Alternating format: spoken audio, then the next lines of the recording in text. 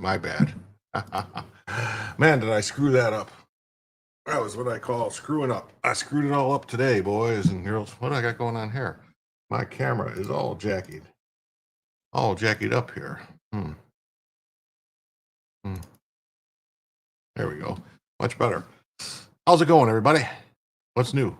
Oh, my dog's camera's all fucked up, too. There we go. All right. Oof. How's everybody doing tonight? We got Trumpinator, what's up? Pat Hacker, Colorado Mountain Girl.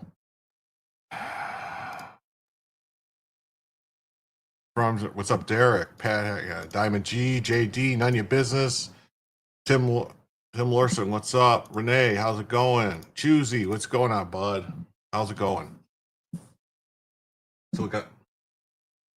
Why does my Rumble keep freezing? Some weird stuff going on here with Rumble.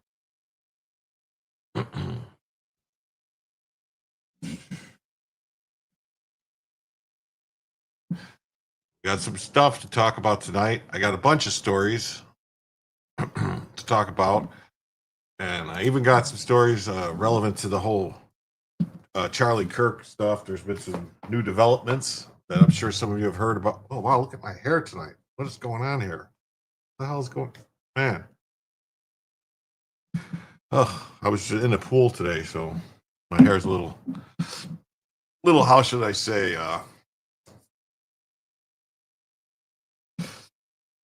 wind blown or whatever it is. Hey, Kelly Sanglant, what's going on? But we're gonna jump right in to the stories tonight. Right. Yeah, I think so. All right. Oh, damn it. Well, I think I do have another bottle. All right. Cool. All right. I'll be all right. It'll be all right. It'll be okay. It will be okay. A little dab will do you. Yeah, I should have thrown something in there, huh? Oh well, it is what it is. It is what it is. Leftist with a pool? No. I'm not a leftist, and I don't have a pool. Yes, click like to appease YouTube gods. Definitely. Danny Goat, what's up? So let's get going here. Get right on it. Get right on those things. California, last night, if you remember, we started a story about California lawmakers who's passed a bill and they were waiting for Newsom to sign it about that they were going to tell the feds what the feds could do. You know, they were going to basically say like feds have to can't wear masks. Well, now California lawmakers passed a bill to give college admission priority to descendants of slavery. You see how they worded that a little differently so that they think they're going to be able to skate by and not have to, deal with the repercussions of the U.S. Department of Justice Civil Rights Division come crashing down on them for, discriminating against people because you can't do this. You can't give benefits based on race. But, so we'll see how if they can weasel their way through it here. Yeah. Let's read this story. California lawmakers pass a bill to give college admission priority to descendants of slavery. So, yeah.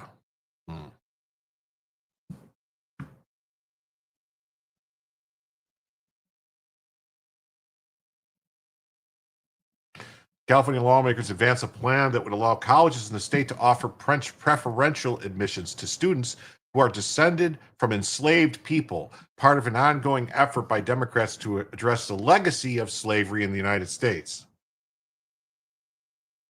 Yeah, exactly. How does one prove that they're descendants of slaves? Well, I would imagine, can't wait to hear how I meet on this one. Yeah, but I would imagine that this is where they're going to screw up because they're going to be like, they're going to say, well, you got to have been from an African country, right? Because you have to have been because California never had slavery. Yes, that's true. They never did, so it's weird. Yeah, DEI by any other name is still DEI. But I mean, like the most famous story of people that were enslaved was the Jews were enslaved by the Egyptians. So do they count? Because the way it's worded. So does it say only enslaved in the U.S.? I mean, I wonder how it's worded. Mm-hmm.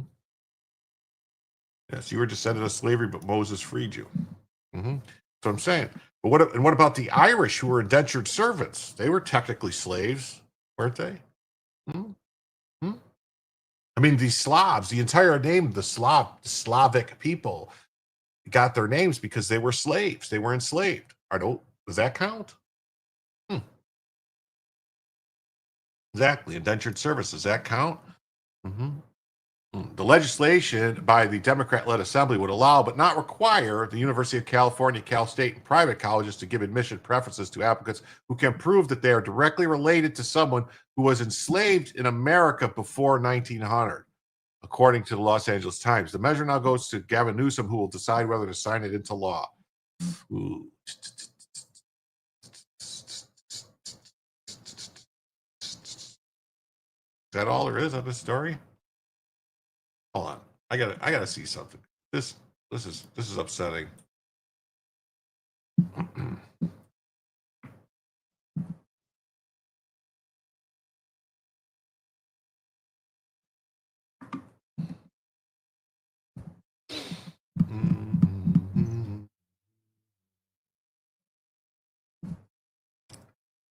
Huh.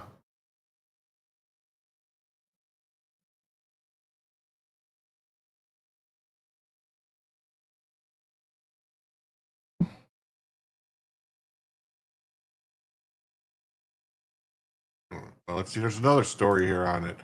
I was just seeing if there was more to that story, because it seems like there should be more. Yeah. What about the slaves of the Cherokee on the Trail of Tears? Yeah, I'm a slave to my 3 dogs. Does that count? Hello, Linda Foster. How you doing? Catherine K says, if Irish were treated subhuman, disposable scum compared to the African slave. Yes, they were. Yes. California lawmakers passed bill to grant priority college admission for descendants of slavery. Lawmakers on Friday advanced a plan that would allow California colleges to offer preferential admissions to students who are descended from enslaved people, part of an ongoing effort by Democrats to address the legacy of slavery in the United States. Assembly Bill 7 would allow but not require them to, if they could prove that they're directly related to somebody who was enslaved in America before 1900. No.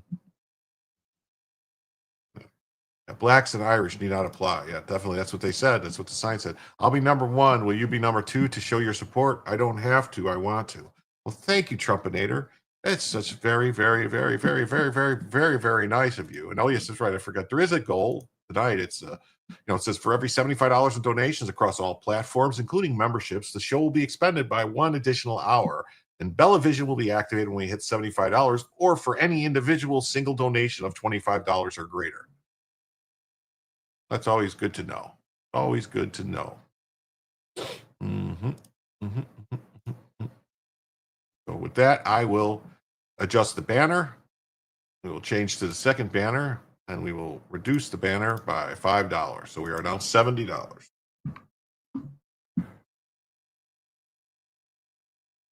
Okay.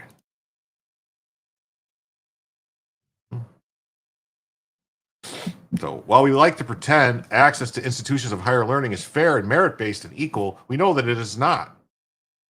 Well, why wouldn't it be equal? Isaac Bryan, who authored the bill, if you are a relative or the descendant of somebody who is rich or powerful or well-connected or an alumni of one of these illustrious institutions, you get priority consideration. Well, what about the rich that are descendants of slaves? Or what about, because technically Kamala Harris would not qualify for this position because she owns slaves, her family. So it seems kind of, But Brian said there was a legacy that we don't ever acknowledge, the legacy of exclusion of harm. The bill is a top priority of the Legislative Black Caucus, which introduced 15 bills this year aimed at addressing the lingering effects of slavery and systematic racism in California. There was never slavery in California. California was not a slave state. What about the Chinese? They were pretty much treated like slaves on the railroads. Did they get? I'm sure they're not going to count them, right? Hey, Steve Hilliard. What's going on, buddy? Nice to see you. Although California entered the Union as a free state in 1850, slavery continued in the Golden State after the state constitution outlawed it in 1849. What?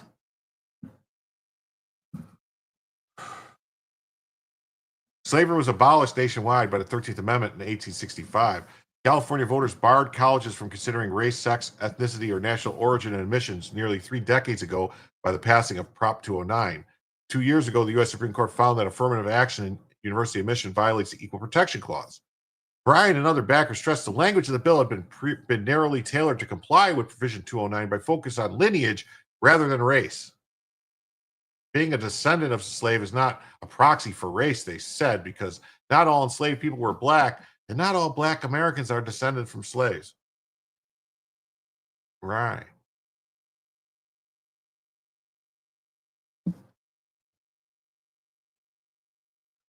The story of our country is such that people who look like me and people who do not like me could be descendants of American chattel slavery, said Bryan, who is black, during a July debate over the bill. Supporters of the measure said the Supreme Court Justice Clarence Thomas noted in his concurrence in the 2023 affirmative action cases that refugees and formerly enslaved people who received benefits from the government after the Civil War were a race neutral category, not blacks writ large, and the term freedman was decidedly under inclusive proxy for race.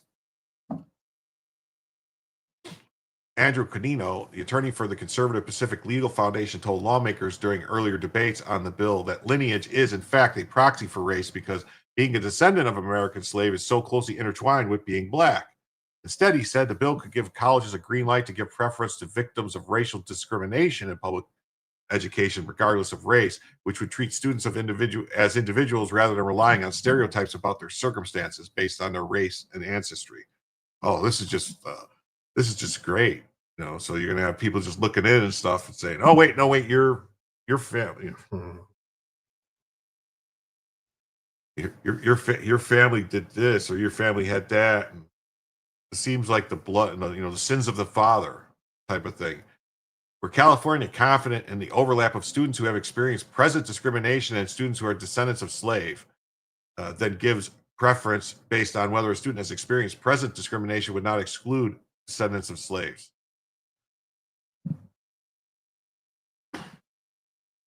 Earlier this week, Democrat-led legislature also passed a bill which would create a new office called the Bureau of the Descendants of American Slavery. That bureau would create a process to determine whether someone is the descendant of a slave and to certify someone's claim to help them access benefits. We're almost 200 years past when slavery was abolished in this country, and these motherfuckers just won't let it go.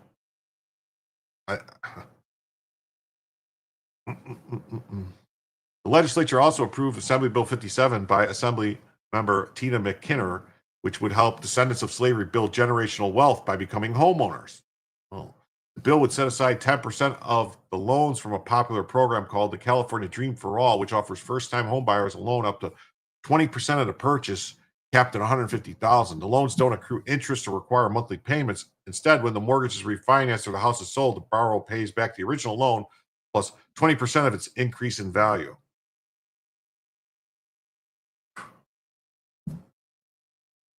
Wow.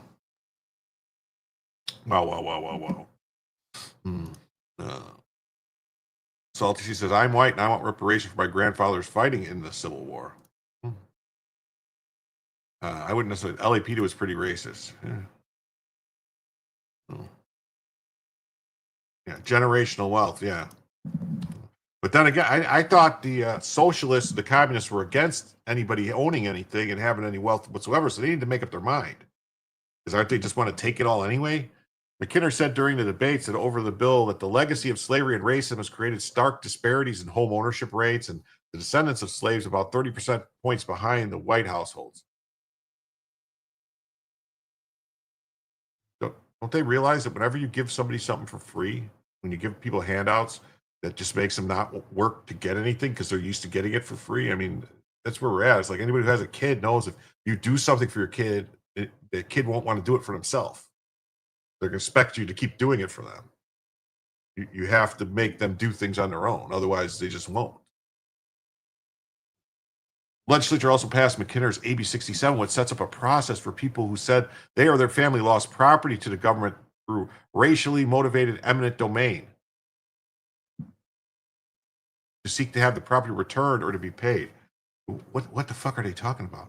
Nonpartisan legislative analysts said that the bill could create costs in the tens of millions to hundreds of millions, depending on the number of claims submitted, the value of the property, and the associated legal costs. I mean, if it was racist eminent domain, if it was racist, they could have already sued for discrimination. for unlawful takings. There's all types of. Oh, God, these people, I swear, man, I can't even. I can't.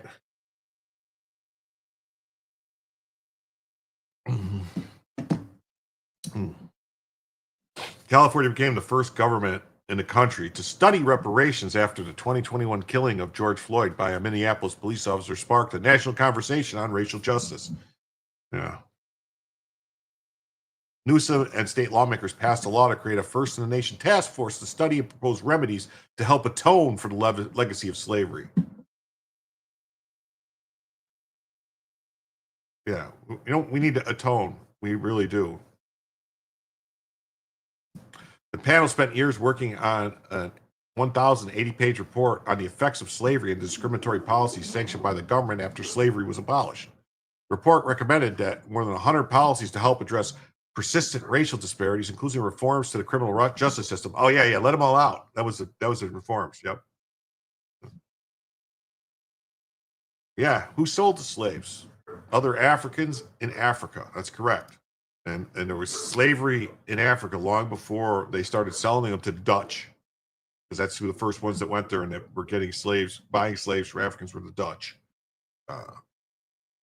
And long after the European slave trade ended, when they stopped, going and buying the slaves, there's still slavery today in Africa.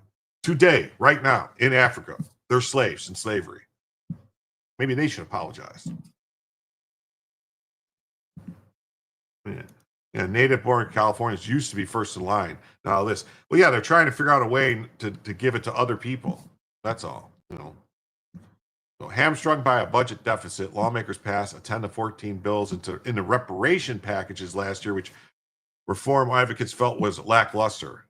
So 10 out of 14 bills. Yeah. Mm-hmm. How Californians feel about reparations depend on what is under discussion. A poll by the LA Times and UC Berkeley in 2023 found that voters opposed the idea of cash reparations by 2-1, but had a more nuanced view with the lasting legacy and how the state should address those wrongs. Most voters agreed that slavery still affects today's Black residents.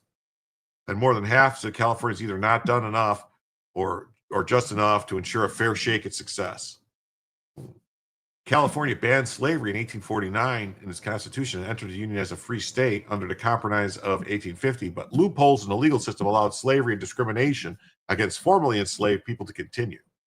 California passed a fugitive slave law, rare among free states, in 1852 that allowed slaveholders to use violence to capture enslaved people who had fled to the Golden State.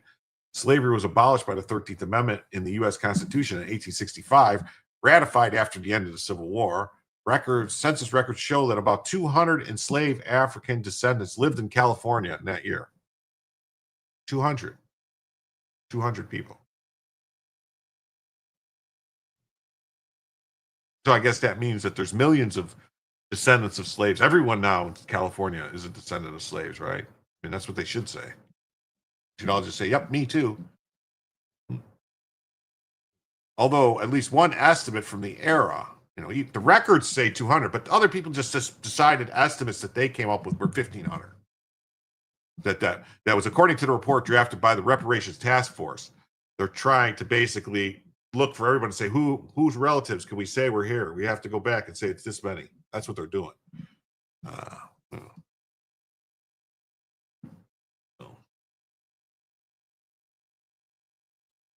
What is going on?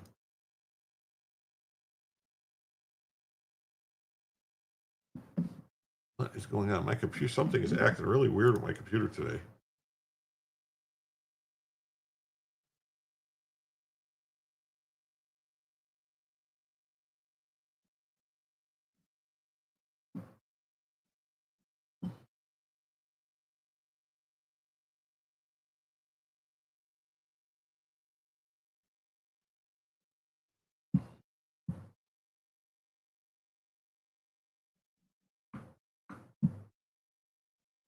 Yeah. California lawmakers passed a bill to grant priority college admission for descendants of slavery.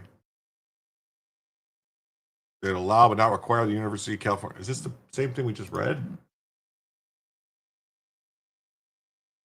Or a different, looks like the same exact story. They just copy and paste the story.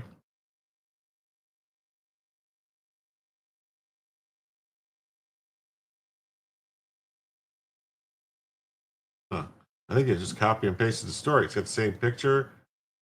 It's the same exact everything. Oh, whatever. So that's that story. Here's an interesting thing. This is basically going to be called the tale of two FBI investigations. Right here, you got the FBI agents delayed in showing a photo of the Charlie Kirk assassination suspect to their boss, Director Kashyap Patel, for 12 hours, according to the New York Times. In an online Thursday morning meeting with about 200 agents, Patel and Deputy Director Dan Bongino sharply criticized the agents, with Patel stating that he would not tolerate further Mickey Mouse operations.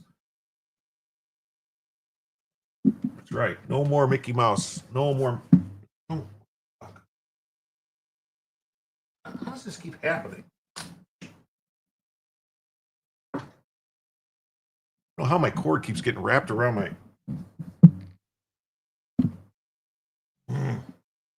chair. It's very infuriating. I'm getting very infuriated. Very infuriated. And I'm angry as hell. Mm-hmm. They concealed the photo for 12 hours. Why would they do that? Anyone else get liberal vibes and cringe factor from the Utah governor? I thought immediately something was off. Then I saw Flint post this. Republican governor Spencer Cox refusing to protect women's sports. He's signaling he will pander to the trans lobby and continue destruction of children. Why? It's like he's being paid off by big pharma who make billions off of hormone blockers and chemical castration. Bella, I don't know. Bella's doing it. Bella's not doing it. Bella's just chilling. See? She's just chilling. Mm-hmm.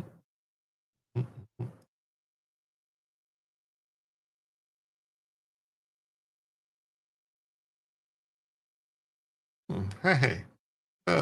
Terry says, good evening, Jim and the Jim Somniacs. I do have a cat too, but the cat hides. The cat don't come around very much. Utah's governor is corrupt to its core, and Charlie understood this years ago. They're trying to jam an obviously false narrative down our throats with the public. Yes. My cat, maybe my cat would do it. My cat would chew the cord more than likely because that's the type of cat. Thank you very much, Terry, for the $5. We fixed the banner. We are now $65 away from the first goal.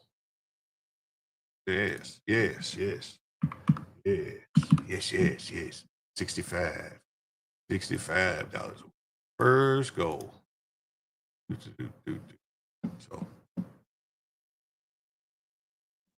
and then here we go. So that's going on. And then we got this story from the Washington Times that says Director Patel faces congressional hearings on the Kirk assassination probe. So,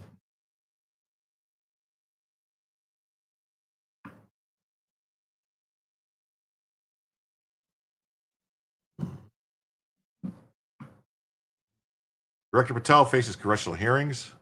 What is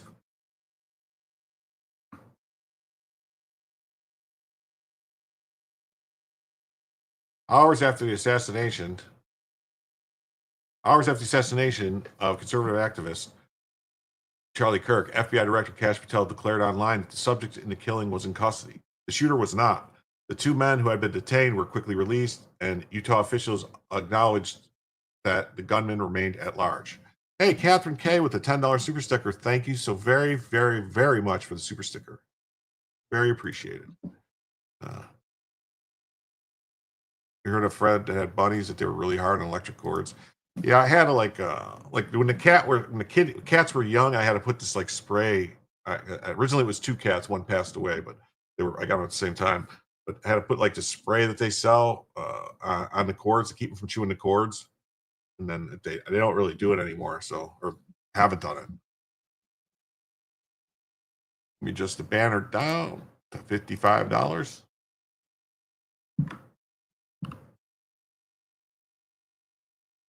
Okay.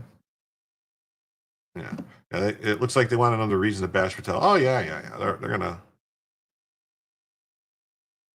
spicy Saturday, getting off to a great start. Yeah, it is. The false assurance was more than a slip. It was spotlighted the high stakes uncertainty surrounding Patel's leadership of the Bureau when its credibility and its own are under extraordinary pressure.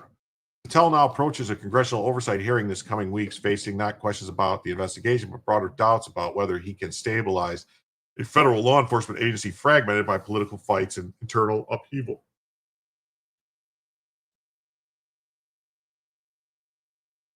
Democrats are now poised to press Patel on a purge of senior executives and has prompted a lawsuit. His pursuit of President Trump's grievances long after the Russia investigation ended, and a realignment of resources that have prioritized the fight against illegal immigration and street crime, even though the agency has for decades been defined by its work on complicated threats like counterintelligence and corruption. That's in addition to questions about his handling of files from Jeffrey Epstein. The Epstein. Yeah, it's all Patel's fault about the Epstein case. Yes, it is. Mm-hmm. And Republicans, meanwhile, are likely to rally to his defense or redirect the spotlight towards the Bureau's critics. Right. The hearing will offer Patel his most consequential stage yet, and perhaps the clearest test of whether he can convince the country that the FBI under his watch can't avoid compounding its mistakes in a time of political violence and deepening distrust.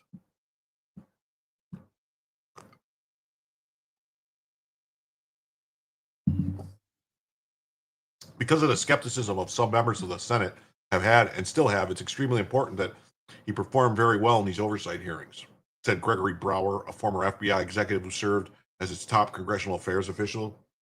So this guy who is a deep state hack who no longer is with the FBI probably got fired by Patel. Yeah. The FBI declined to comment. Kirk's killing was always going to get closely scrutinized. The investigation was always going to be closely scrutinized, not only because it was the latest burst of political violence in the U.S., but also because Kirk's friendship with Trump, Patel, and other administration figures and allies. Yeah. She's really good friends with Patel, and that's why Patel purposely screwed it up.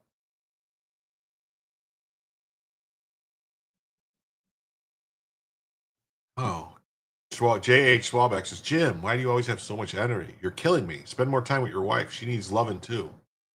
Uh, no. No. No. I used to have a problem called a wife many years ago, and I solved that problem. I don't have the problem any longer. And it's the Red Bull that gives me wings. Oh. While agents from Salt Lake City investigated, Patel posted on X the subject for the horrific shooting today that took the life of Charlie Kirk is now in custody. Utah Spencer Cox said in a near contemporaneous news conference that whoever did this, we will find you, suggesting authorities were still searching. Actually, see, that's not exactly what happened with the Spencer Cox thing. He said, whoever all was involved, we will find you. And that was, they said they had a guy in custody at the time, but he still said that they were going to find whoever was involved. So that's not really the same thing they're trying to basically say here. No, he didn't say whoever did this. They said whoever all is involved, we will find you. Yeah, it's called a divorce. It is. I didn't get rid. No, she's still alive, and I still talk to her. We have children together, so I still talk to her. Well, it's not like that. It's just, things happen. Mm-hmm. That does not deliver the message that you want to hear, said Chris O'Leary, a retired FBA counterterrorism executive who.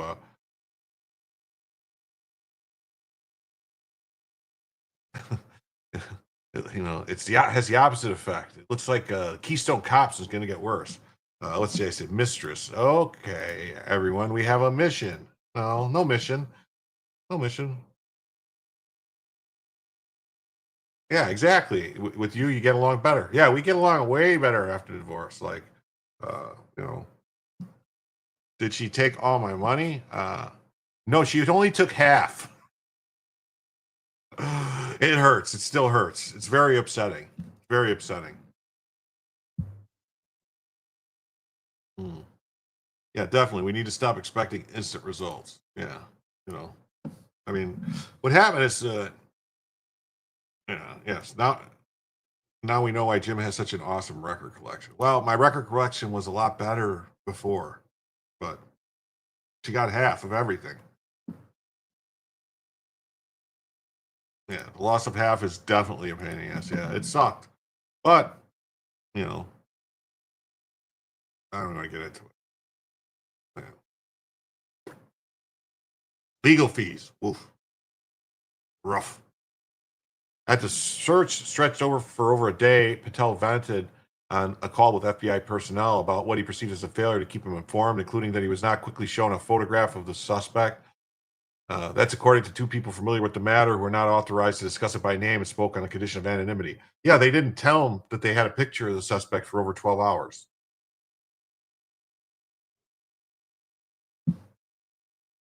Uh,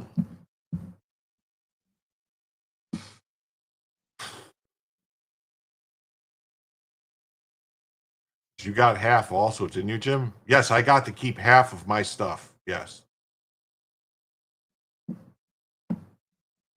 Um, On Friday morning, authorities announced the arrest at a news conference where Patel claimed credit for certain investigative steps, saying that at my direction, the FBI released the first set of FBI photos.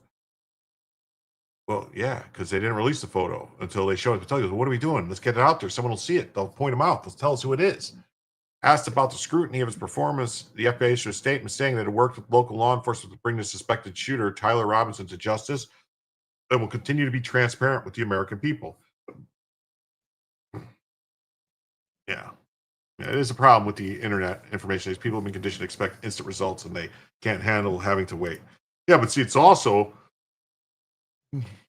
people have watched the show First 48, and so they're aware that if you, generally speaking, if they don't have somebody in the first 48 hours, a suspect at least, if they have no clue, it's very rare they end up getting somebody.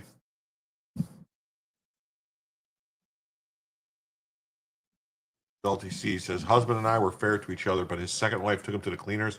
She was nothing but a gold digger, and she took away from our children. Well, that's horrible. That is horrible. Yes, we're going to talk about that. We're going to talk about that. We're going to talk about that. Yeah, yeah. They caught him in 33 hours. Yeah, but first 48 hours is the most important thing. His overall responses didn't go unnoticed in conservative circles. One prominent strategist, Chris Rufo, said, "Time for Republicans to assess whether Patel is the right man to run the FBI." Oh. Okay, well, maybe Chris Rufo should shut the fuck up because you know. I am with my wife every weekend. I tell my divorce lawyer to make a commercial about us. It was the best thing that happened to my marriage. It works great now. Yeah, well, I used to see my ex-wife a lot more. I don't. She moved. She relocated back to Chicago, so I don't see her very much anymore. On the same day Kirk was killed, Patel faced a separate problem: a lawsuit from three senior executives fired in August that wiped away decades of institutional experience that they had characterized as the Trump administration's retribution campaign. Mm-hmm.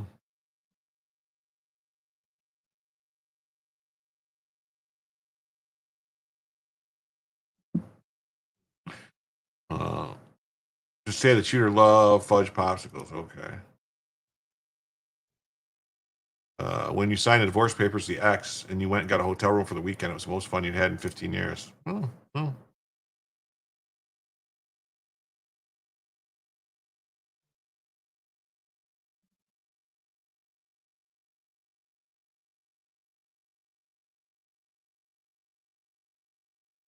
Cash said the local authorities didn't want to release stills or video. Cash said he insisted. If true, can imagine you had they not. Yeah, well, I mean, it's one of the things where you start to get into a pissing match over jurisdiction. Who's in charge. So I don't know. Among those fired was Brian Driscoll, who, as acting FBI director in the early days, resisted the Justice Department's demand for names of agents who investigated January 6th. So that's why he had to go. It's not up to the FBI to tell the DOJ or the executive branch no. They work for them. You don't tell your boss no. You get fired. You tell your boss no. Yeah, yeah. This turned into Jim's therapy hour. Sit right back in a chair, put your feet up, and tell me where it hurts. Mm-hmm. Driscoll alleged in a lawsuit that he was let go after clashing with Patel over administration demands to fire an FBI pilot who'd been wrongly identified on social media as a case agent in the classified documents investigation of Trump. The lawsuit quotes Patel as having told Driscoll his job depended on firing people the White House wanted gone. The FBI has declined to comment on the lawsuit. The other plaintiffs are Spencer Evans, a former top agent in Vegas, whose termination letter cited a lack of reasonableness, and overzealousness in implementing COVID-19 policies. Okay, a claim his lawyers call false. Steve Jensen, who helped oversee FBI investigations in January 6th. Yeah, if I'm not mistaken, Steve Jensen is a real piece of shit. Upheavals continue a trend. It began before Patel took over, when more than half a dozen senior executives were forced out under the Justice Department rationale that they could not be trusted to implement Trump's agenda. The president gets to decide who works for him, especially who enforces the law. I'm sorry, that's the way it works. Since been significant turnover at leadership in the FBI's 55 field offices. Good. Fire them all. Some left because of promotions and planned retirements, but others because of ultimatums to resign or accept new assignments. The head of the Salt Lake City office, an experienced counterterrorism investigator, was pushed out of her position weeks before Kirk was killed. Oh, so it's see what they're doing here. So the lady that was the head of the counterterrorism investigator in Salt Lake City, this would have been solved, or she would have caught him sooner, or she would have stopped it, or maybe she knew who he was. Was she tracking him? He was on her radar. Is that what we're going to find out? July, an agent based in Norfolk authored a first-person account saying he was told to brace for demotion in a polygraph because of his friendship with Peter Strzok. Yeah, we all read this. It was all a bunch of horseshit. And the guy, instead of taking a polygraph, which is part of his responsibility and contract with the FBI, it's in there. You have to take polygraphs from time to time to make sure you're not leaking information. He resigned. So he resigned rather than take a polygraph because he probably was doing shit he wasn't supposed to do and was going to get caught. Patel arrived at the FBI being a sharp critic of its leadership. Good. The leadership of the FBI sucked, going all the way back to its first leader, Hoover. J. Edgar Hoover, cross-dresser extraordinaire. He moved quickly to remake the Bureau, with the FBI and the Justice Department working to investigate one of the Republicans' chief grievances, the years-old Trump-Russia investigation. Trump calls the probe, which did not establish a criminal conspiracy, a hoax, a witch hunt, which it was. Anyway, so I don't know why this is all of a sudden not about Charlie Kirk stuff. What's on this? Seems weird, right? Seems weird.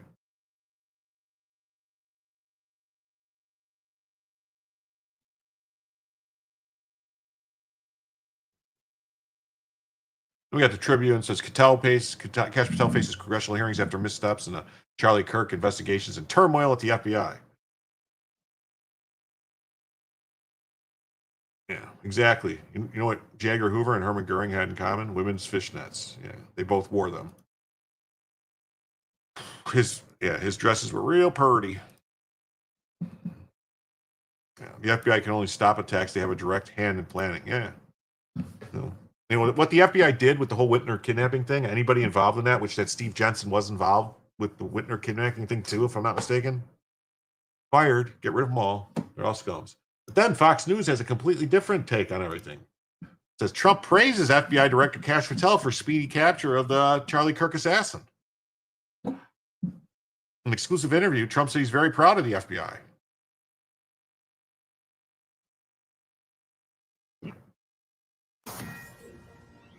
The FBI providing a massive update in the assassination of Charlie Kirk, announcing 22-year-old Tyler Robinson, who you are looking at, has been identified as the man responsible for killing Charlie Kirk at a speaking event on Utah Valley University campus. Utah Governor Spencer Cox says a family member was involved in turning Robinson in, with FBI Director Kash Patel commending his team for swiftly bringing this Hoover was a cross-dresser. It was about 33 hours. Possibly gay, too. Hoover. Good morning, ladies. Okay. Hoover was possibly gay. Pretty sure. Maybe trans. Definitely a cross-dresser. The kid's dad turned him in. Yeah, this is all a bunch of horse shit about the kid's dad. They released a picture. The kid's dad saw the picture, said, "That's my son." Went and confronted the son, took the kid to the pastor, and confronted him and everything, and made him turn himself in. And then the FBI, they contacted the FBI. Then the FBI went, which we're going to get to it coming up right now. The FBI went and talked to it's a transvestite is what Hoover was. Yes, that's called transvestite. Yes. Whoa, transvestite, back off. And so anyway, yeah, so they went to talk to the trans furry boyfriend, girlfriend, whatever it is, partner, roommate of this assassin, and the person was immediately like, "Oh, here, I'll show you all the messages. He was messaging me about it and everything." So basically, told on himself. He should be he should be charged. In my opinion, he should be charged as an accessory, definitely. J.H. Swalbeck says the problem with all these firings is that it's a multi-year problem to fix. Trump, Patel, et cetera, don't have enough time to really make a dent in the problem. No, you're right. They don't have enough time to make a dent in the problem at all. But you got to start somewhere. I mean, I know a lot of people. Jace, thank you very much for $20. It's greatly appreciated. I know a lot of people seriously really appreciate it. A lot of people say like, oh, well, they can't do anything. So what are you going to do? Everything they do? It's like, but you got to do something. You got to do something. You got to start somewhere. Like remember, like I always think back to that song. If you were a kid and you ever watched the what was it, Santa Claus is Coming to Town. Those Rankin Bass cartoons, claymation or whatever they were, stop motion. I don't know what you call them exactly, but and then they would say you got to put one foot in front of the other, and soon you'll be walking around. Soon you'll be moved, whatever it was. You got to put one foot in front of the other. Soon you'll be walking around, or something, walking to town or something like that. How do you get to go? And you got to put. But anyway, that's the point. Is you got to start somewhere, no matter how big a problem looks like. How can an ant eat an elephant? Small bites. Small bites.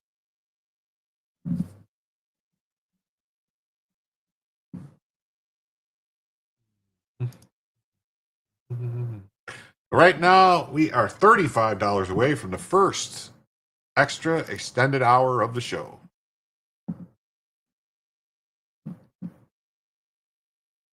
It's walking across the floor.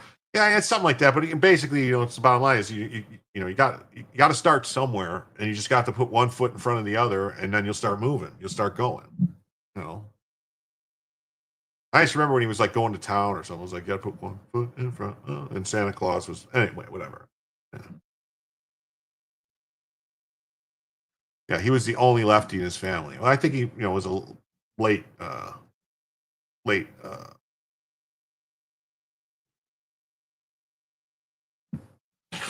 a late whatchamahoots to the thing. So, ladies and gentlemen, we got him. This is what happens when you let good cops be cops. The FBI and our partners are proud to stand here today together to bring justice to the family of Charlie Kirk and honor his memory. The suspect was taken into custody at 10 p.m. local time. Okay. He was nabbed in his hometown of Washington, Utah, 33 hours after the allegedly shot Kirk from the rooftop. He's very proud of the FBI, Trump said, speaking, and officials would share the timeline of the investigation. So now we're gonna get into the other stuff about this. All right, we're gonna get right into it. All right, here it goes. All right, I hope everybody's prepared because this gets weird. The man suspected of killing Charlie Kirk was dating Dude Troon, of course. Charlie Kirk's alleged shooter, Tyler Robinson, was living with a transgender partner who was in the process of transitioning from male to female, a law enforcement source confirmed to the Post on Saturday. See, I thought it might have been the other way. I thought it might have been female to male, but, I don't know. The individual has yet to be identified by authorities. Why is my computer making loud noises? What the hell is going on here?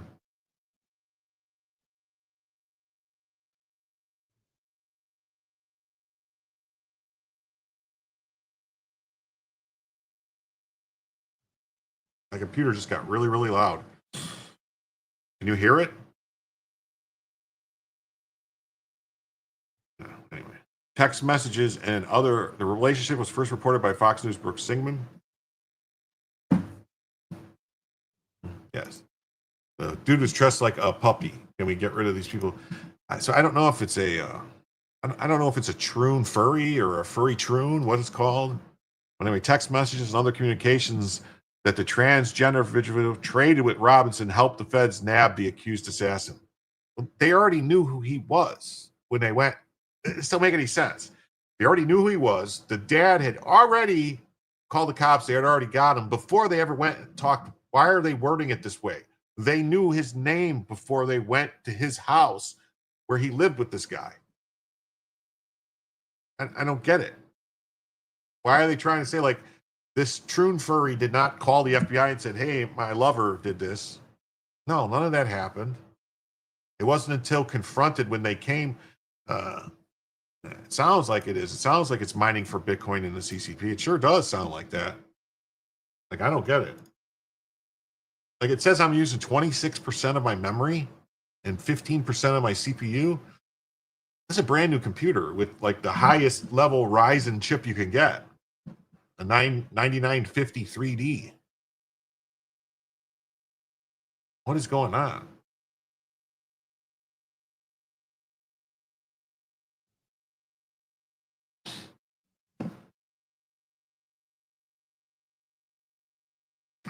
Six sources confirmed to Axios that Tyler Robinson's roommate is a transgender, and they all believe that the two are in a romantic relationship. Investigators believe that this could be the key to establishing motive in the case. No, actually, I have a, what is it called? The NVIDIA 5090 GPU.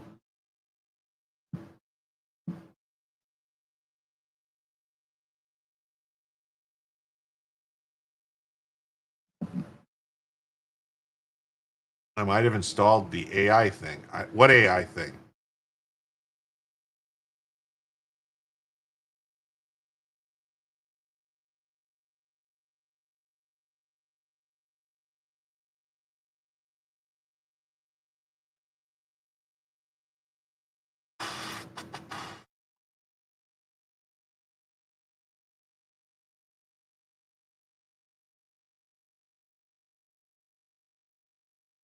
I don't know what's going on, but it got really loud. Officials confirmed the alleged Kirk assassin was deeply indoctrinated with leftist ideology. AMD has AI to control your graphics. I don't know. I mean, it does. It said something. It says I have two It says I have two graphics things. I don't understand it. I'm gonna sound like a real boomer here. It says I have two. When I pull up everything, it says I have two sets of graphics. That I have the 5090, and then I have some AMD Radeon something or other, but I don't know where that is. I may need to hit the computer. You think so? Something is weird. Something is weird. Who knows? Yeah.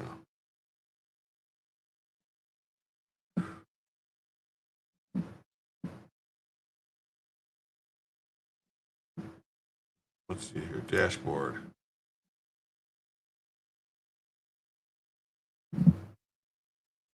Why is this fan saying it's at this high of an RPM?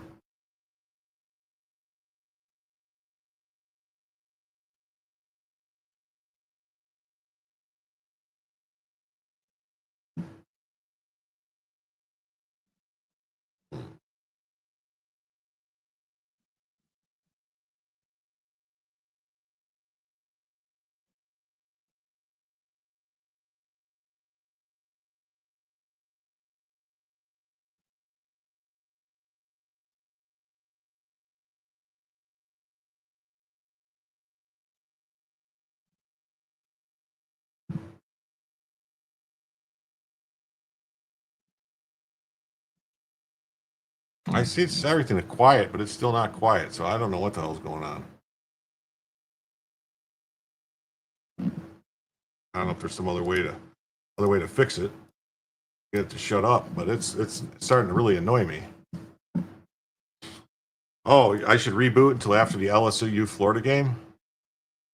I'm on so many lists. What do you expect? Well, I mean, I do have, I mean, it's possible. I don't know.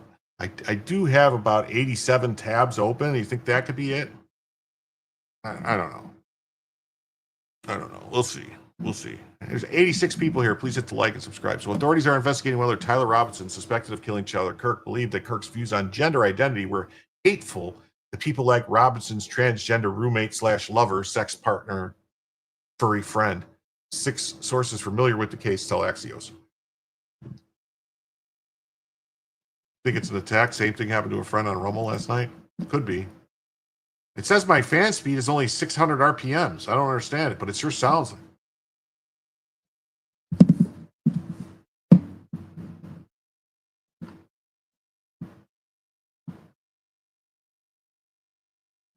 Oh. No, you know what? It was my old computer. It wasn't my new computer. I just realized it. That was my old beast that, for whatever reason, just all of a sudden started making a lot of noise. Sorry.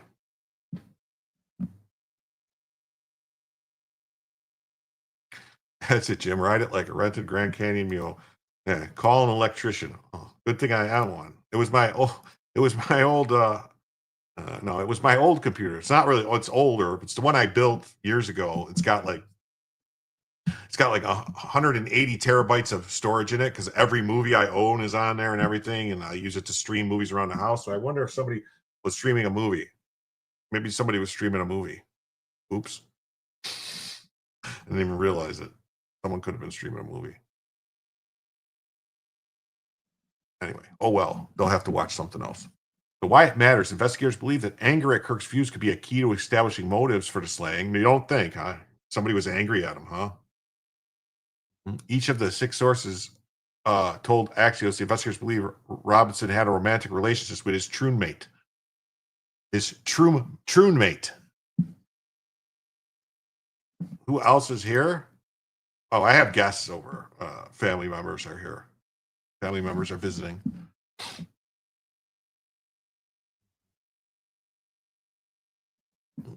Charlie Kirk's shooter was seen.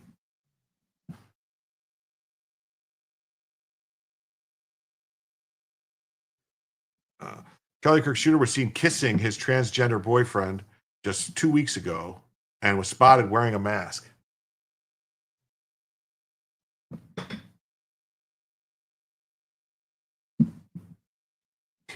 Yeah, you know what? Yeah, Hank, you think so, right? You need to get them linked together and get that stuff transferred over to the new one? You would think so. I can't seem to do it. They won't talk to each other because the old one is Windows 10 and the new one's Windows 11, and it keeps telling me I got to update the old, and you can't.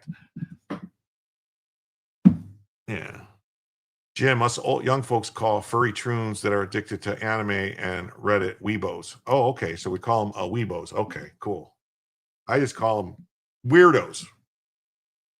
I've never seen anyone dressed like that. He was wearing a mask. A neighbor of Tyler Robinson confirmed that the shooter was in a romantic relationship with a man who identified as a woman and saw them kissing and holding hands.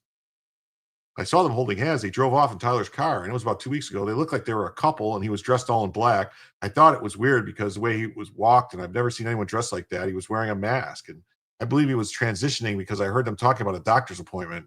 Kirk was shot just seconds after he answered a question about trans mass shooters. So there's a lot more stuff. I think we're going to find out that there's a lot more people that are involved that knew this was coming. The bullet casing used had inscriptions referencing LGBTQ plus furries meme phrasing. So yeah, so here he is wearing his mask thing, and there's the flag he has. It's the flag he had in his room. So he was a Republican. Yeah. Not a conspiracy at all, right? The same transgender that was friends with Tyler's gay transgender boyfriend posted, "We effing did it," moments after Charlie's death. Yes, the Discord is the key. Yes, it is. Yeah. And here's this person posted this, "We effing did it. Charlie Kirk has died." And this is Churbum. This is another saw Tyler June 30th. Tyler is the guy who did it. So dun, dun, dun, dun, dun, dun, dun. A memorial service is scheduled for Sunday in Glendale, Arizona at State Farm Stadium. There was a thing I saw today going on, a memorial at Turning Point headquarters, which is a bunch of people there and stuff. I do have some stuff I'll get to later, a little bit of stuff going on, around the world, basically, memorials and people remembrances. You know what a conspiracy was? the fact that on Reddit and Discord, massive groups got together and started pushing Kirk conspiracy theories late last night, causing the algorithm on X to break. It's possible. I don't know. Trying to cover up what's going on with different conspiracies. Oh, here we go. And then the Krasenstein brothers were following Charlie Kirk's assassin, transgender boyfriend on TikTok. Oh, what do you know? The two gay midgets, the Krasenstein queers, were following the tranny furry. Are they tranny furries? Is that what's going on here? Is it a tranny furry fest? What's it say?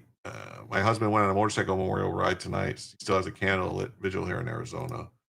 The X newsfeed and Grok started saying the shooter was a Kirk supporter and a Republican. Yeah, they started messing with the stuff. I saw that. Yeah, rough week, Tika. Rough week. They started pulling a bunch of shit, trying to, basically do stuff and say, "Oh, look here, it says here," because they kept doing it. It's one big club. Yeah, it is.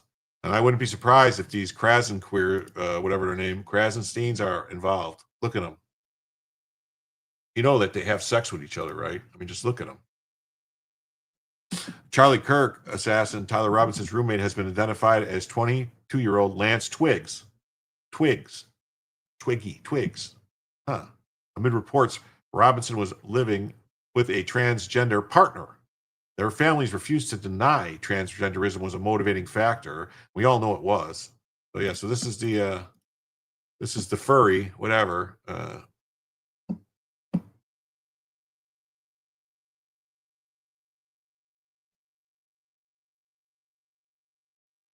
I'm confused though. I guess they're confused too.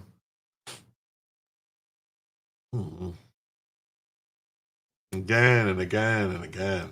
Same thing over and over and over. And this person says, in this photo, Tyler Robinson is wearing the red shirt of the Salt Lake City DSA, Salt Lake City Democratic Socialists of America. Congratulations, AOC. Your people caused this. Is that the DSA's logo? I don't know if that's what they say it is. I just have to...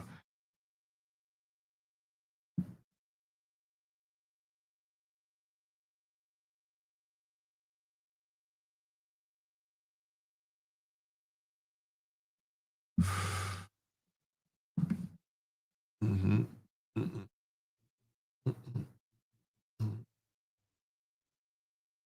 And this person says, Charlie Kirk's assassin lived with transgender partner, sources tell me. The individual who is male transitioning to female is fully cooperating with the FBI. Sources tell me the FBI had texts and other communications between Robinson and the individual that helped FBI authorities solidify that Robinson was indeed the shooter. They already had his name and knew who it was. That's how they met this person.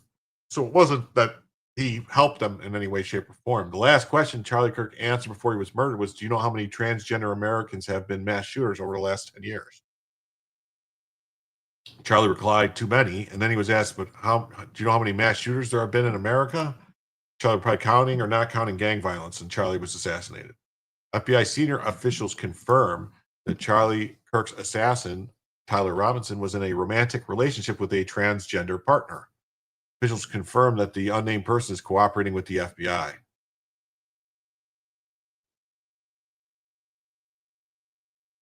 He was wearing this Freedom shirt today. And the Reddit account of the roommate, all right, frequent flyer of R4Tran, previously posts about HRT and other fetish-related things.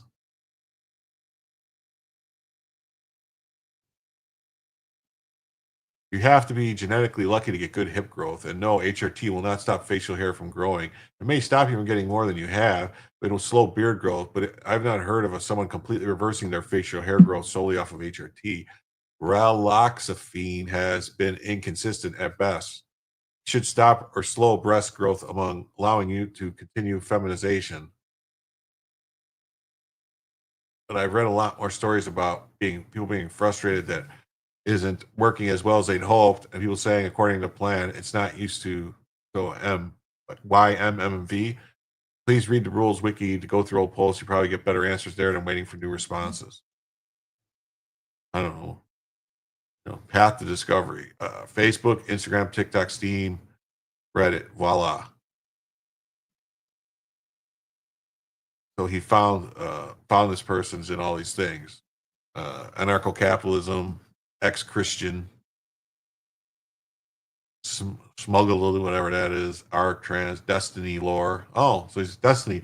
But yeah, so I would really like to find out who this person watched. I bet you watches Hassan and Destiny and what's the other fucking weirdo's name? The one that likes to screw horses.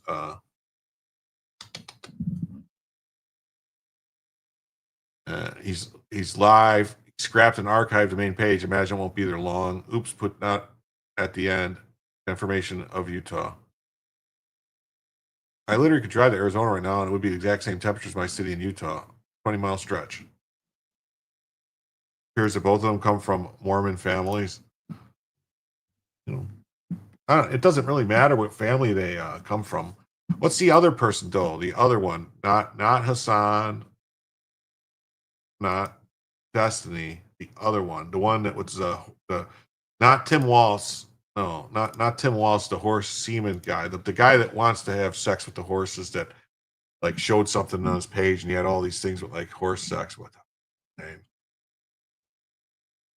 Vaush, or Vaush, whatever his name is. Vaush, yeah. Thank you for the 4-year drawn-out argument about Utah, I guess. So, and then this is from Ryan Cannell. No.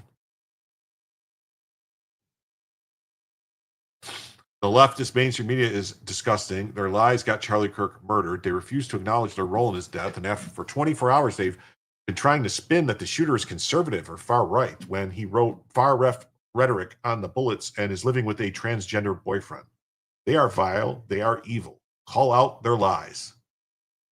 New York Post. Charlie Kirk shooter lived with transgender partner. I don't know anything about Vaush's skin. I just know that he looks like he smells bad. Yeah, definitely your average far right winger. Yeah, definitely. Right? Definitely far right wing. No, the guy's name is Chunk Yogurt. I believe he's Hassan's uncle. Yeah, no, Chunk Yogurt is the guy that wanted to legalize bestiality. Yes, he wrote a whole thing about legalizing bestiality. They didn't think there was anything wrong with it. But Vaush was like streaming and did something, and he like showed somehow his tabs or his search history for the porn he watches. And if I'm not maybe I'm wrong. Maybe I'm making this. Maybe it's something I just heard, but I could swear that it was widely known that Vaush exposed like that he was into like horse fucking women porn or women fucking horses porn or something like that. Yeah, cruelty to animals. Yeah. Definitely voted for Trump. Definitely. I don't pay attention to those kind of freakos. I don't either. He watches Lolly or something. Yeah. I don't either. I don't pay attention to those people. I don't watch any of those people's shit. I just see the stuff that when it comes up on other people's shows talking about it. You've never heard of the dude. His name is Vaush or Vaush. He was like one of these left-wing, people that went on Tim Pool and stuff and tried to convince people he's a straight up communist, if I'm not mistaken.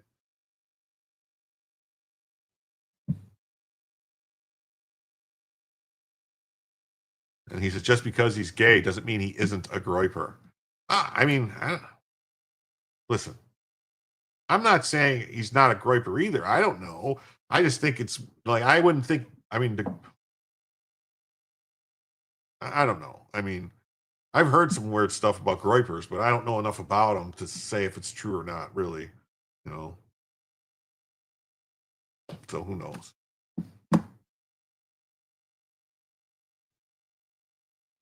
Just in Charlie Kirk's alleged assassin, Tyler Robinson, was in a romantic relationship with a transgender partner. FBI sources tell Fox News Digital the partner is fully cooperating with law enforcement now and is not currently accused of criminal activity. See, not currently. See, if they're smart, they let them talk and say everything, and then they go, "Oh, we're charging you with a crime." Yeah. There's absolutely zero chance he's a groiper. Okay. Who likes to LARP as a commie? Yeah. Well, yes, they do. They like to LARP.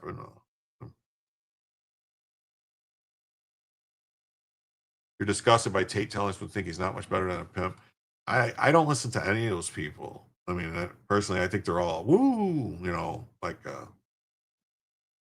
out there. Like I have a better time listening to Billy Carson, and he's more believable to me than some of these other people. And if anybody knows anything about Billy Carson, you know what I'm saying there.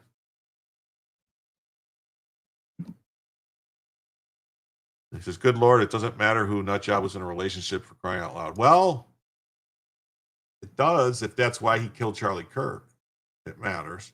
If he did it because he was, because of trans stuff, because Charlie's opposition to the trans movement, if that's why he was killed, then, we should know these things. It seems like there's been quite a few shootings lately that are related to trans stuff. So if there's an issue, we need to, that's how the only way you solve a problem is you have to know what's causing the problem to solve it. All right. You don't know about Billy Carson either? Oh man. Billy Carson says, Billy Carson says that he can read ancient Sumerian cartouches, on cuneiform tablets, and that he knows the history of mankind, that these creatures came from outer space, these aliens. One was called Anu, and the other one called Enlil, and they were called the Anunnaki, and they took over, and basically to mine gold, they enslaved and created humans. And anyway, that's a show for Theory Thursday. If you ever want to talk about the Anunnaki, that's a Theory Thursday type of show.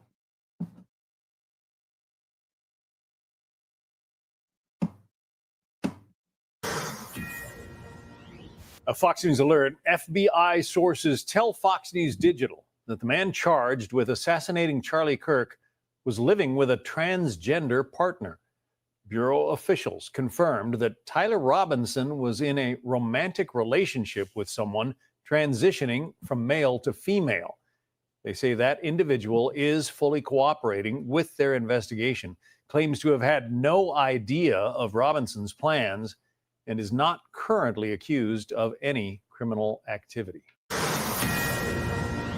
A Fox News alert. FBI. Okay, let me address a couple things here. During the 80s in college, I worked for the Coors Brewing Company, and I would go to events dressed as the Coors Beer Wolf. I got more tail than I knew what to do with. Women is crazy. That's not a furry though. I mean, that's just wearing a costume, like dressed in a costume, like dressing up as an animal for a thing. That's not a furry. A furry is a person, they actually think that they're an animal, if I'm not mistaken, and they do things like, I remember when I was doing the remodel of the Hyatt Regency O'Hare, which is right across the street from the what's it called? The Stevenson Center, right? Stevenson Center? What's his name? It's a convention center in Rosemont. I think it's Stevenson. Anyway, I think that's the guy's name. Or Stevens. So anyway, and they had the furry thing going on. Oh my God, there were some weird people, weird stuff, and they smelled, man. They walk past you could just smell like that those suits weren't cleaned or whatever they were wearing, and they were pissing in them and shit, and who knows what else in them. And it's just gross. And I would just say they're gross.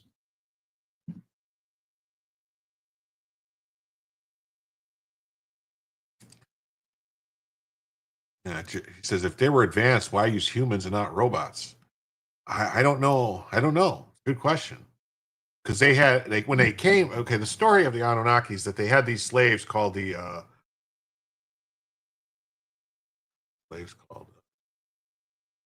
basically, what are they called? I can't even think of the name. They had these like slaves that were, and the slaves rebelled. They brought them here, and then they took like monkey people, basically like who knows, some kind of prehistoric person or man, and they did some kind of manipulation and where they created them to be more docile and to basically, listen, I don't want to get into it. Let's just keep going with the story here. It's not Charlie Kirk's alleged assassin lived with a transgender partner and is now cooperating with the FBI.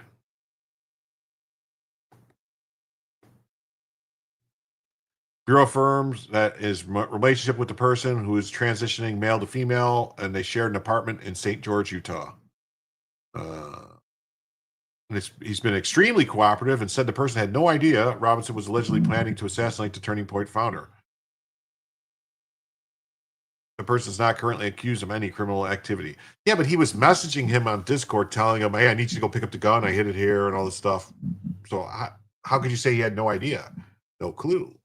It seems like there's a little more to it. I mean, basically, I think what's going on right now is they're trying to get all the information. Like, they're trying to get all the server information from Discord to different people. They're going through the NSA and other stuff where they're getting the information. So, you know, if anybody deleted any information, they're going to get charged with deleting information, stuff like that. So you can't do that. And then, you're right, Jim. I was drunk trying to get tail. This is well before the furry thing started. I mean, the furry stuff has been, they actually, furries, I believe they call it boinking or something like that. Is it boinking? Is that what the furries call it? And they actually do.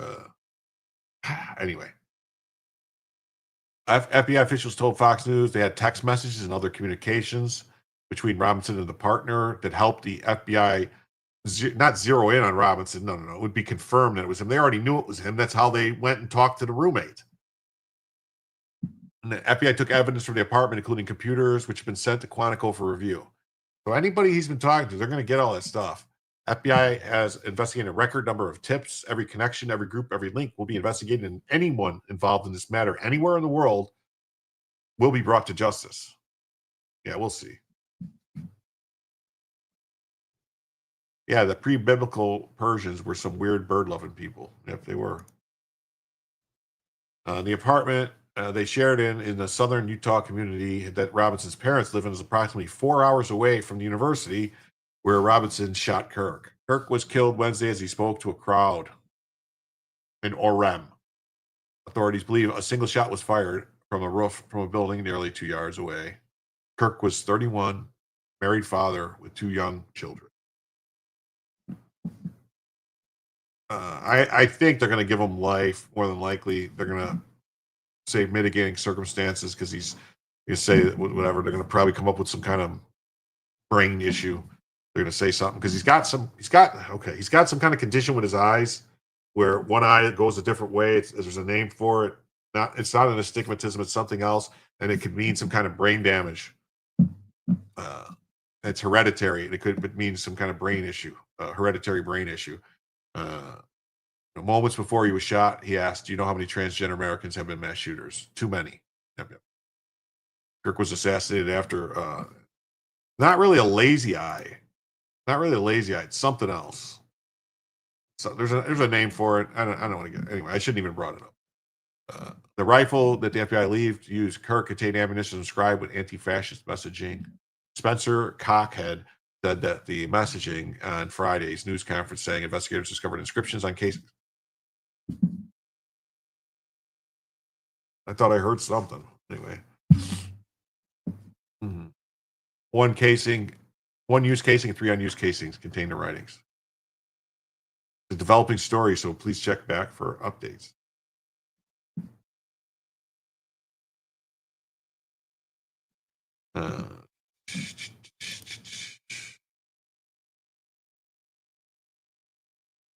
This is basically just more, says that Kirk's assassin and possible transgender partner identified.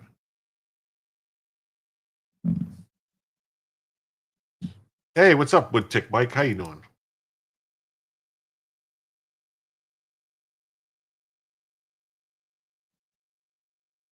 I mean, that looks like that could be a female to male transgender too. I mean, I couldn't tell by looking at that, I can't tell if that's a female to male or male to female. I just noticed something going on there. Kirk's assassin lived with his transgender partner. Transgender partner is cooperating. You don't think they care about your lazy eye in the Utah jury pool? All right. Well, they call it, yeah, walleye. That's what they call it. He's got the walleye disease. Androgynous. Yeah. It's a dude. There's older pictures. Okay. Looks like a bloke to you. Okay. 22-year-old wannabe professional gamer who lived with Kirk's alleged assassin gave cops incriminating text messages to his arrest.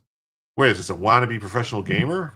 Lance Twiggs turned over Tyler Robinson, a 3-bedroom apartment, St. George. They lived in a 3-bedroom apartment. Who's living in the other room? Generally speaking, somebody in like their 20s like this, in that age, living in a 3-bedroom apartment, there would be more than just, I don't know. Like, maybe I'm wrong. Twiggs showed police texts about stashing a gun linked to the shooting. Why would he text them about that? His identity was revealed as separate reports emerged from Fox and the Washington and New York Post, and that Robson was living with a transgender partner who was cooperating. It's unclear if Twiggs is the same person referenced in the reports, as he has not been named in the affidavit.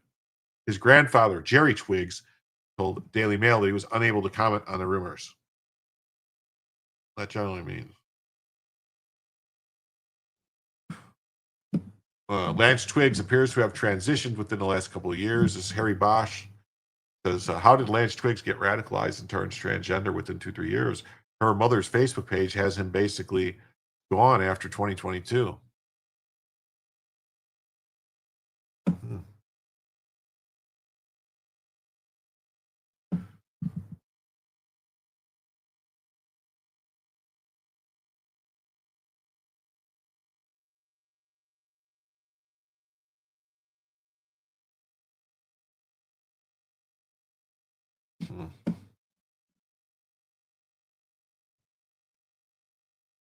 Oh wait, I didn't have this shared. Sorry.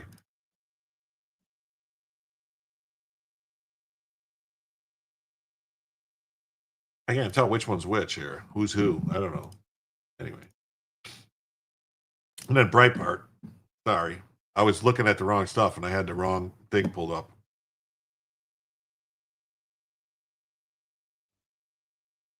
Your cat had a scanning eye. He was he was hit by a car. I believe one eye would keep going one side to the other. He finally grew out of it. Will the new Vikings cheerleaders be waving their surgically removed junk tomorrow? I hope not. God, I hope not. I hope not. Charlie Kirk allegedly assassinated by 22-year-old with trans partner while answering questions about trans shooters. He was assassinated Wednesday while answering a question about a transgender shooter, while alleged assassin is a 22-year-old man with a transgender partner. Law enforcement has identified the guy in connection. Brooke Sigmund reported Robinson lived with a transgender partner.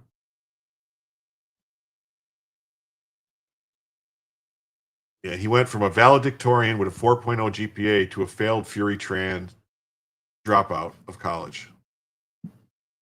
You should see that shit makes sense. I was assuming the shooter was trans until they caught him. But how much you want to bet his trans boyfriend had a run-in with Charlie? Probably. That's what it sounds like. Sources tell me the FBI had texts and other communications. Yeah. So 2 sources familiar with the information have confirmed the report. So there's that. Then there's this. It says breaking news. This is in. I'm going to file this under no shit, Sherlock. The FBI has not ruled out co-conspirators in the killing of Charlie Kirk. The FBI official told Benny Johnson that the Bureau is actively digging through chat logs, dark web history, and affiliations of the suspect in custody. We are focused on the radicalization element. The truth will not be hidden or buried or classified. The public will know. Dun, dun, dun. Another FBI source independently verified to me Benny's report here is accurate. No stone will be left unturned. We will know, and we must know, exactly who radicalized this degenerate and lock their asses up too.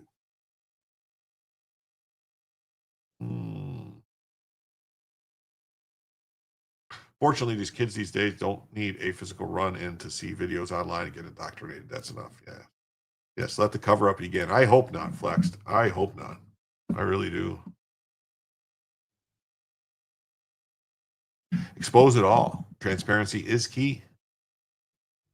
And this is from this person. It says, Lady Macbeth shit, whatever. Tranny guilts his boyfriend to betray his conservative family. Tranny sees nonstop at conservatives, denies bussy rights until he agrees to kill Kirk, turns him in for the $100,000 reward. Wow, if that's what happened, that would be like, that would be what you call old karma there, kismet. Can they look at the Krasensteins too? Well, look what we have here. Krasensteins follow the boyfriend of Charlie Kirk on TikTok.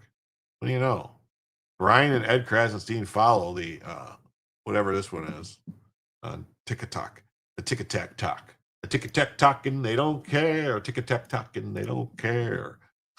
Here's my prediction. This is Viva Frey. Here's my prediction. It's my personal opinion as of now, based on the evidence that I know as of now. In Utah, a major participant in a felony murder can be subject to the death penalty. My prediction is that the roommate was not merely a passive player in this, but rather an active one, and the cooperation is likely intended to spare his life from execution for his participation in the crime. In my view, there is zero chance the alleged killer's partner transgender roommate did not know what he was doing and did not have some major or active role in it. I mean, that doesn't make any sense. It doesn't. If you just look at things and you're like this whole Occam's razor. Has tranny boyfriend, kills Charlie Kirk. Tranny boyfriend knows nothing about it.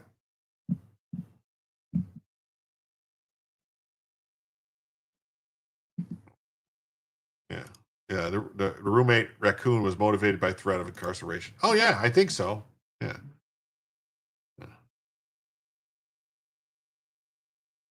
The court slightly modified its position in Thiessen v. Arizona, allowing the death penalty for a major participant in a felony who exhibits extreme indifference to life, even if they did not directly cause the death.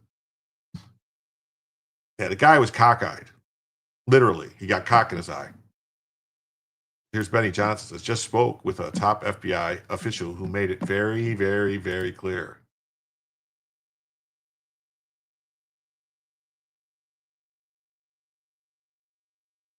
Very, very, very, very, very clear that they have not ruled out co-conspirators in the Charlie Kirk assassination. They just haven't. There's no way to rule it out. The assumption is premature. This investigation is just the beginning, and it's not even the end of the beginning. It's the beginning of the beginning. It's not the beginning of the end. Surely. It's not even the end of the beginning. It's just the beginning of the beginning. It's just merely begun. We have not yet begun the fight. And an enormous amount of evidence has been seized both digitally and physically, and they haven't even looked at any of it.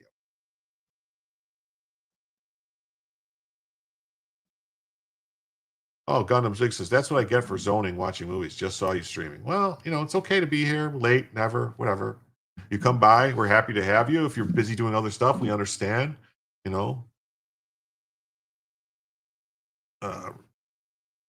The rumor goes there is an organization, Transtifa. Yeah, there is Trantifa, and there is this other stuff. It's called like the Zim Zer cult that was killing a bunch of people. They killed people in Rhode Island and Colorado, if I'm not mistaken, maybe Washington State. So FBI sources assure me the public will know everything about the dark internet history, the chats, the discourse, the affiliations of Kirk's left-wing political assassin, and all the Zizian. It's called Zizian. I know it was something like that, Zizzer or something like that. Andy knows on top of it. I follow Andy Know pretty well, but I'm not like, I'm not like all over it like that. The source then alluded to some online groups attempting to delete or destroy evidence. No, not going to work. It's for the internet is forever, people. Once it's out there, you're not getting rid of it. You're just not. It's the Himzer of Transtifa. Okay. We have everything. We are focused on the radicalization element. The truth will not be hidden or buried or classified. The public will know. Public will know. They will know. They will know. They will know.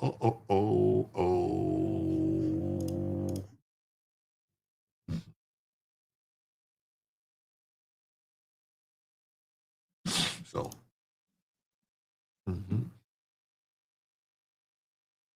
And then a family member of Lance Twiggs, who was the transgender boyfriend of Charlie Kirk's assassin, Tyler Robinson, says family cut ties with Twiggs due to his hostility towards anyone supporting conservative or Christian values. and confirms that Robinson lived with him and, well, you know.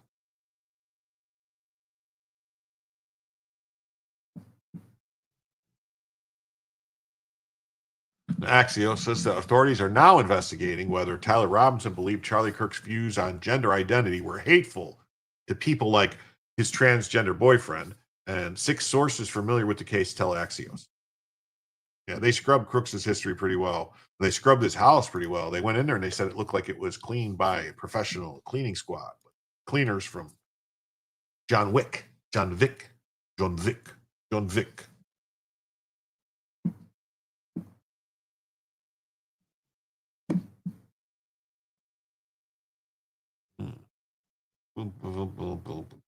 Every last contact with Cox Media Group needs to be terminated.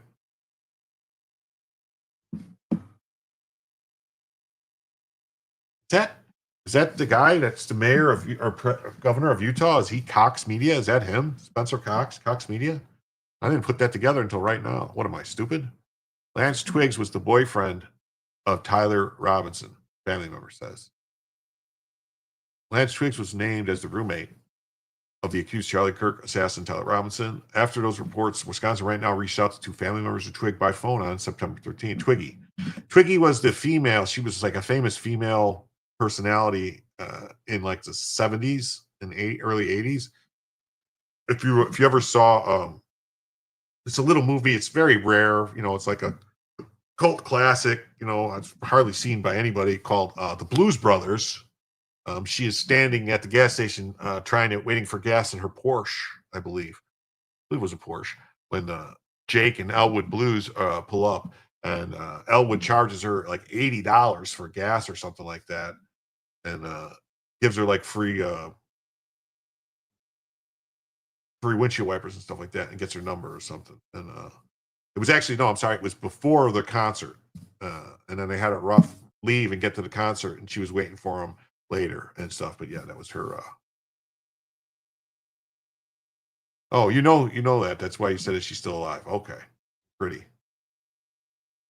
Yeah. Twiggy was a skinny little thing that became a celebrity. Yeah.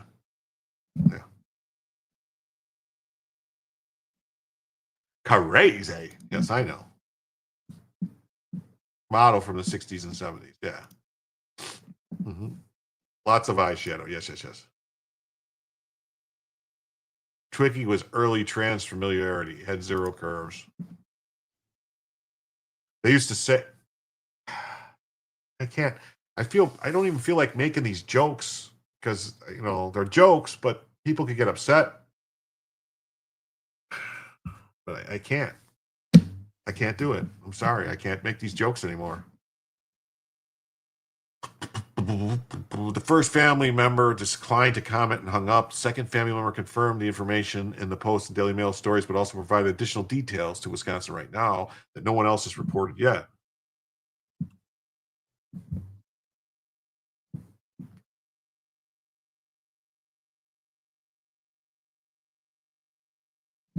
For starters, the family member, who has not spoken to any other members of the news media, alleged that Twiggs harbored animosity towards conservatives and Christians, confirmed that Twiggs was transgender transitioning, and said that Robinson was Leslie Twiggs' boyfriend. To be clear, authorities had not accused Lance Twiggs of criminal wrongdoing or culpability in connection to Kirk's death. Yeah, a roommate was mentioned in the governor's press conference, although he was unnamed. The governor said the roommate gave authorities messages from Robinson that referred to a rifle and bullet engravings.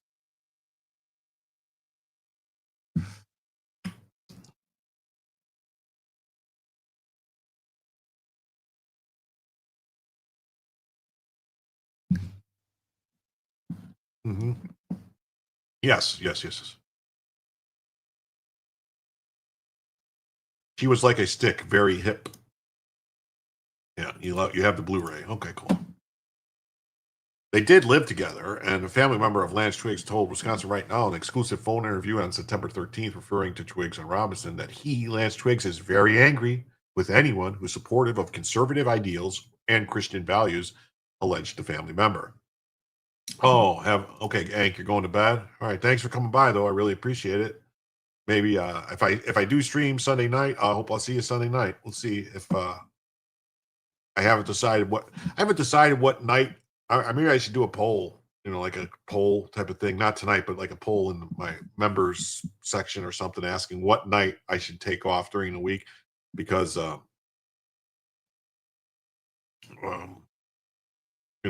can't really stream 7 nights a week, can I? I mean, that's crazy. Oh, silly fir twigs is for guns. Okay. All right, if you say so. As far as I know, he was not going by another name. I just know he was in the process of transitioning. I know he was trying to take different medications, whom the family member had avoided for about 4 years out of concern over Twig's alleged temperament. Huh. All right. Yeah. See you tomorrow night. All right. Awesome. Next Saturday? What do you mean by next Saturday?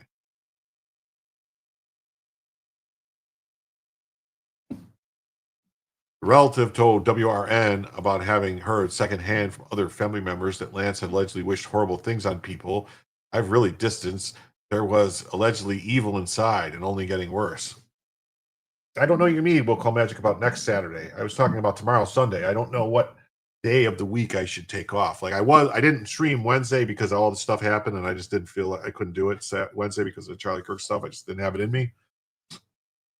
So I don't know, but like last week, I think you'll DM tomorrow. Okay.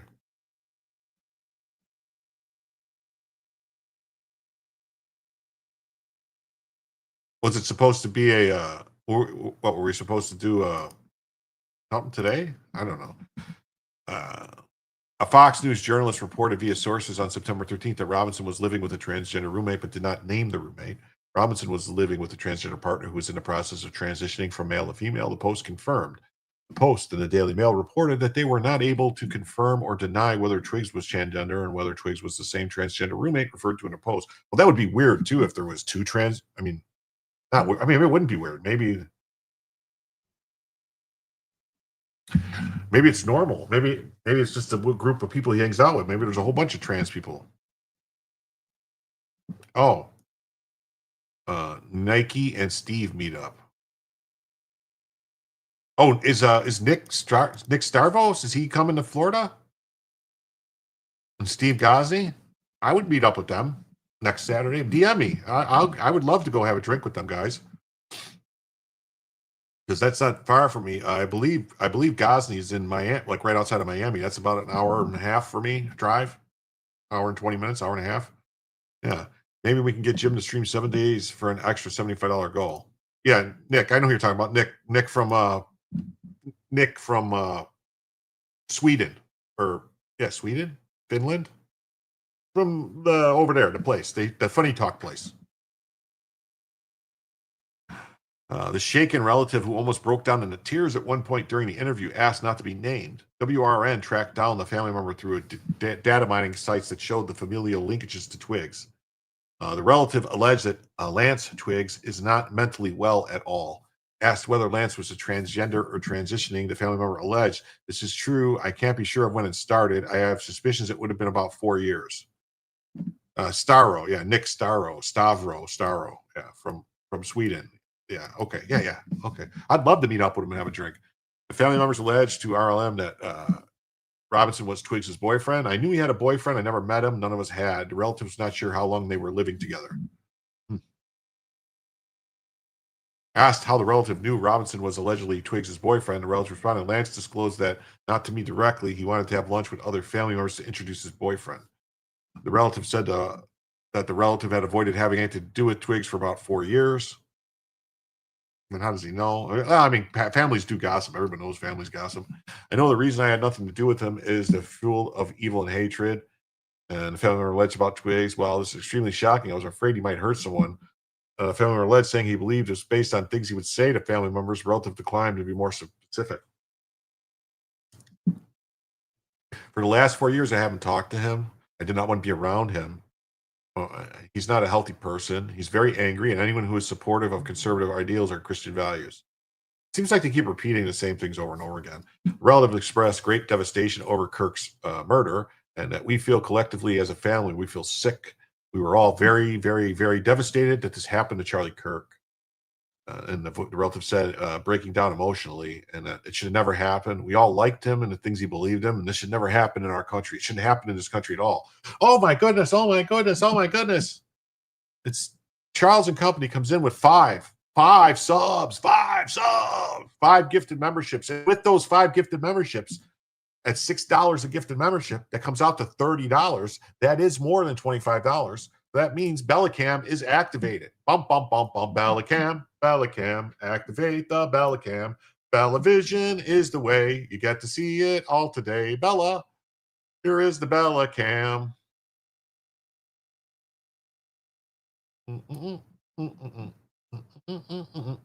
Let's see who got to win the prize. Who's the kings of the skies? Look out. Potato received a gifted membership. D Watt received a gifted membership. Karen, Karin Mannings, Gail Pierce, and Lunatic. Yes. Thank you very much, Charles, for gifting the memberships. It's greatly appreciated. And that, my friends, will come off the goal. And that will put us at $5. We are now $5 away from an extra hour. What do you know? $5 away from an extra hour of this show. A whole extra hour for $5. Can't go wrong. You've seen Zero Proof of Life for that animal. Do you want me to make her move? I can make her move. Bella. Here, girl. Come here. Come here. Come here. See? Look. Come here, Bella. Come here, Bella. See that? She moves all the time. You got to keep your eye on her because eventually she'll just flip, you know. She'll just flip and you won't even notice. She'll just all of a sudden be in a different position. You know, you got to really pay attention to her. So, you know, you got to watch because like, you know, this, you know, like you could be watching her and then all of a sudden she could just turn the other way. Look, she just turned. Did you see that? She turned the other way. Now look, she turned the other way real quick. Look at that. She turns. Totally could see that that's a real dog. She just moved all over the place. Yes, AI is so good now. Patrick 7 with $5. See, I knew the dog was fake. The dog is specifically just to get me, like people like dogs, so you know they get the dog. Look at that. Patrick 7 with $5, and then Brian Ogden with another $5. Thank you very much for the both of you. And so I'm tricking you all to see a taxidermied dog. It's actually not even taxidermied. I won that stuffed dog at a carnival. You saw an ear twitch. That counts. Yes. And for that, my friends, we've hit the goal for the first hour, and we're $5 into the goal for the second hour. So right now we're only $70 away from the second hour for a second additional hour.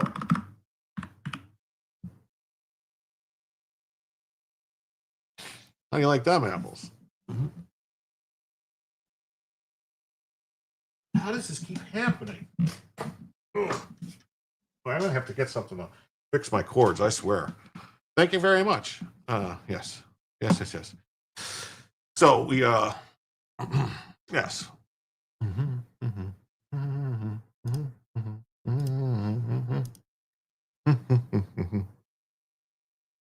Oh yeah. Grab the treat container, she will come to life. Yes, she will. Here we go. Bella.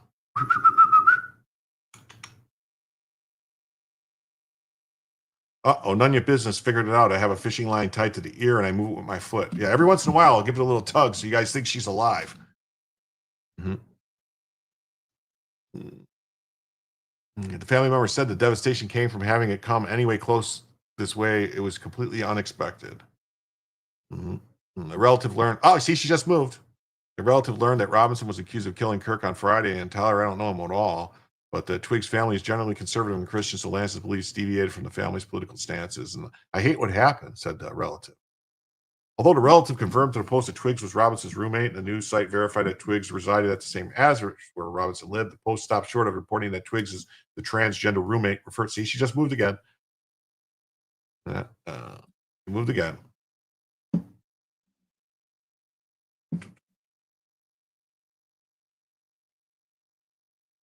you go. I'm gonna leave it right there, so then you can, when she moves more, you'll be able to see it better. He's a very cute potato.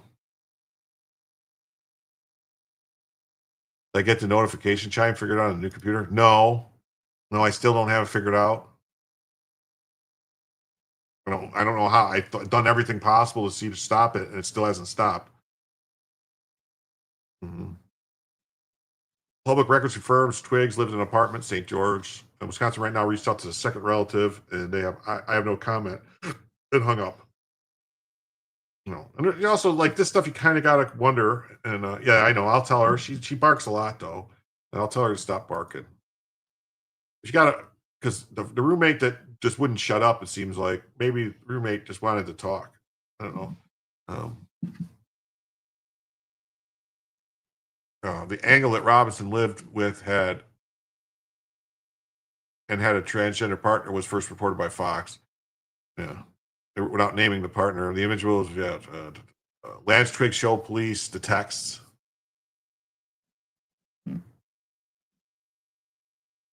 We spent 5 hours yesterday going through Charlie's debates to see if I could run across a shooter, but mostly stupid idiots and dumb ass trans fricks. Yeah, I mean, he's been in Utah before, so you would have to check like just Utah and Arizona, maybe right around there, see if he's gone anywhere there, if anyone showed up. I would be more, I think you'd look more for Twiggs than the shooter himself. Start a Geek Squad, GoFundMe, then go. I guess I could. I don't know. I've been actually, I have a call into Corsair, because that's who this is, a Corsair computer. Stop, look, she's moving. See? She's real. It's a real dog.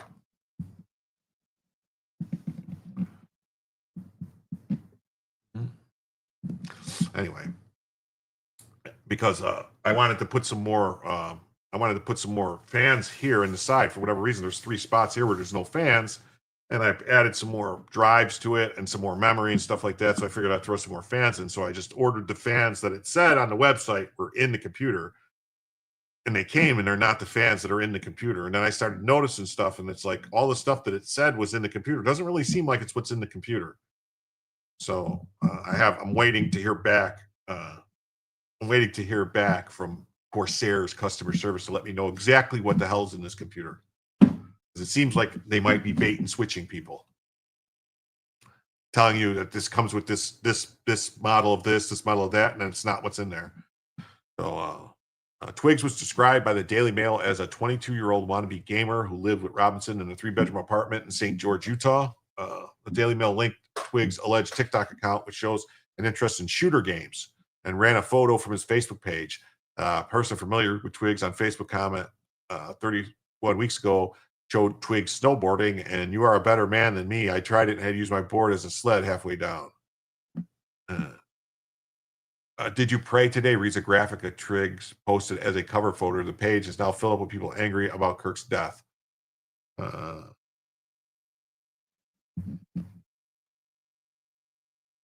Does Bella believe she's a real dog? I've never asked her. Bella believes that she's a person. Like, she wants to go everywhere with me. If I go, she cries and cries to go with me in the car, and then just cries in the car. If I get out of the car for any reason, she won't stop crying. If I sleep in, she sleeps in. If I get up, she gets up. She doesn't go. She goes everywhere I go. She thinks she's, I don't know, my child. I don't know. Need a theme for the Jurassic Park when she moves, like seeing a dinosaur for the first time. Boom, boom, boom. She does kind of. The Daily Mail spoke with Twiggs' grandfather, Jerry Twiggs, who did not comment on the transgender angle, but did tell the publication that Twiggs has been talking with the police.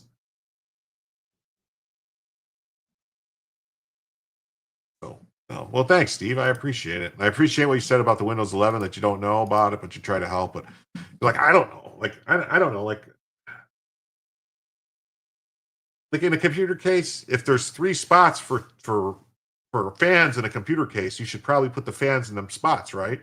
Like if they have spots in the computer case for fans, shouldn't there be fans there? I mean, there's 3 fans on top for the cooler and 3 fans on the front for air in here, and then 1 fan in the back. Then obviously the 5090 has 3 fans blowing on it. But I don't know. I probably should have got all, like it is water cooled. Just it has the water cooled system on the chip, but not on the graphics card. And I probably should have went with the water cooled graphics card and everything with all that stuff. But I don't know. The other places are to let the air in. Well, no, but isn't the fan supposed to suck the air in? I thought the fans suck the air in. Isn't that what happens? The fans suck the air in, and then the air just blows out the other places? I don't know. Because like, but here on the side where I was saying where the 3 spots are, that's where the places for the hard drives are. So that's why I was wondering if, since I put hard drives in, if I should put fans there. I think so, right? I would think. Anyway. Details about Robinson's background are still emerging, although he is a Republican from a Republican family. UCAW Spencer Cox told the Wall Street Journal that the accused woman was deeply indoctrinated with leftist ideology. No monitoring of PC temp display. I could pull that up. Yeah, I mean, I have a play. Hold on. I guess.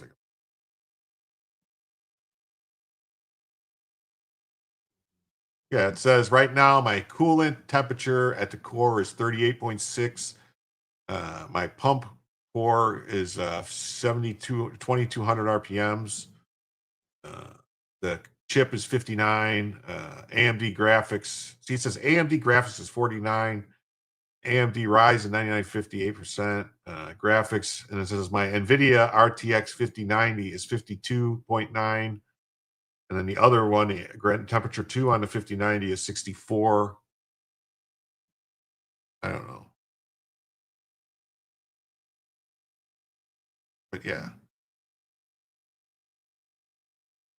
Yeah, what I'm mad about is like it says when I bought the computer, like it says the computer I bought, it says has a whole bunch of it says it has specific things in it, like a specific system, like the cooling system. It said was some Titan 360, but then when this software that monitors, it says it's an H115 or something. So I'm like, wait, so which is it?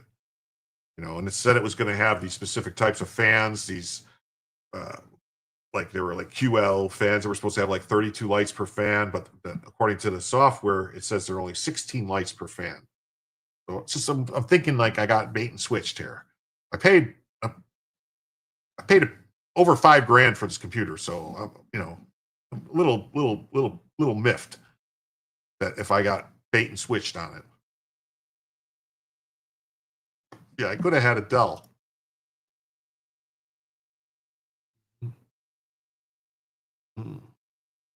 They don't talk. They talked about why they didn't like him and the viewpoints he had. Last week, Charlie Kirk answered before he was murdered, "Do you know how many transgender Americans have been mass murderers?" Yeah. Charlie replied, "Counting, not gang violence." It's the message that matters, not the computer. You should have saved your money and got some cans in spring. I should have started a newspaper. That's what I should have did. I should have started a newspaper. I should have printed up newspaper. I could have changed my name to Silence Do Good. I bought it I bought it directly from Corsair. Corsair Corporation. Corsair sells PCs now. And I bought it from them. I was going to buy one of their Origin ones. It's like their private built ones, but it's the same thing. It's a Vengeance, Corsair Vengeance, A8200. So I don't know. I mean, I just bought it because I saw it. I thought I liked the way it looked. It had the stuff I thought that I wanted. It had enough room. Everything I saw said it had enough room to add more drives and stuff. And the one that I built myself is a giant Corsair, it's like called a 1000D or 900D or something like that box that can hold all types of stuff. We're firm believer we need to bring back zines and newsletters as a lost art. Yeah, it is. I did build one before, Fontaine. My previous one I built, and you know what it did? 5,000 PCs should come with a concierge service. Yeah. It may be a pre-built, just upgrade a thing or two, at least it's AMD. Well, that's what I'm doing. Like I added, well, that was another thing too. Like it came with only 64 gigabytes of RAM memory. And so I added another package, another 2 sticks of 32 gigs of RAM each, because it has 4 slots. So that gave it 128 gigs, because my other computer that I built myself that had 4 slots on each side, it had 8 RAM slots. It had 128 gigs that I put in there at the time. And so, so I basically, whatever. So, but then the computer didn't want to start. It kept giving me a BIOS warning that it couldn't run with the extra RAM added to it. And so I had to go in and I had to shut off something called, some kind of boost or whatever, speed boost or something with I can't remember what it's called exactly. I had to shut something off in the BIOS to get it to fire up, because the speed boost is made for just using one RAM cycle, not 2 or whatever it's called, or one RAM thing. Anyway, I don't know. So yeah. So here's the Axis post. Kirk's suspect's transgender roommate is aghast. He's aghast, and maybe the key to motive. If you ever get time to go, Little Salty Bear, and ask him about your computer, dude is way smarter than most you know. Well, thank you. Yeah, you were going to ask about what? What were you going to ask about? Yeah. No, the one I built, before, is just a big core. It was a giant, the biggest Corsair case that they sold, super tower, whatever it was called, like a 9 at the time.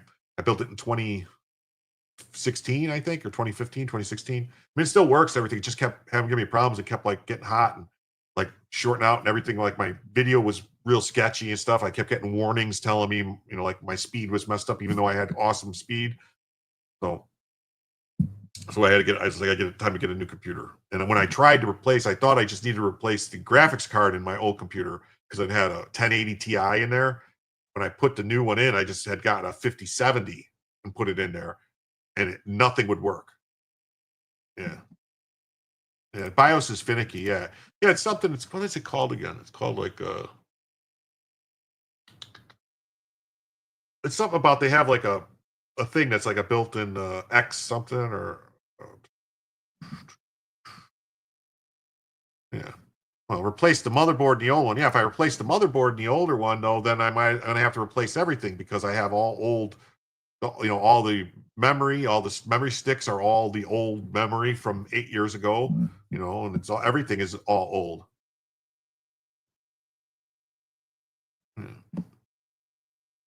Mm-hmm. Authorities are investigating whether Tyler Robinson believed Kirk's views on gender identity were hateful to people like his roommate. They believe that the anger of Kirk's views could be a key to establishing a motive. Each of the 6 sources familiar investigation believe that Robinson had a romantic relationship with his roommate. Axios sources told investigators, well, no, will they work even the memory still work, even if all the new stuff I thought was the DDR5 stuff or DDR6 or whatever it is, and the old stuff was DDR3 or 4. I think I'm pretty sure the stuff that I have, the old stuff, is not even the last, the old one. Yeah. Yeah, it might be upgrades, might be trans PC. Yeah. Yeah, new boards are all DDR5. That's what I have in the new computers, all DDR5. But I'm saying, the old one from 8 years ago, wouldn't that be DDR3? Because I know that they were DDR4 for a while. And I'm pretty sure the old ones I had were DDR3. Yeah, real old. That's what I'm saying, real old. Yeah, real old. My motherboard in my old computer is a Asus Rogue Rampage edition version 5 or something like that. Version V, I think.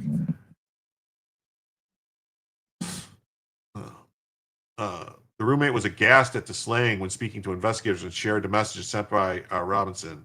That's what happened? Oh my God, no, the roommate said. So, okay, the roommate acted like he didn't know what happened. Oh my God, he didn't know. Really? No, I don't believe any of this shit this person says. They said they didn't know what happened at all. They had no clue that Charlie Kirk died or anything. Oh. The phone message indicated a sender listed as Tyler had mentioned that after the shooting, he had wrapped his rifle in a towel and stashed it under some bushes. Tyler also told the roommate in writing that the rifle would have to be retrieved. Yeah, his lover totally knew about it.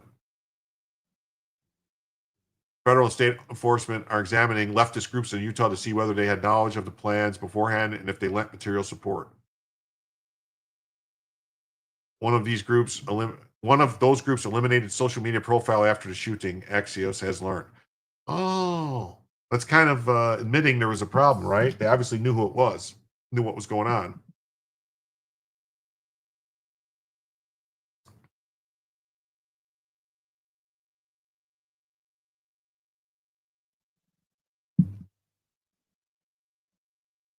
It's kind of what they call consciousness of guilt when you start deleting shit. The motive and political ideology are subjects of intense online debate. Some conservatives have insisted he's an unhinged leftist. Liberals have pushed back by pointing to Robinson's Utah conservative upbringing. The Daily Mail interviewed the family matriarch, Debbie Robinson, and said the family supports President Trump's MAGA movement. Most of my family members are Republican. I don't know any single one who's Democrat. Family members have told reporters that Tyler Robinson become more political in recent years and had expressed interest in Kirk's visit. Cox said a family member had told investigators that the accused shooter recently had a conversation in which someone said Kirk was spreading hate and was full of hate. It was unclear from Cox's remarks who actually made that statement. Well, I don't know any Republican or any MAGA person that would say Charlie Kirk did anything that was hateful. Yeah, he was a trans furry simp, and that's the motive. Yeah, I'm sure that's, yeah, if you wanted his bussy in the back of a man, then you're going to go take care of it. That's what happened.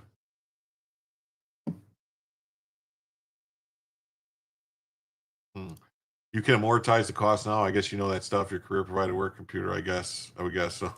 Yeah, no, my previous work had provided computers and stuff like that. And the one I built, the one I built specifically for a reason. This computer, I built it to house all my movies. All right, I have over 1,500 Blu-rays. I had over 2,000 DVDs, and I got a couple hundred, 300 UHD 4K movies. And I wanted them all on a server, basically, to be able to watch anywhere in the house or whatever, or be able to watch when I'm outside of the house. So I had it all set up on a service called Emby, E-M-B-Y, Emby. I paid for it and stuff like that. It's like a one-time fee, and you can use it forever. And it worked great for the longest time. It still works, but it's just, the computer's just acting sketch. You know, like it acts weird now. It's like, it's old and, you know, I mean, I played some games on it. You know, I would play, like, I don't know if you know what the Divide and Conquer is, Third Age Total War. It's like a mod for Medieval 2. Anyway, I play that. That's one of the games I play a lot. And so anyway, you know. LGBTQ activists criticized media outlets for erroneously reporting in the hours after the shooting that a bullet casing from the scene included a message related to transgender people. Well, I thought the 3 arrows thing was transgender people. I thought that was like their symbol, the 3 arrows. Isn't it? Like a circle with 3 arrows? Isn't that the trans thing?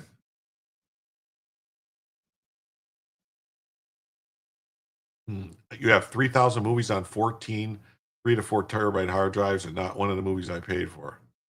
Okay. Well, that's still, that's 3 to 4 terabyte hard drives. So that's still, you're talking about, yeah. I have all my hard drives are, well, I should say, because actually this wasn't the first. I had previously to this computer, my work computer was a Dell, and I had put a couple extra hard drives in there that I had some movies on. And so I took those hard drives out And then I have a 2 terabyte Samsung, like at the time it was the best Samsung solid 2.5 inch SSD you could get before the whole M2 or NVMe stuff came into being, when it was just a SATA. Everything was SATA. Anyway, so I have all my music on that at full, that 2 terabyte drive. And then the arrows are from a video game. Okay. Kirk would toured college campuses and challenged progressive students to debate him under a tent that said, "Prove me wrong," was an outspoken opponent of gender-affirming surgeries for minors and transgender athletes competing in women's sports.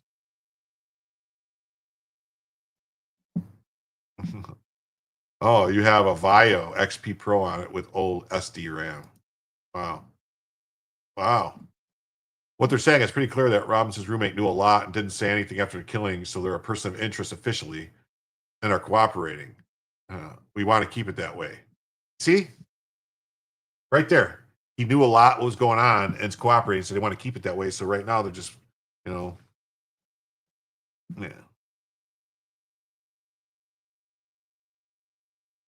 The 3 arrows in a circle is Eisenfront. His arrows were from a game. It's a pirate's life for you. Yeah. Yeah, no. I mean, that's the thing too. All my movies, half an hour talking about computer. Well, don't worry. I won't deduct it from the time there. Freedom chain. Yeah, his girly boy knew, definitely. Well, it says right here. It says it's pretty clear that Robinson's roommate knew a lot and didn't say anything after the killing, so they're a person of interest officially and are cooperating. A second official said, "We want to keep it that way." Yeah, so.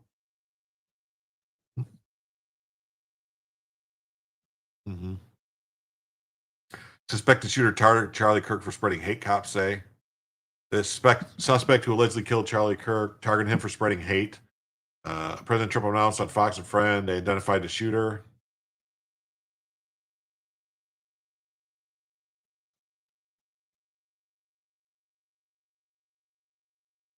Wait, what?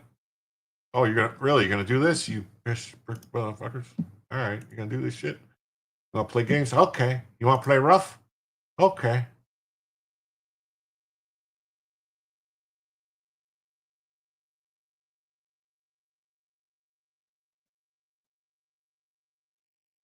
Okay.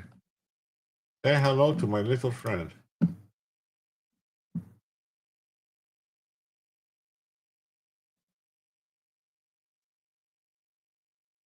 Huh. How do you like them apples?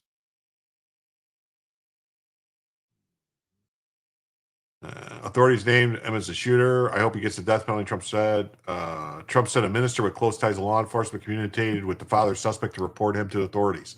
So see, it wasn't the boyfriend, the roommate that reported him. It was that.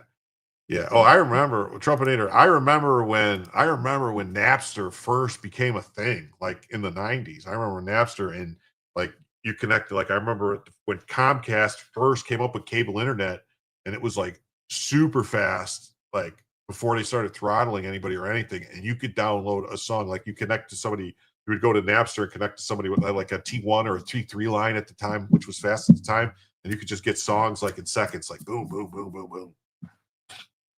What they were saying is investigators interviewed a family member who stated that he'd become more political. They talked about why they didn't like him and the viewpoints he had. We've been there since 1 a.m. and we have someone in custody. We're 95% sure it's the killer. Okay. Inside the room, the administration won't second guess Trump's early announcement. The same can't be said about Kash Patel. A bolt-action rifle was found near the campus. I saw a video of the roommate at 8. You mean at 8 o'clock or at 8 years old?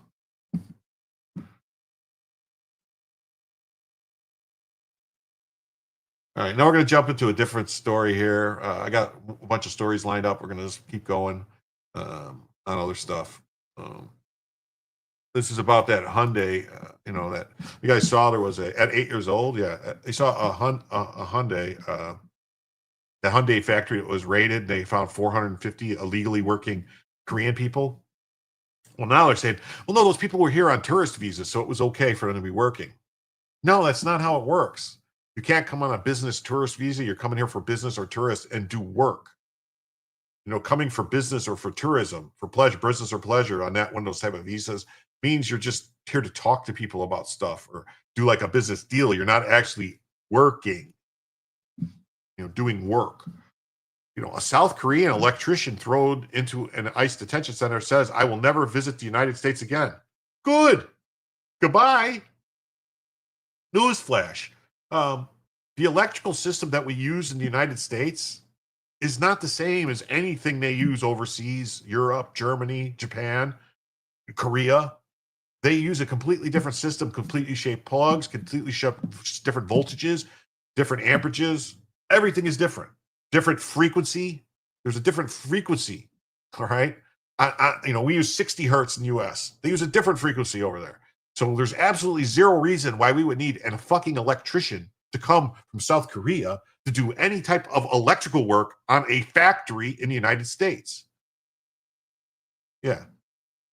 Yeah, they hired a tourist to do work in a factory. You know, supposedly they had people come to the US on tourist visas, you know, on tourist visas for like 90 days for tourism to come do work, to work in the factories. So that, you know, so they didn't have to pay Americans to do the work. They should all be locked up. They should all be in jail. They broke the law. Freedom Chain says, love this channel. Keep it up and thanks for the news. Hey, no problem, Freedom Chain. I'm just doing the best I can here. I'm trying to participate with the chat, and I try to answer questions if I see questions. I try to talk to people. Participation, I think it's great. We're building a community here of people that just want to know the facts. And, you know, sometimes you get upset. Sometimes things bother you. You might say some things, but everyone is welcome. And everyone with an open mind is welcome. So, yeah. He was helping build a factory that is going to employ thousands of Americans. Well, it should be employing thousands of Americans actually building the factory. Here, Mr. Aaron Reckwell Melnick.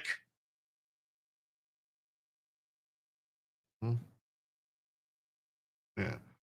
True on the Spark is how they get around the IBW. Oh, it's international. No. It still doesn't matter. I don't. You still can't just come and start doing workplaces. All right. I was in IBW Local 134. I couldn't just go into different local areas and start working without, you know, getting permission. Mm-hmm. Yeah. So does this company hire new tourists every 90 days or just the same people with new visas? I don't know. I think some of them overstayed their visas, if I'm not mistaken. We're going to get into it. I think some of them overstayed their visas and were caught. Tell me again, did the raid make America great again? Yes, it did. I'm angry because we would not have been arrested if we had been told not to come to work. Said Zhang Jing Wang, 32, an electrician for the LG subcontractor. So yes, we would not be arrested if we had not been told to come to work. He said he used the visa waiver program, which allows travel to the United States for 90 days for tourism or business. Our employers told us it was okay for us to come to work for them in the United States, said Mr. Jiang. They said it was the usual practice. If it's the usual practice, then these companies got big problems in River City, buddy. Because no, it's not. No, it's not.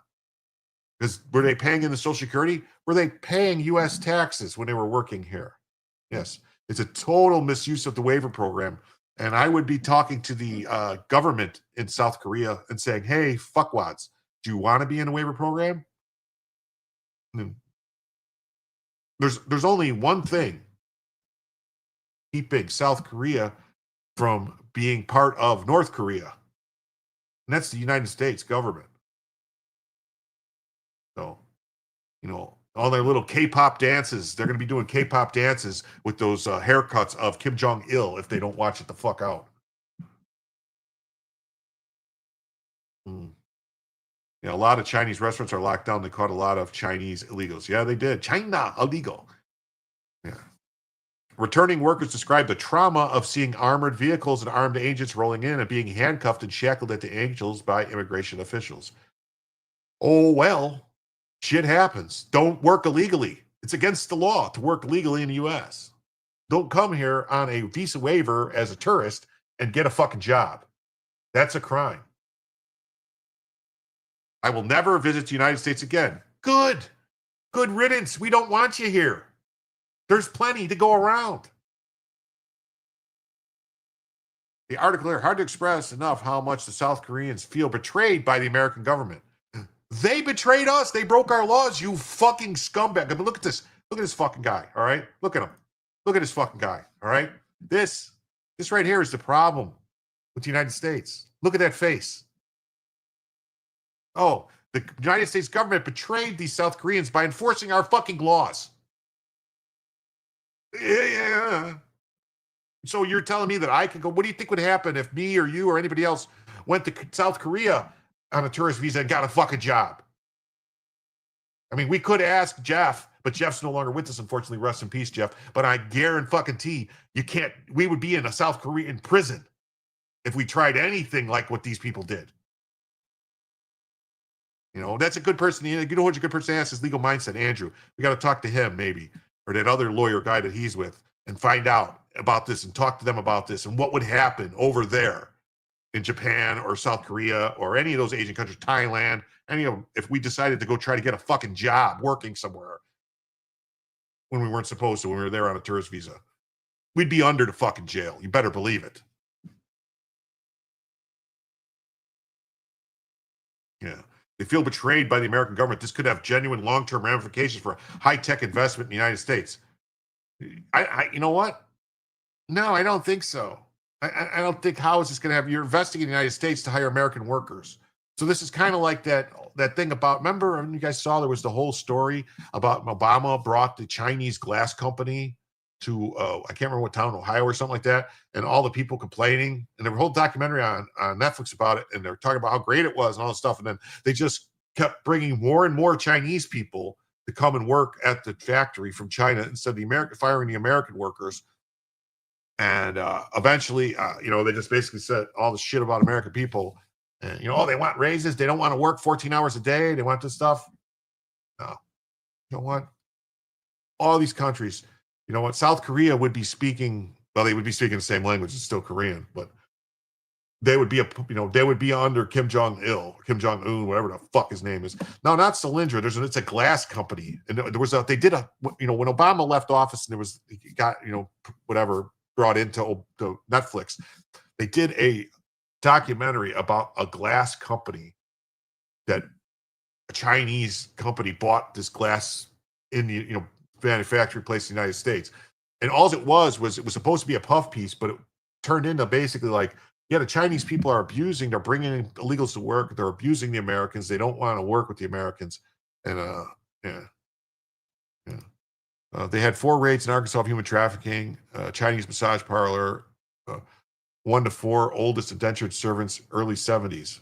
Wow. Yeah, exactly. Wow, what kind of threat is that? We never wanted their asses here in the first place. Yeah.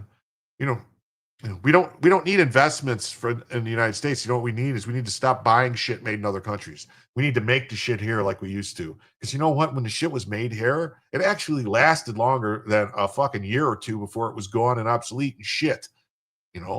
Think about it. There's people's, I know people that have refrigerators that were built in the 1950s that are still running strong today, better than any fucking new refrigerator you can buy. I mean, sure, they might be a little loud and they might use some electricity, but those motherfuckers are cold as shit. They keep your stuff ice cold and they work. Unlike the shit today where it's a constant thing where it's like, oh, sometimes it's cold, sometimes it's not, but it turns on, it turns off, and all these sensors, and it's going to get the perfect thing, so it's never too cold. But you know what? You go to get a pop or something out of there, and it's not that cold. That's all I'm saying. All I'm saying about that. Or why a TV, you used to buy a TV. TVs that were bought in the 60s and 70s are still working today. Still working. Great picture and everything. TV today, what's it last? 7 years? 8 years? Everything is built in obsolescence. That's right. Look at cars. What do you think any car built today, do you think in 20 or 30 years it's still going to be any good? No, it's going to be a piece of crap thrown away. I want everything replaced. That's why iPhones, it's a constant thing. New iPhone. I mean, fuck, man. Back in the day, you bought one telephone for your house. It was the same telephone. It did the job. It never broke. It did what it needed to do.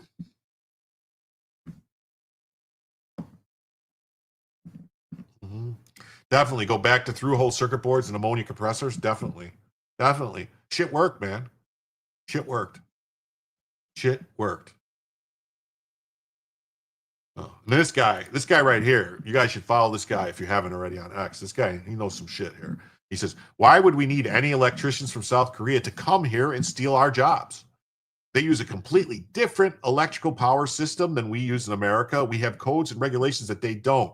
Fuck you for being a traitor to the American workers. This guy knows a thing or two, especially about electrical work.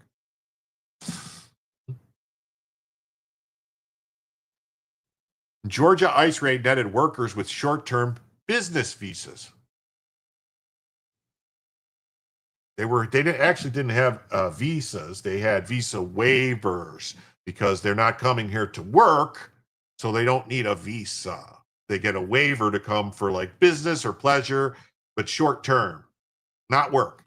Last week's immigration operation at a battery plant highlighted a tactic that companies use to bring in foreign workers to establish new operations. It's called illegal, not legal. Almost 50 people were detained during a raid in Georgia owned by two South Korean manufacturers, the largest immigration enforcement operation at one location in the history of the Department of Homeland Security. But in at least one instance, official admitted a worker was employed legally and forced him to leave the country anyways, according to a document. Oh, so in one instance out of all the 500, there was one guy that was legal? Let's see what they said. The Times obtained the Immigration Customs Enforcement arrest record for 11 of the detained workers. 6 entered the country on B1 or B2 visas, which are issued for business trips of up to 6 months. That doesn't give them the right to work here. That's a business trip. That's business, not work. There's a difference between a business and working on an hourly wage job, building, manufacturing. Not the same fucking thing, which are issued for business trips. Yeah. 4 entered through the visa waiver program, which allowed travel for 90 days. In one case, the worker's status was unclear. The record stated that all but one of the 11 were working unlawfully at the time of the raid, but did not provide details about why.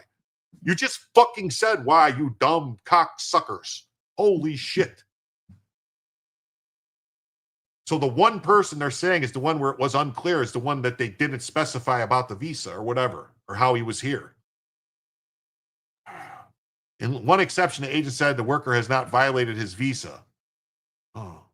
The local ICE field office director mandated that he be considered someone who was voluntarily departing. The file noted that he worked for the South Korean engineering firm SFA, which did not respond for requests for comment. Yeah, I don't know if it's a translation problem. Calm down, Jim. Okay, I'll calm down. It just pisses me off. I don't like to see American people getting shafted. You know, those jobs should have been Americans working. Those are good jobs. All this bullshit that you hear all the time about, they're just doing the jobs that Americans don't want to do. Do you know what an electrician building a factory makes in this country? 6 figures. More than that when you take pension into account, benefits.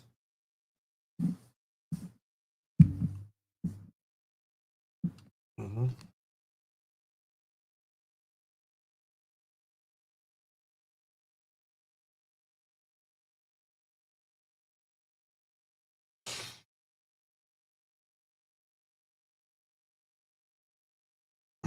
Anyway, sorry about that. Yeah, it pisses you off too. Yeah, it's upsetting. You know, I don't like to see it. You know, I don't. I'm telling you right now. I was working. I saw what happened when NAFTA went through. It destroyed this country. I mean, the one thing that Ross Perot was correct about is that sound you hear if this NAFTA goes through is going to be the giant sucking sound of all our manufacturing leaving this country. And oh boy, it did. You know, the south side of Chicago had tons of factories and businesses all over the place. You know, connected to rail lines and stuff where people worked and little factories building things. You know, Nabisco, Ream, Mr. Tootsie Roll, Jay's potato chips, bunch of other stuff, you know, Klein Tools, Milwaukee Tools, the Morton Salt Factory, all this stuff was all there.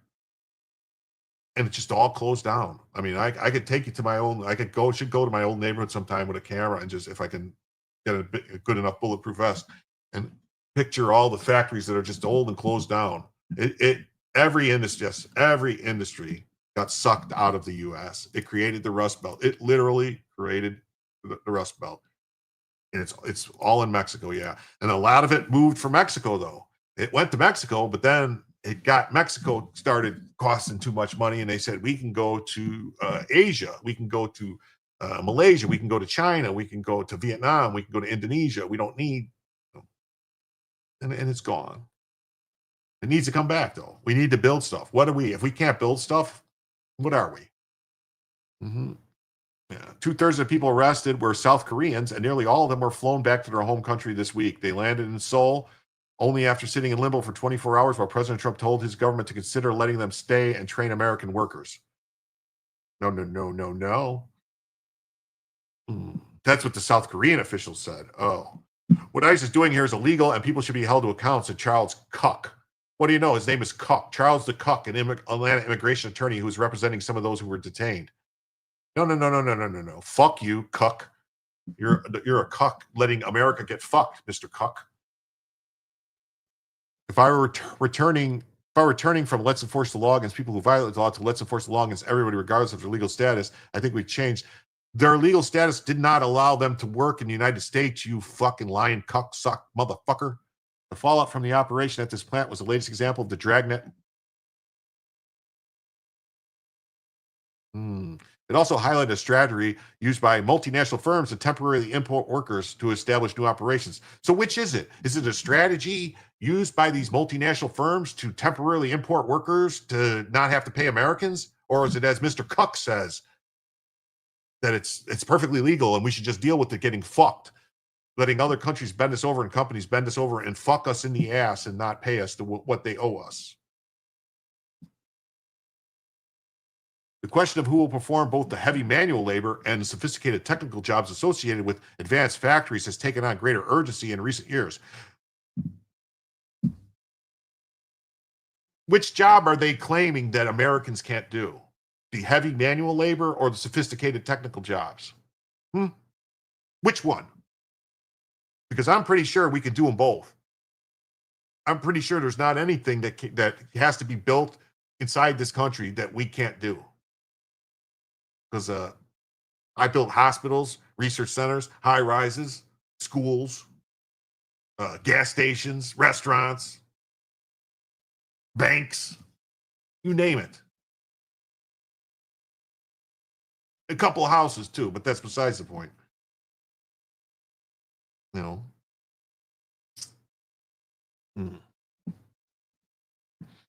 He says, I remember my dad built a rail yard in Brownsville 2 years before the legislation passed. Yeah.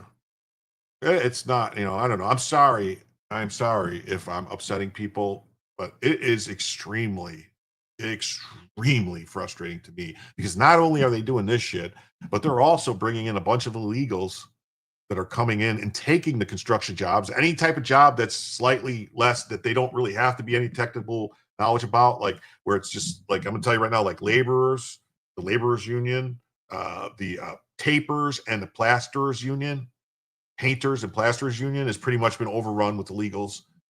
They're trying to push into the other ones, the very technical ones.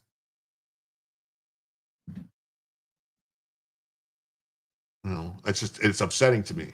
It really is, because there's a whole bunch of youth in America, that should not be going to college, that has no need to go to college, that should be going to a trade school, that should be learning how to be an electrician, a plumber, a welder, a pipe fitter, HVAC, all these things that we need, that you need to have, and you need to know. Mechanics, basically. They need to be mechanical mechanics, carpenters and car painters. Either way. Yeah, they vote how they're told. Yeah. You haven't seen anything about a Mexican drywall in 30 years. Yeah, they took over the union, And a funny thing too about that is a lot of them are connected to another organization that smuggles stuff into the country. But let's not get into that. I happen to know for a fact that a big shot with the local in Chicago went to jail for drug trafficking. But hey, let's not get into that. Let's not get into that.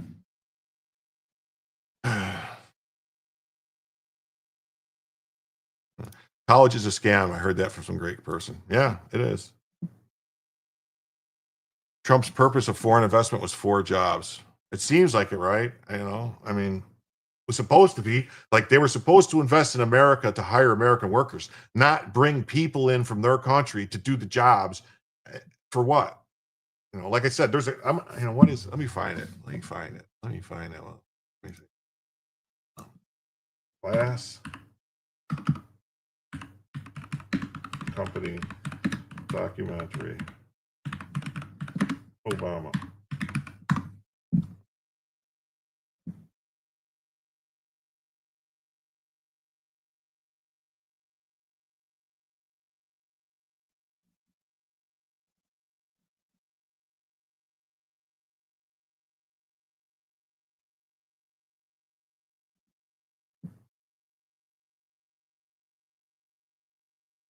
Yeah.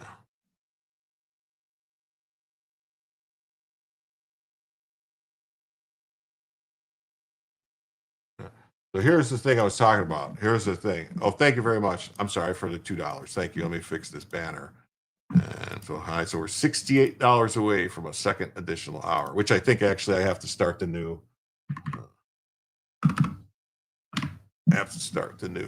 Goal on the I think it expired, right? Yeah. All right. So let me start another one.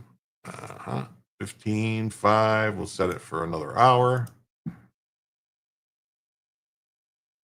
Right.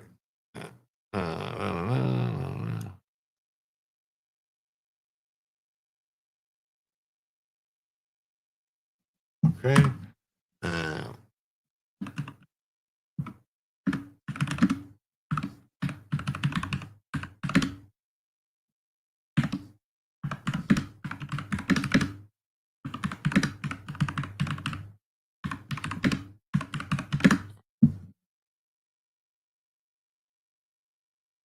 All right.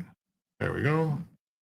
All right. So I started right now. I just started the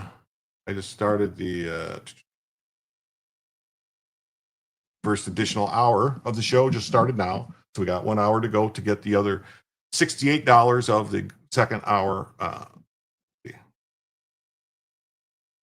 Yeah, so right here, American Factories, a new Netflix film from the Obamas, explores the challenges of a globalized economy.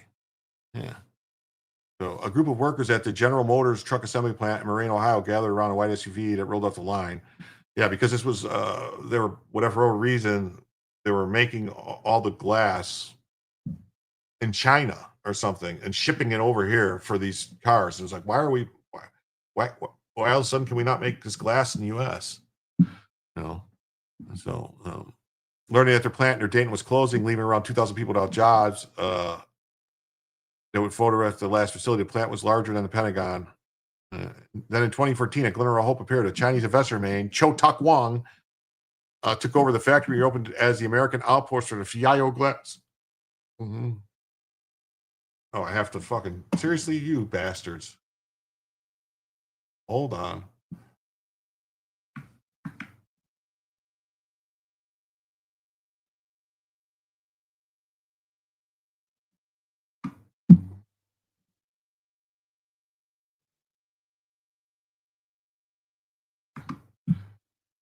Oof.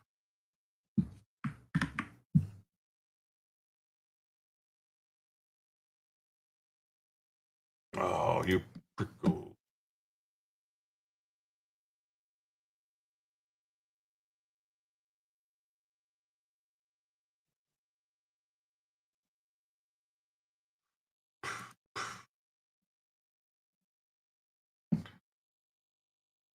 There we go. All right.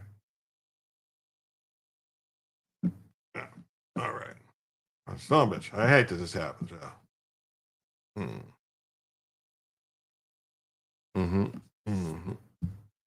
So they took over this factory, and then in August 21st, Netflix released a documentary, American Factory, about the plant's second life. And this is great. In 2009, she and Bognar began what turned out to be a preview of American Factory called The Last Truck.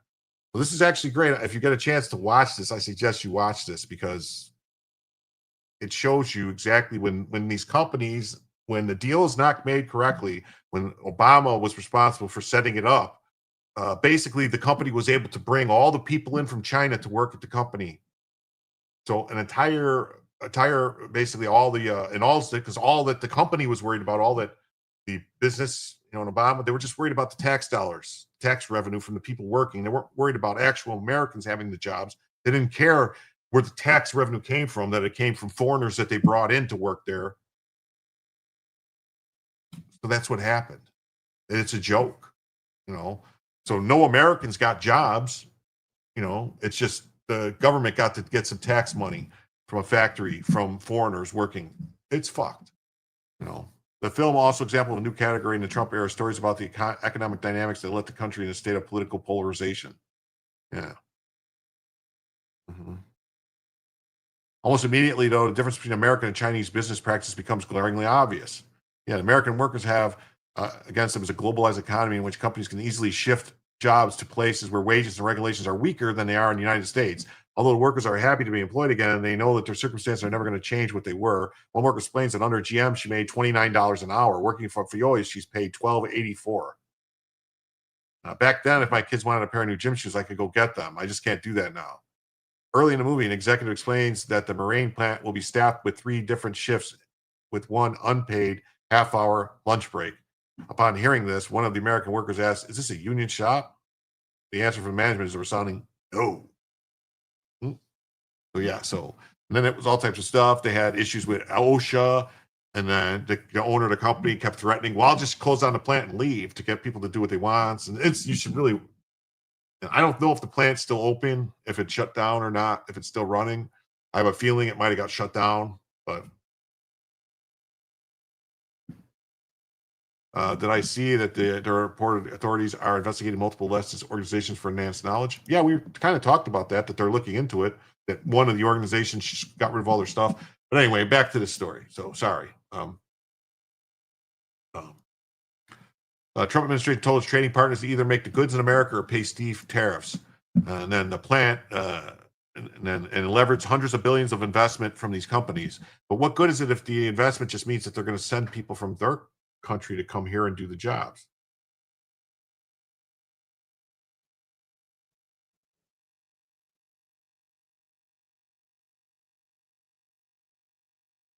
Now, what good is that? Is that good for anybody?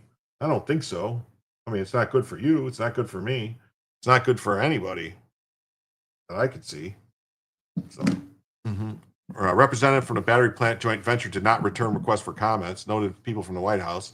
And the B1 and combination B1, B2, the kind held by several Georgia plant workers, is commonly used for businesses and tourism-related travel lasting less than 6 months, especially for consulting, technical, or scientific roles. But it does not work for doing actual work,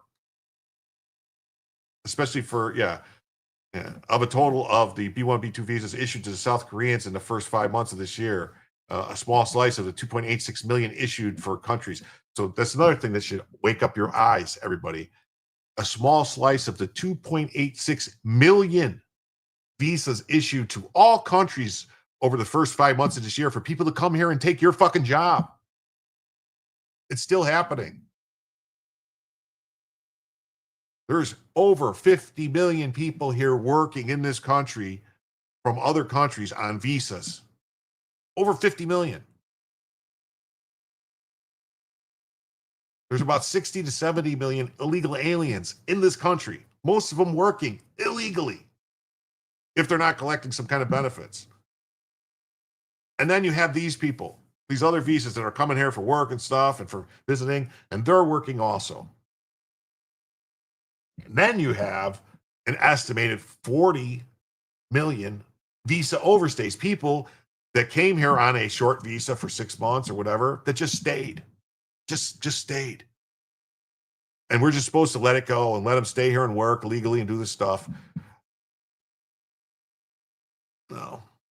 The census and all this stuff, it's wrong. Everything is screwed.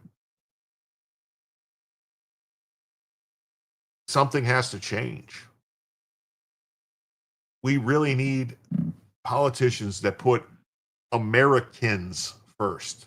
All right. Not, it's you say America first, people get all upset because they associate it with other people. But I'm not talking about, America. I'm talking about Americans, American citizens, not these people like these Democrats who say, oh, my constituents. But they're illegal aliens. But they're my constituents because I say they are. They can't vote for you, or do they vote for you? Huh.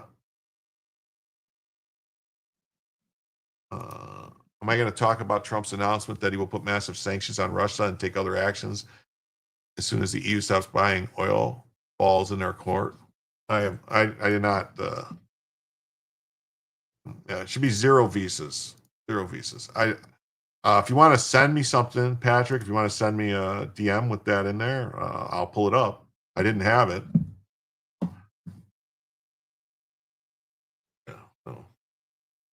And then here we go. All right. Here we go. Now we got to have some court cases stuff. Now this is interesting. You got a Rhode Island judge halts efforts by the HUD to change criteria for homelessness funding. So a Rhode Island judge on Friday temporarily stopped the Trump administration from changing the criteria for using tens of millions of dollars to fund aid to homeless people. No, I'll tell you. Okay. It's a post you put on Truth You Find It. Okay. You can Patrick, you can put it in either the CFC chat or just send it directly to me. Several nonprofits filed a lawsuit this week accusing the U.S. Department of Housing and Urban Development of changing the rules for receiving $75 million in funding to build housing for homeless families and individuals.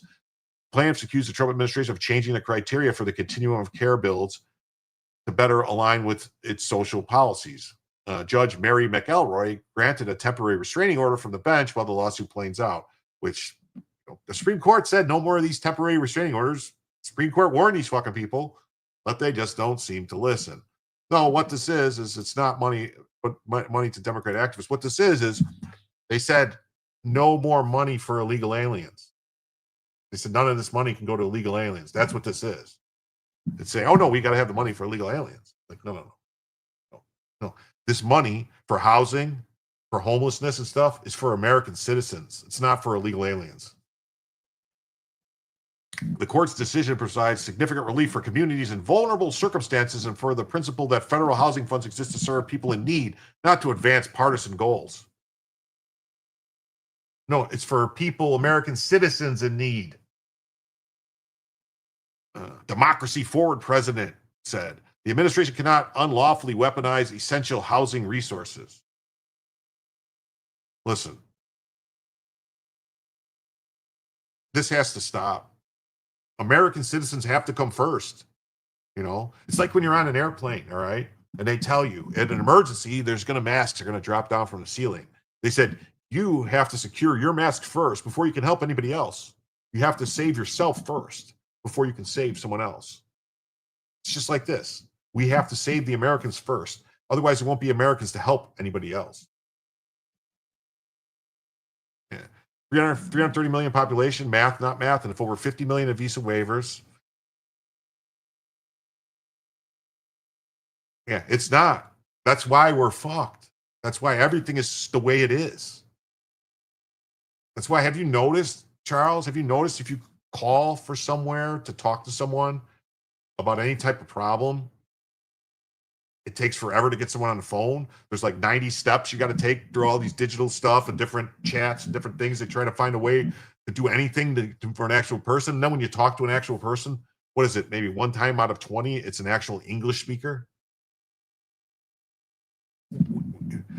All that stuff is gone. And anywhere you go to any store, any restaurant, anywhere you go, how many people speaking English have you seen? How did that pop back up? That was weird. That popped back up on its own. What the fuck is going on?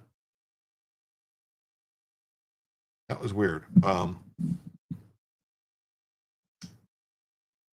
math isn't mathing. It's not.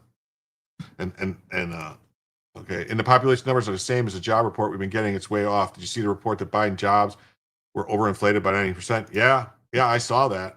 They tried to somehow blame it on Trump. See, the economy. Trump's fucked up the economy. They're like, hey, jackasses, this goes all the way back to Biden. This is, the fiscal year, which ended in February. What are you talking about? Yeah. Nothing says American like getting Americanized Chinese food made by a Hispanic in an Indian-run Cantonese restaurant. Yeah. It's nuts. Yeah. Ghost in the machine. Yeah. Yeah. Yep. It is nuts. Oh.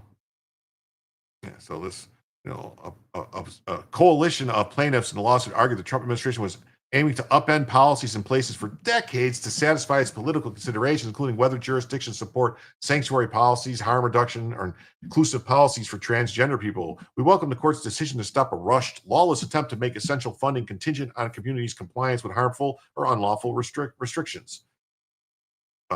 This order ensures that service providers can focus on what matters most, providing safe, stable housing and support people in crisis. A spokesman for HUD did not immediately respond to requests for comment. In their lawsuit, National Alliance to End Homelessness and the Women's Development Corporation argued that HUD lacked the authority to make the changes, adding that the new awkward process was shockingly awful and would irreparably injure qualified applicants for these funds and communities they serve. They're seeking a federal court to find HUD's actions unlawful and to set aside the new HUD criteria for grants. Well, guess what?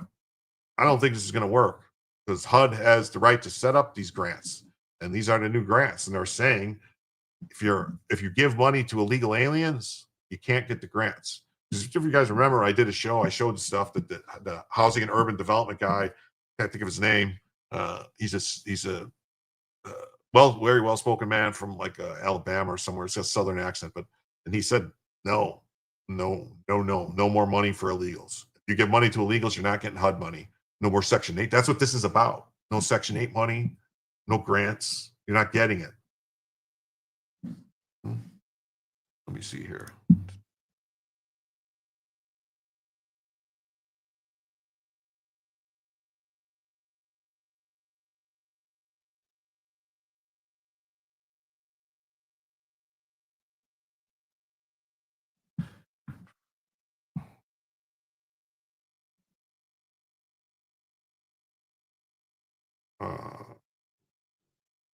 I don't see it. Where'd you send it to me?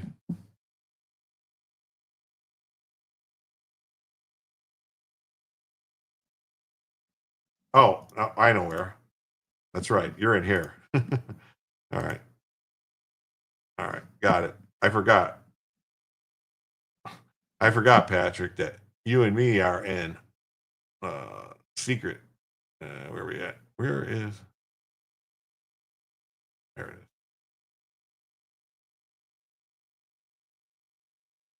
I forgot that he believes the fiscal year ends last day of October. Okay, whatever it was though, the U.S. fiscal year, the numbers that they changed, Parker, whatever it was already Biden's. It was part of Biden, so maybe it was last year's numbers that they revised. Well, yeah, it would have been last because the fiscal year's not over yet, so it would have been last year's numbers that they revised. So it would have, whatever it was, they were like, these are Biden's numbers that they were revising. Or is it maybe, is there a difference? Is there a difference between fiscal year and budget year? They do all types of weird stuff with the government. So,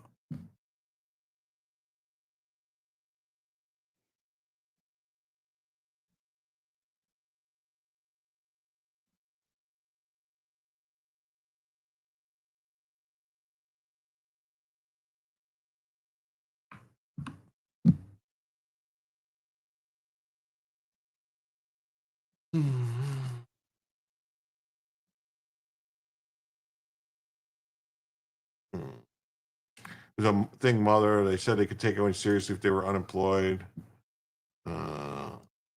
Publicly doing that, Trump really threw them under the bus. Hey, what's up, Elemental? I'm Jay. How you doing? The Dick, September 30th, if I remember right. I'm not sure. It might not be the fiscal year. Whatever the numbers was that they revised, the previously released numbers, it was Biden's job numbers that were screwed up. So whatever they were, if they were for 2024 or if they were for first, like, I don't know. All right. But whatever it was, it's numbers that were previously released that they're revising down. That's what it was. So I might have misspoke when I said it was fiscal year. I don't know what it was, but I saw the numbers. It was really jacked up. But anyway, so let's read this. It says a letter sent by President Trump to all NATO nations and the world. I am ready to do a major sanctions on Russia when all NATO nations have agreed and started to do the same thing, and when all NATO nations stop buying oil from Russia. Well, here's the thing: they can't really stop buying oil from Russia, Patrick Seven. I don't think that can happen because they don't have a choice. They have to buy it from Russia, otherwise they'd be screwed. Where are they going to get it from?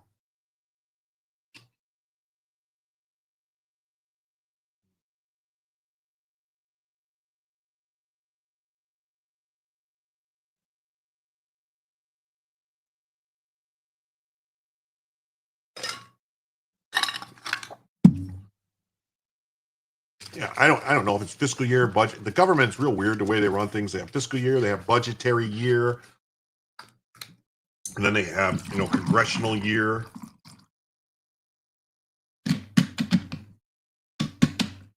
And all of it's done just to confuse everybody and make it so it's difficult to understand who's screwing you and who's robbing you. There are truckers saying ports are almost empty, several on YouTube. Yeah, there's a difference. Some budgets are not done yearly, but fiscal year is yearly. Yeah, but I'm saying, like, the job, whatever it was, the job numbers, they had to revise job numbers. I saw the story. They had to revise job numbers down.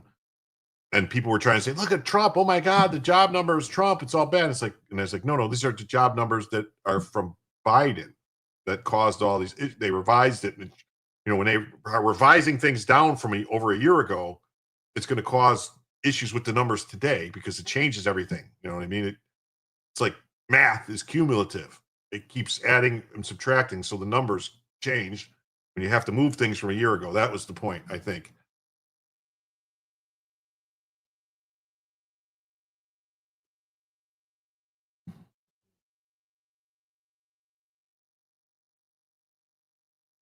It says you worked for a Head Start program for 5 years. And I remember spending it was like Xmas for some. Yeah, there was a story about the Head Start program too. I'm not sure if that was yesterday or today. I saw a Head Start. It was lawsuits about Head Start because they wanted to exclude illegal aliens from Head Start. He's ready to do major sanction when all NATO nations stop buying oil from Russia. As you know, NATO's commitment to win has been far less than 100%, and the purchase of Russian oil by some has been shocking. It greatly weakens your negotiating position and bargaining power over Russia. Anyway, I'm ready to go when you are. Just say when. I believe that this, plus NATO as a group placing 50 to 100% tariffs on China, to be fully withdrawn after the war with Russia and Ukraine has ended, will also be a great help to ending this deadly but ridiculous war. China has a strong control or even grip over Russia. Yeah, I don't agree with this. We're driving China and Russia closer together. We're driving them together. We're forcing them together. And these powerful tariffs will break the grip. This is not Trump's war. It would have never started if I was president. It's Biden's and Zelensky's war. Just come on, just stop blame and just fix. I'm only here to help stop it and save thousands of Russian and Ukrainian lives. 7,000 lives lost last week alone. Crazy. If NATO does as I say, the war will end quickly and all those lives will be saved. If not, we are just wasting my time and the time and energy and money of the United States. Thank you for the attention to this matter.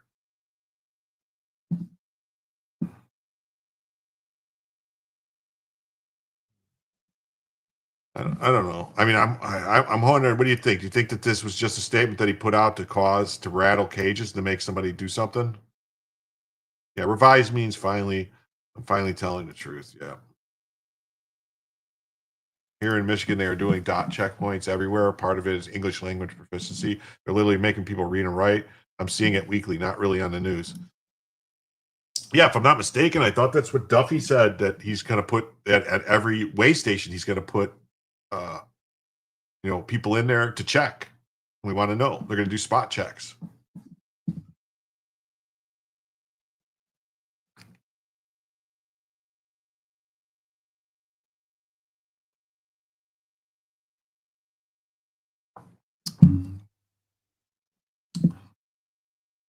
The U.S. is getting a lot of pressure from NATO countries to do more against Russia, and I think he's just highlighting their hypocrisy.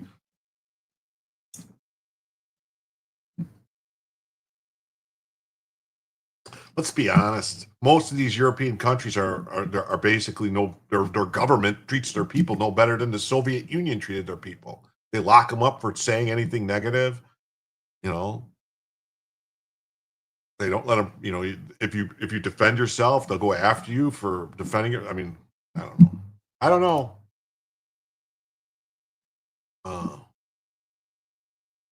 Then we got this. It says Trump appointed judge blasts chaos as she blocks the HUD policy.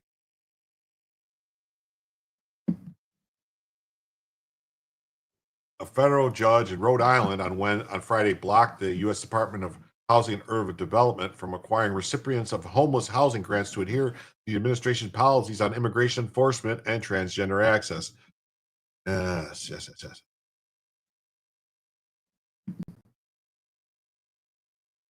They do anything to keep Trump from winning, ending the war. Yeah, I'd tell NATO to fuck off too. Like, I personally don't think NATO should exist anymore. Once the Soviet Union collapsed, there was absolutely zero need for NATO to be there anymore.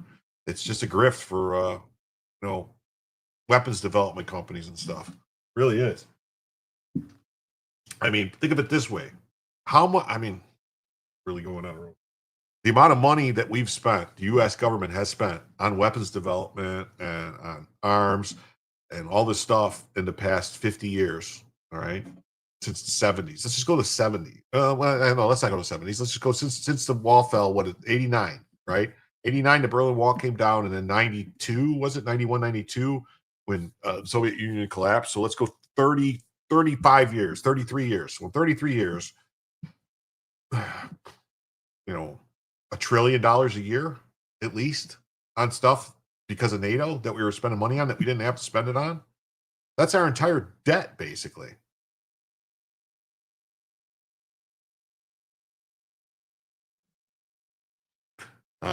Why it matters, the Friday's ruling demonstrated that with Republicans controlling the White House and both chambers, the courts continue to be one of the main impediments to the Trump administration.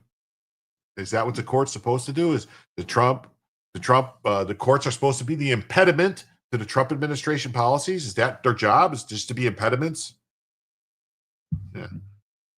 Yeah, no, according to this judge and according to them, that once one president says this is a policy, that's it. You're stuck with it forever. You can never change policies. But thankfully, that's not actually the law on how any of this works. So we'll see. Okay, Steve. Have a good night. It's 1 a.m. already. What do you know? I don't know. We'll see. I don't think we're going. I don't think we'll be going that much longer because I don't think. I don't think we even hit. We're still $60-something away. Yeah, I don't think so.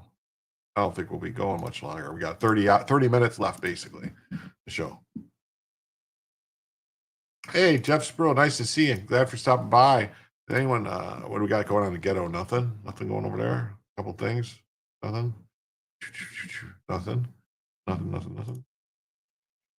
Okay.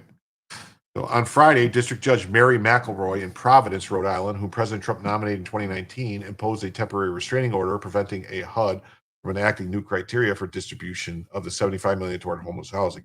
Well, I want you to remember, though, a lot of people say like, well, they have this thing called a blue slip for senators. So if it's a district judge in Rhode Island, that means that the judge had to be approved by both senators of Rhode Island. Had to get blue slipped by both senators. So whenever it's a judge, doesn't really matter if it's appointed by Trump, if it's in a district that is controlled by Democrats, because that's how that's how that works. So like a judge, if it's a Trump appointed judge in California, it had to have been approved by both senators in California, And it doesn't necessarily work the same way with Republicans, because Republicans, for whatever reason, when like Obama was president and Biden was president, they were perfectly fine with letting them put whoever he wanted on the bench. They would never not give him a blue slip or hold the blue slip, whatever it is. They would just let it fly.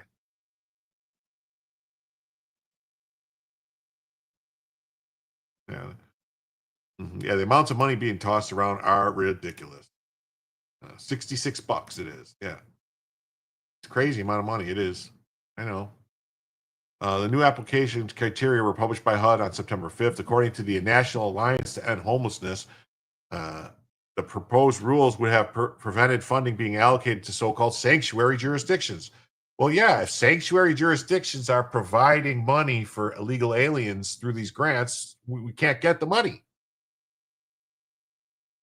Will require applicants to say they will not deny the sex binary in humans or promote the notion that sex is chosen. I can't believe that was in there. What would that have to do with it?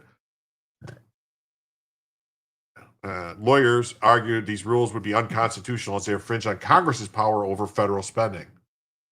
No, Congress allocates the money, but the president can choose when and who to spend it on. And grants that are designed for when Congress basically allocates the authority to the administration to, set up the grants, that's who sets it up. That's why they're administrations. They set up the rules for the grants. Unless Congress says they can't do this, then they can do it. That's how it works.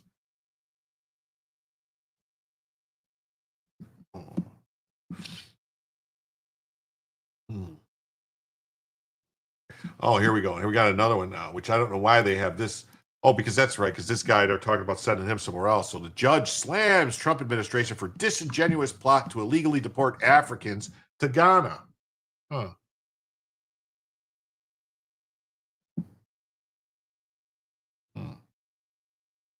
Oh, yeah, it'll qualify if it's memberships. Yeah, any memberships, anything like that. I think Rumble memberships, I think it's $5 per membership on Rumble, I think, and whatever, any rants or anything like that. But yeah, so lawsuit accuses Homeland Security of deporting 5 men in straitjackets to Ghana to get around court orders.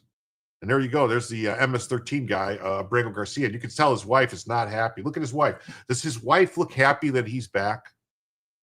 Or does his wife look sad that he's back? Look at the look on her face. She looks terrified and frightened that he's back. A lawsuit accuses the Trump administration of illegally deporting 5 African immigrants to Ghana, making the 16-hour journey in straitjackets, which is a lie. It's a lie. An attempt to avoid court orders that blocked them from going back to their home countries. Was their home country Ghana? No, it wasn't. And the Supreme Court has already ruled that you can deport people to third countries because if they can't go back to their home country, that doesn't mean they can stay here. The old thing like, you don't have to go home, but you can't stay here. Dick Parker, hey, what's up? Thank you so much for the $10. It's greatly appreciated. It says, the art of war. Chinese says to scream at the mulberry bush before attacking the cherry tree.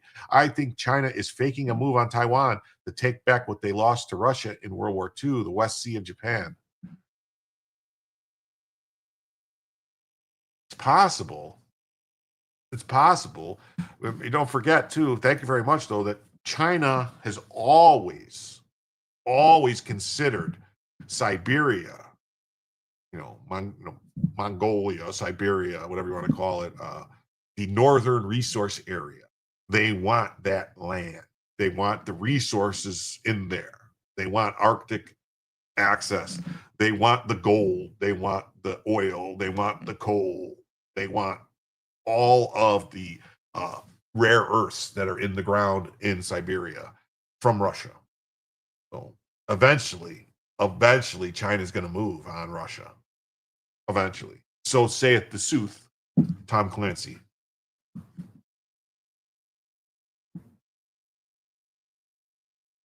We are now $56 away from a second additional hour. Oh, you're done with what, Doc? What's wrong? You didn't like what I had to say?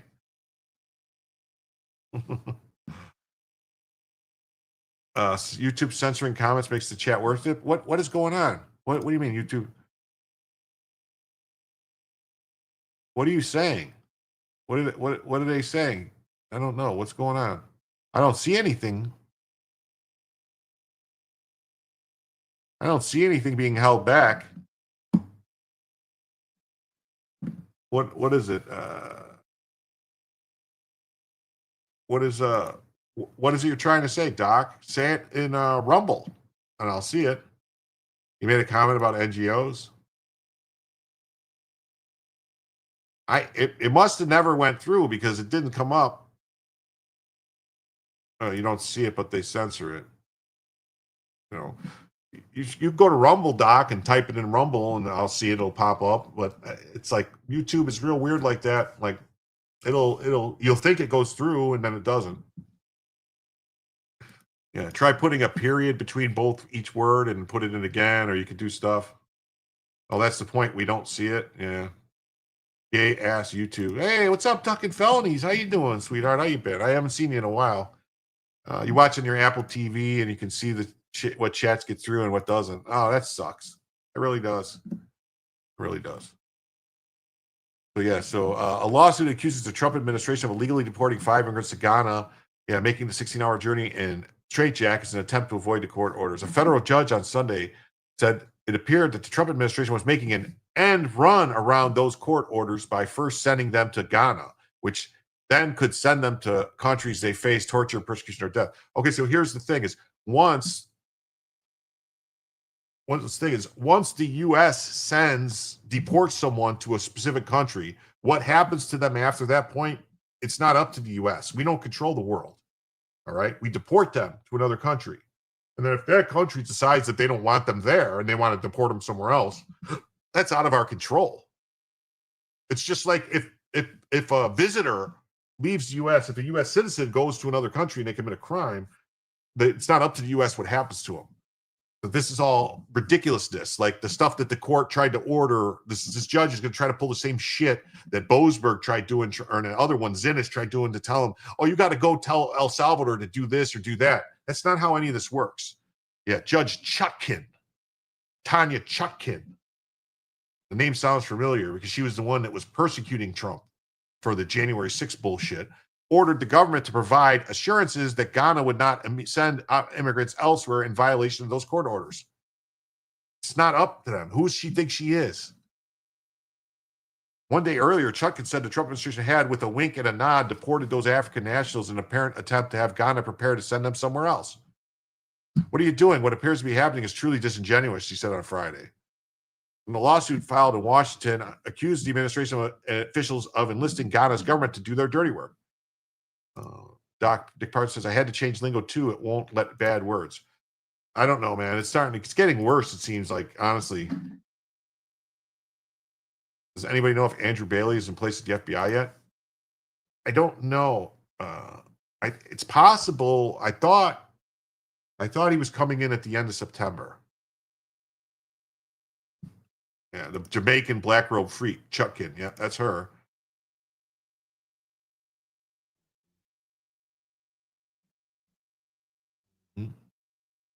All right. We are now $54 away. $54 away from a second additional hour of the show. You put your super subversive comment in Rumble chat. All right. Everything went through. Oh, wait. All right. Where is it? I don't see it. Really controversial.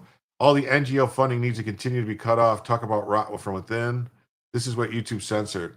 That's it? That's what YouTube censored?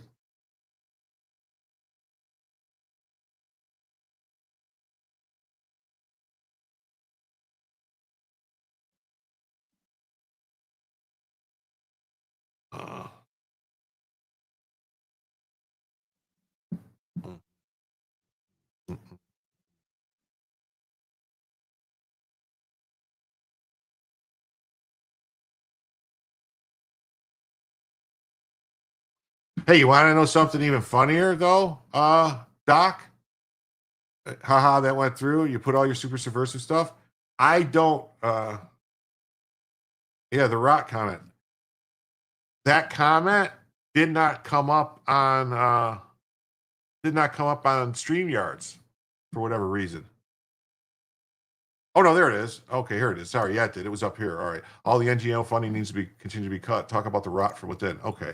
I did not see it. It passed me by. I thought maybe it got blocked on StreamYard too. I was about to say, hey everybody, there is 120 people watching right now.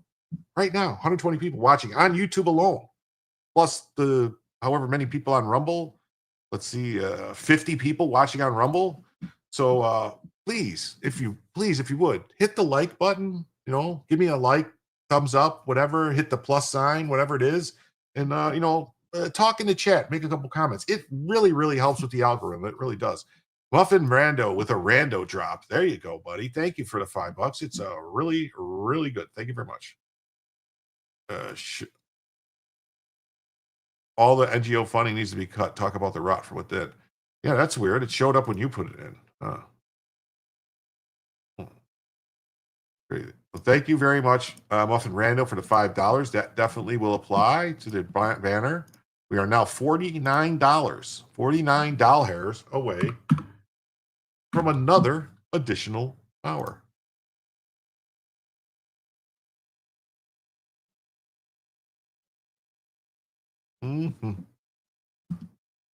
Well, thank you for clicking the like button because I asked nicely. It's what I try. You had to change attacking Taiwan to moves on Taiwan.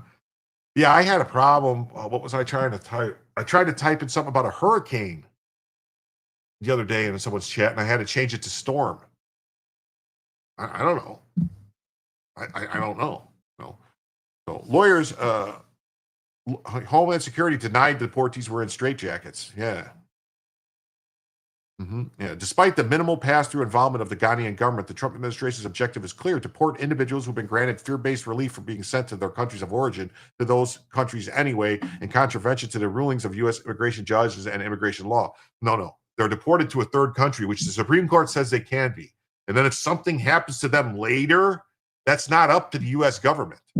Homeland Security has denied that the deportees were in straitjackets. The lawyers for the Department of Justice argued that the immigration courts had issued final orders to remove all deportees, and that the State Department was working with Ghana to ensure they wouldn't be sent anywhere only to be tortured or persecuted. But one of the plaintiffs had already been deported to Ghana to his native Gambia, where the federal judge in the United States had previously determined he could not be sent, according to the ACLU attorney Lee Gellert. The ACLU, the Anti-American Civil Destruction Unit.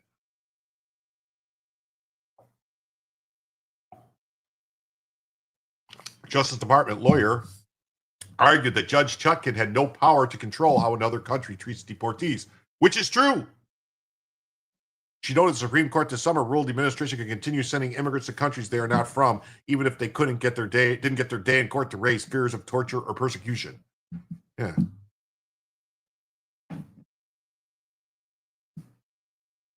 No, it was about, my comment was talking about it was about money and how not giving money to North Carolina for hurricane relief, and I had to get the storm relief or something. It was weird. I don't know. Who knows, man? It was something. YouTube has some kind of weird computer AI monitoring of the chat. Sometimes it goes through, sometimes it doesn't.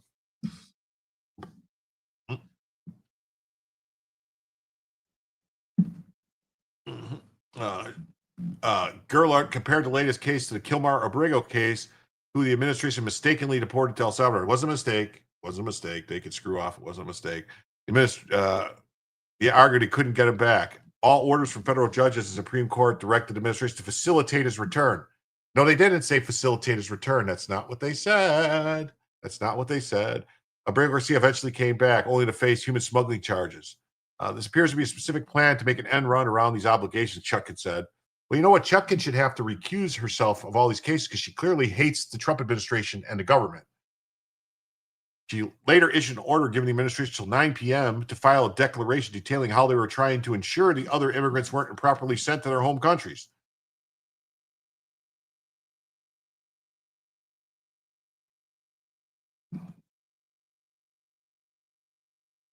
I don't know if you're just trying to type things to see what goes through. The administration resumed a policy of deporting immigrants detained to so-called third countries starting in July with the tiny African nation of Eswatini. Trump administration threatened to deport Abrego Garcia to 4 different countries within a span of less than 2 weeks, beginning shortly after he was released. And then only to land an immigration detention center in Maryland a few days later. Immigration officials outlined a plan for his removal to Costa Rica if he agreed to plead guilty on human smuggling charges. If he didn't, he would be sent to Uganda. Officials suggested he could be sent back to his home country of El Salvador if he successfully reopens a case for asylum.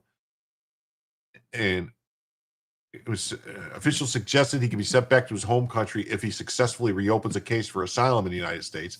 Immigration and Customs Enforcement officials then said he would be sent to Eswatini. I don't get it. Oh, I got gifted memberships. Oh, I got gifted memberships in Rumble. Here we go. Jeff Sproul gifted 5 memberships. Well, thank you, Jeff. That's $25 off the goal. Thank you very much, Jeff.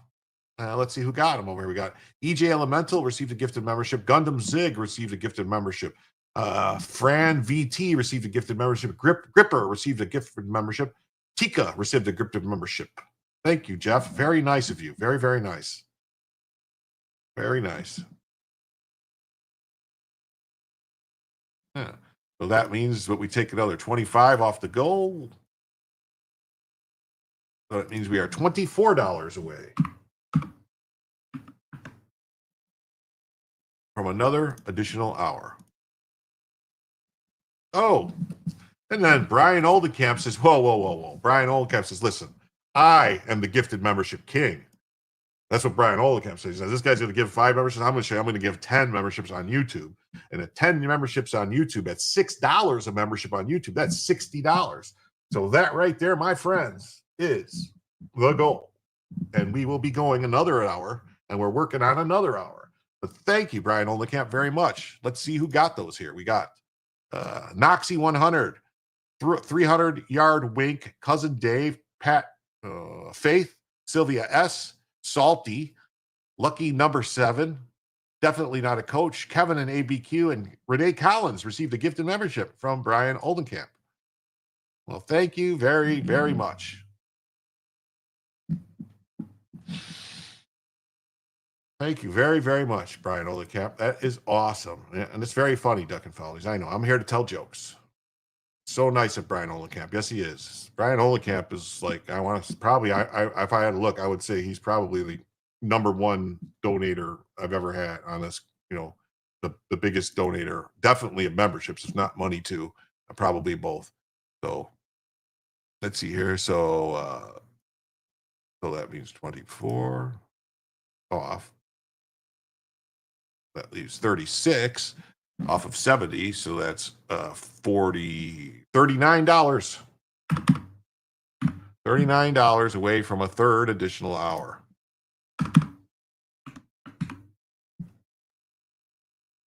Oh, no.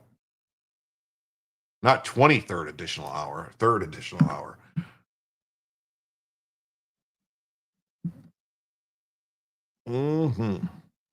Uh-oh. We got some more people over here now, gifted memberships and Rumbles, it looks like. Congrats on the red rashes. Well, I thank you. Yes. Thank you, Brian. How about that? Let's see here. We got Rumble now. We got, Jeff Sproul's gifted another 10 memberships in Rumble. What do you know? So we got Neurodivergent 1. Got congratulations. How about that? We got vegans taste like chicken, Freedom Chain, Gripper. Yeah. Oh, I guess I don't have enough people participating in the chat.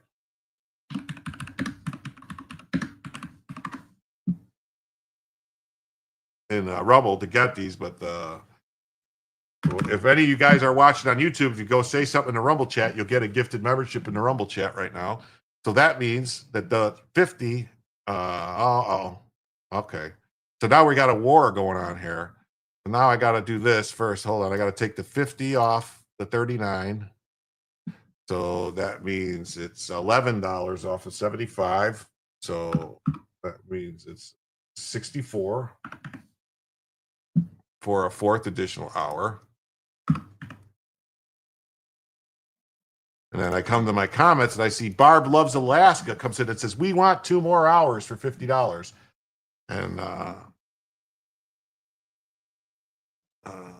And so I say, thank you, Barb, so very, very much. And then I come over here to the banner and I'm going to show the banner, but then I got to fix the banner and I got to take the 50 off of there. So that means we are $14 away from a fourth additional hour.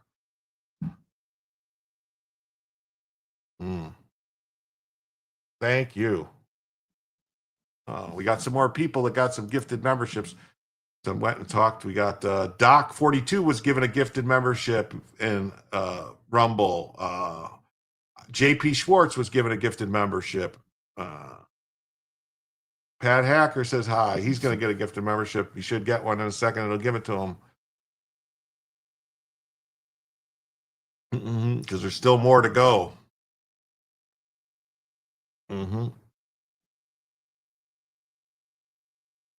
Yeah, Pat Hacker was gifted a membership. See, Rumble only gifts memberships. That's the difference between Rumble and YouTube. YouTube, it's random to all people that are subs. YouTube is random to all people that are subs. It goes through the sub list and just randomly gives it gifted memberships. The Rumble, it only gives gifted memberships to people who are active in the chat. So if it'll sit there and wait, and the next time a person comes in the chat, it'll boom, give them a gifted membership. So basically, anybody who you don't think it'll give it to the person that gifted it. It's possible. It's possible it won't, because you're still in the chat and it hasn't gifted you one. So yeah, so maybe it won't. I bet you it won't. It won't give it to Jeff Sproul himself. I guess you have to buy one yourself. Scorpiorpio's in the chat. Let's see if he gets one now. He'll probably get one. Oh yeah, so there's that. And we got this other story from Reuters on the same thing. You know, U.S. judge questions deportations of West Africans to Ghana. Well, where are we supposed to send the West Africans? What's Rumble's name? It's just Jim Tells You on Rumble. Just Jim Tells You on Rumble. I can put the link in here. I'll put the link in the YouTube chat if you want to go over there.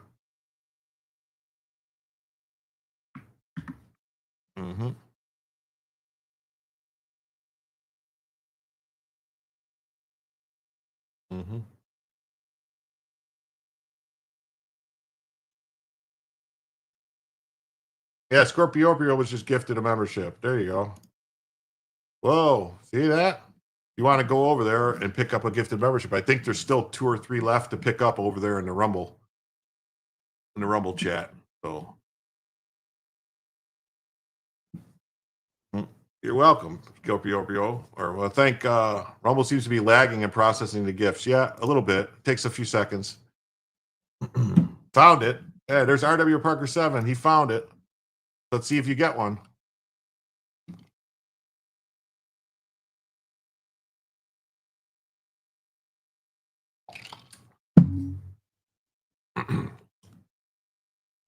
You might have to subscribe or whatever to get it. And you'd have to actually count to see if it's. So we got 1, 2, 3, 4, 5, 6. So there's still 4 left to go. Yeah, somebody gave Gundam Zig 30 days of cap. There's still 4 left to go. So it looks like, all right, you got to sub up and join whatever, and then you'll get one probably if you subscribe. 330. There's 4 left on Rumble. So, yep, Parker just got one. There's a little bit of a lag, it looks like, on Rumble. So there's 4 left now. There's 3 left. So anyway, let's get to the story here. Judge John Yatta, because we got plenty of time to go though, because there's Brick 33 was gifted a membership right there. Great Up Parker, Colorado Mountain Girl. There's 1 more left in Rumble. 1 more gifted membership floating out there. It would be nice if Mr. Sproul got him himself. And thank you, Mr. Sproul, for the gifted memberships that you gave out there. That's this guy right here, Jeff Sproul, gave out all the gifted memberships.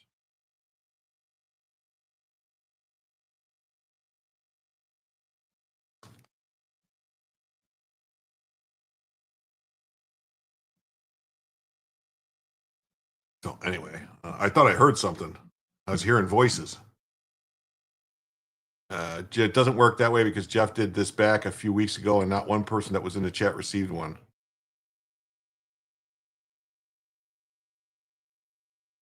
No, I think that's how it works, though, and not in Rumble. In Rumble, it seems like anybody in the Rumble chat gets it only. Is what I've always seen, is if you're in the Rumble chat, you'll get one. So there's still 1 there. Patrick 7, you going to bed? Is that what you said? Where did I see that? This is what happens with unsafe chat. I don't know, but I want to thank everybody. I mean, right now we are, right. Oh, I forgot the bit. Right now we are, right now we are just $14 away from a fourth additional hour of the show, which would make it a 6-hour show. That's a long show, 6 hours. Mm-hmm. Hey, there's Kevin. What's up, Kevin? Go over to Rumble, Kevin. You might be able to get yourself a Rumble membership. Says, yeah, I wasn't subbed to the channel in Rumble, but I got one. Now I follow. No matter what, it wasn't recommending you. Oh, I didn't know. Maybe you don't have, so you don't even have to be following. I thought you had to be a follower in Rumble. I guess you just have to be in the chat to get the membership in Rumble. But we had a good night tonight. Yeah. That's $110 right there. That's a lot of dim right there. There was one left. There was one left in Rumble. Let's see who's going to get it. You said it's all random with Rumble? I don't think so, because every person that came into Rumble and said something eventually got one, Grip. If you look at the list, go up the list and look. They come in, they talk, they got one. There you go. Corvidness just got it. So it's not random with Rumble. It's not. It's whoever's in the chat.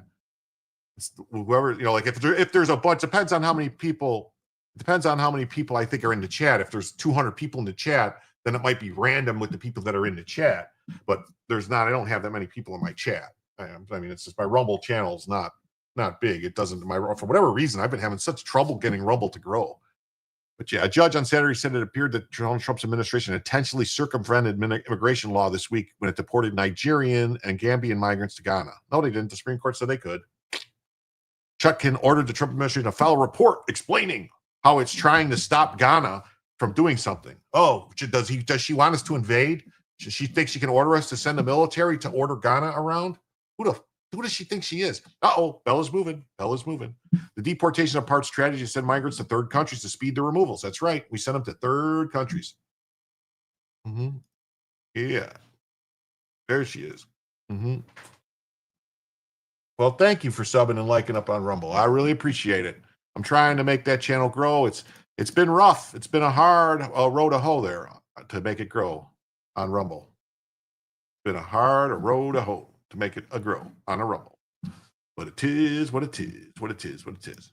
So Ghana's president said this week that his nation struck an agreement with the U.S. to accept the deportees in order to receive 14 people.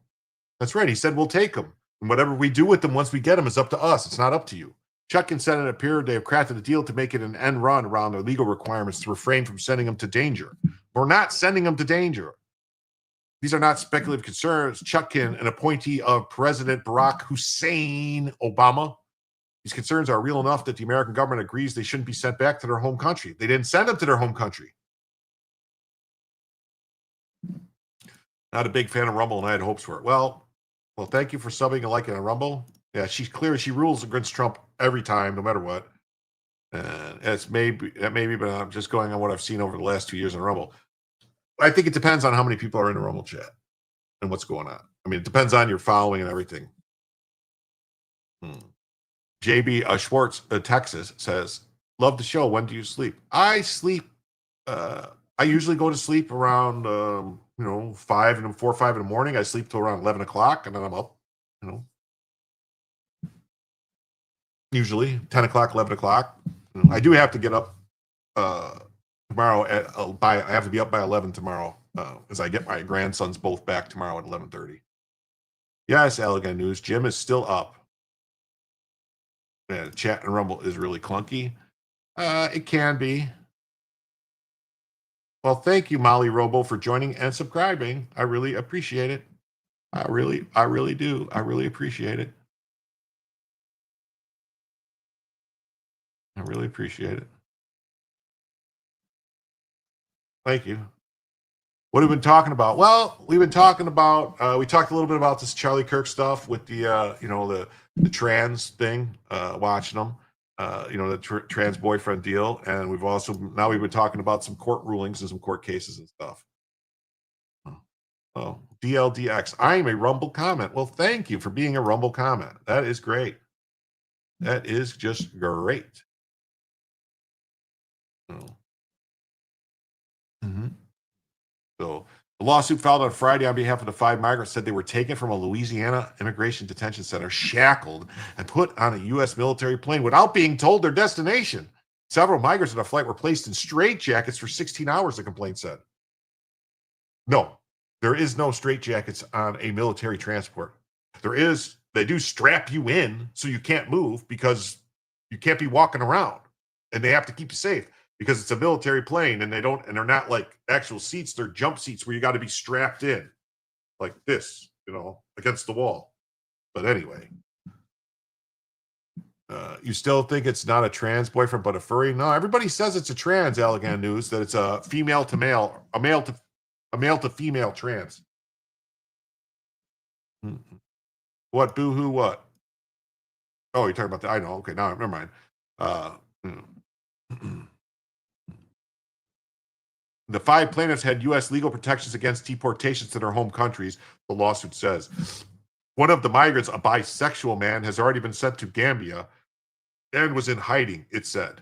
Well, how do they know? And how do they know? Maybe the guy just left Ghana and went back to Gambia. I mean, you're taking somebody's word of somebody that's in a different country, and how do you even know?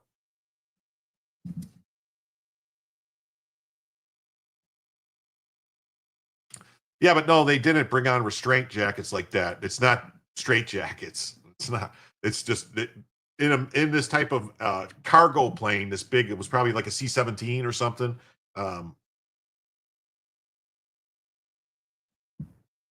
It's the way that they strap. It's like you're basically strapped in. Your arms can move, but you can't move your body. But Grip, I know that you try to bring good folks over to the channel. I really appreciate it.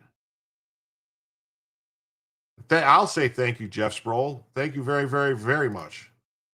It's like web seating, and they're strapped in. It's like not. It's anyway. They're making a big deal out of something that's not, and they're going to say somewhere else too. I saw where they got fed bread and water. And the other 4 have been held in squalid conditions in an open-air detention facility operated by the Ghanaian military.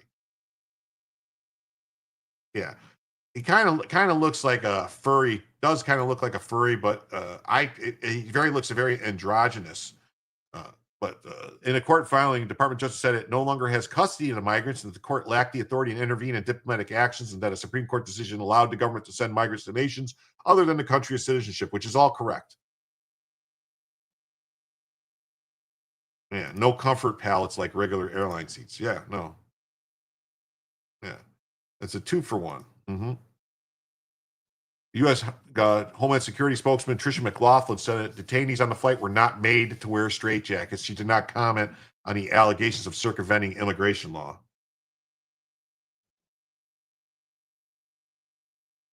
Well, supposedly, again, they talked to his family members, and one of the family members said that he was trans. Plaintiffs are representing 2 advocacy groups: the American Civil Liberties Union, who hates Americans, and the Asian Americans Advancing Justice. What does Asians have to do with Africans? Can someone explain that to me?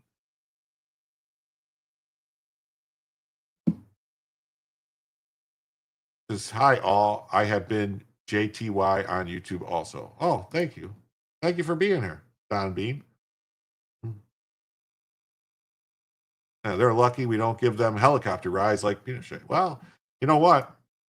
Make helicopters great again. That's the thing. It's like I put a tweet out, and let me see if I can find it. I put a tweet out.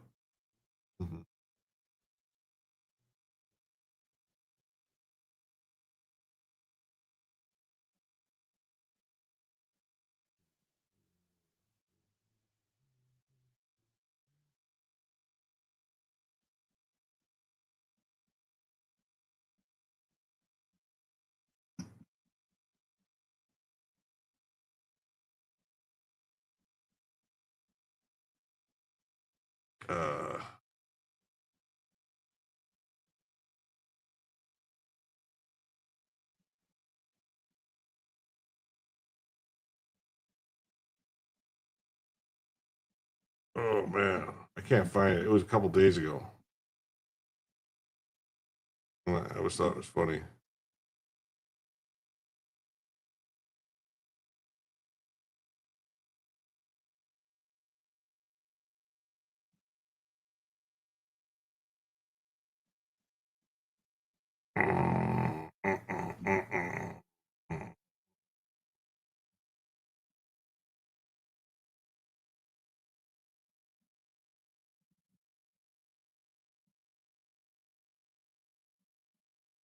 Damn it, where is it? It can't be that long ago.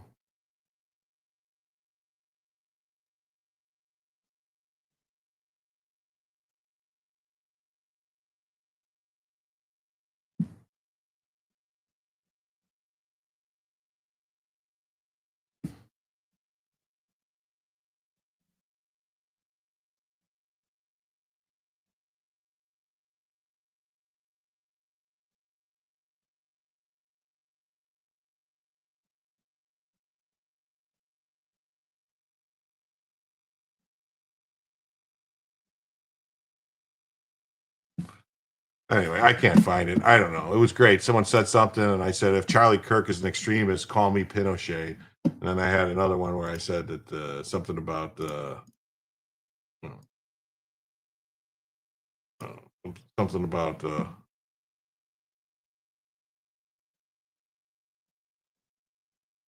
anyway, I don't know where we at here. I keep getting sidetracked. Anyway, sorry everybody. Really sorry. I missed anything in the chat?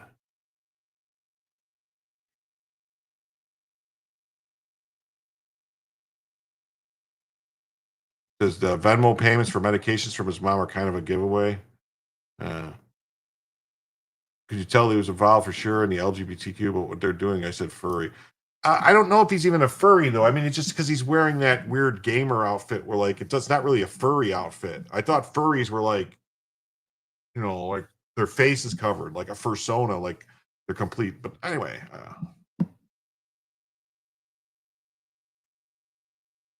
I have Don Boost as I have on my PC for YouTubers, and I had to fire up my old PCC to join Rumble also now. Well, thank you. I appreciate it. I really appreciate it. It helps. Algan News said, I had not seen Venmo for medications, but 4 years to transition, either lazy or not fully trans, but just cute part of the movement. There was posts, Algan. There was posts of stuff. Let me look.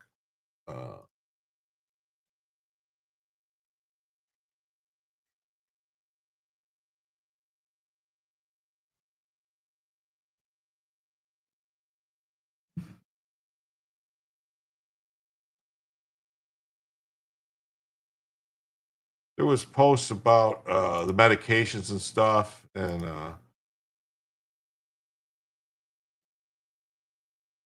are we at? Here. Let me find where I'm at, just so I know. Okay, so I'm in the archive next. There we go. So we'll come back to this real quick, just for Allegan News. This is just for you, Allegan News. So this is the Reddit account of the roommate, the trans person. And it's our trans stuff says you have to be genetically lucky to get good hip growth. They're talking about HRT and everything, and stuff, these different medications that things should go according to plan. And talking about that they found who he is from Facebook to Instagram to TikTok to Steam, alternative user handle, and then Reddit, and then voila. These are the Reddits that the person is a member of. The trans anarcho, brawlala, stuff like this, weird, whatever, Destiny. And they scrape the main page, and then this is the person talking about Lancelot. This is the Lance Twiggs or whatever his name, and they could drive from Arizona. He's in Utah, stuff like that. And then looking for a forum, drawing an argument about Utah. And then is it genuine? Because why does it matter if a teenager decides they want a transgender or goes through with the transition? In the case it happens, the one, of course, asks the father not to speak about it. Presumably the kid hasn't bullied or ignored them. I used to be extremely openly transphobic and have grown out of it. And I may have some nice transgender individuals. It's a reason that this child is ruining their body. It's 100% their choice. It doesn't affect you. I generally want to know why you're so strongly opinionated on this. This was him 5 years ago, because I've seen you multiple threads on this cell bringing up the same court case. And this was before the person transitioned. Then they talked to their parents and other people or someone about it.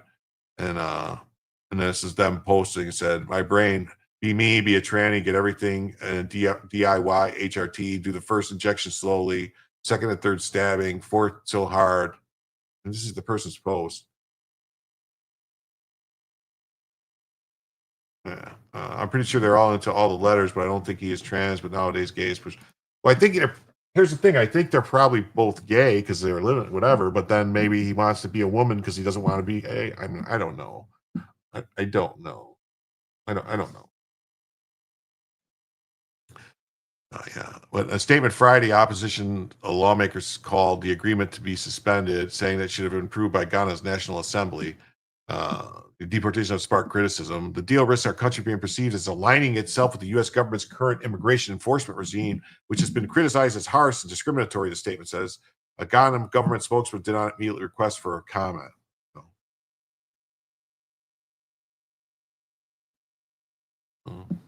it's okay. He doesn't know either. Okay. And then here, this is funny because attorneys asked U.S. judge to prevent removal of migrants that are held in Ghana.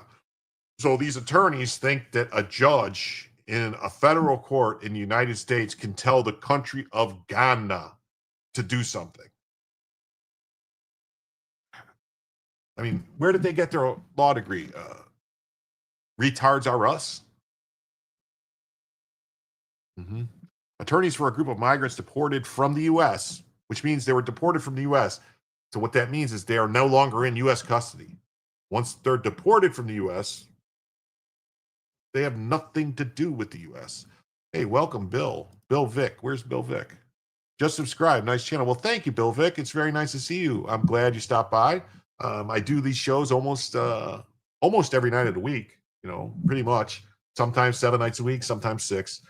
Usually starts at around 10 o'clock, sometimes 9 o'clock. And we go for, usually at least 3 hours, usually 2 hours and then an extra hour. And then sometimes 5 or 6 hours. Like tonight, we're going to go at least 5 hours.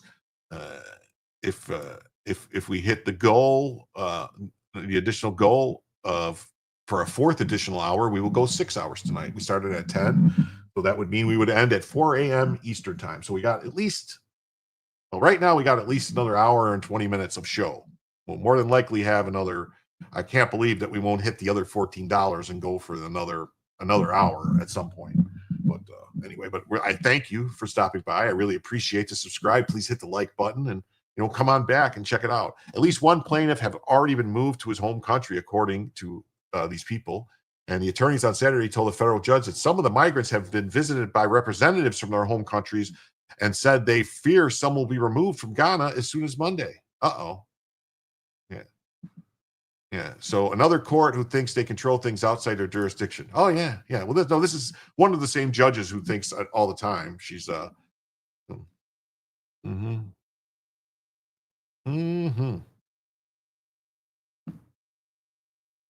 Following the hearing, Judge Chutkin ordered the Trump administration to describe its efforts to keep migrants who are being held in the West African nation from being deported to their home countries if they fear persecution and torture. Well, I think the thing is the United States said, hey, can we deport these people to you? Will you take them and you keep them there and not send them to their home country? And then that country goes, yeah, we'll take them and keep them here. And they go, okay, cool. And then if they change their mind, what are we supposed to do? Go to war?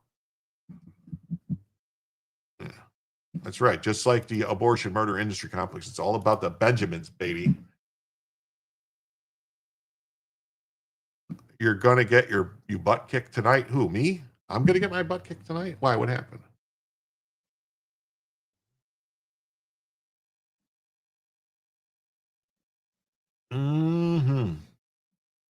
Yeah, Chutkin should have been impeached. Okay, I don't believe. Nope, nothing in the ghetto. Hey, Grip, if you or anybody in the ghetto, if a Rumble rant or any type of thing comes in, you got to let me know because it doesn't show up in StreamYards. I have to go see that. I can see regular chats, but that's it.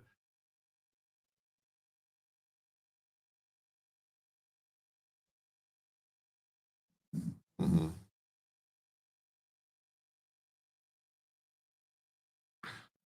You went to YouTube to say hi, but it's in subscriber mode only, and you hate that. Well, I do that honestly to try to get people to subscribe. That's the only reason it's on there is to try to get my subscriber numbers. I'm really trying to grow my subscriber numbers on YouTube because as soon as I hit 5,000 subs on YouTube, I'm doing a 24-hour stream. That's right, you heard it here, folks. When I hit 5,000 subs, there will be a 24-hour stream. It will go 24 hours, round the clock.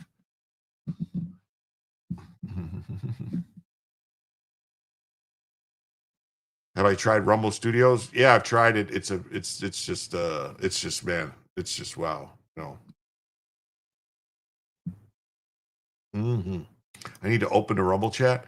I have a Rumble chat open. It's just not, I guess I could. No. I thought there was a way to undock the chat and take it out, and I don't know. I thought there was a way to take the chat out and put it somewhere else, but anyway, I have it. I'll get laryngitis from reading the news for 24 hours. I'll have some, lozenges, and I know I need more monitors. I know. Well, I right now I have a 65-inch LG OLED 3D TV, an older one. That's my monitor right now. It's a curved TV, one of those old ones. That's my monitor. I have everything on there, but I think what I'm going to do eventually, if this, I think what I'm going to do eventually is I'm going to get a different setup, and I'm going to have multiple, probably like 4 monitors, and I'll have the cameras right in front of me in the middle of them. That way I can look from side to side and still have the camera right in front of me, and have to change some stuff, change some stuff around and stuff like that. But we'll see, we'll see once I get it all worked out, But like I said, I honestly didn't think this was going to be a thing. I didn't think this was going to be something that people would like hearing me talk, So glad people like it, and as long as people like it, I'll keep doing it. During the hearing, lawyers for the government had argued that the U.S. does not have the power to tell the Ghanaian government what to do. Exactly. Oh yeah. Bill Vick, Jim, you kind of look like me. I'm 61 years old. Well, I am not 60. I just turned 50. Chutkin seemed skeptical about the government's position, saying the lack of that power appears to be by design, because this appears to be an end run around the U.S.'s obligation. You send them to Ghana, you say, oh, but Ghana says they're not gonna send them home, and then Ghana immediately prepares to send them home. Chutkin also said the government's attorney that flies in the face of your representative to me that received assurances that they would not do exactly what they're doing. Well, I mean, if they, what are we supposed to do? Go to war? Okay. You want to go to war? Okay.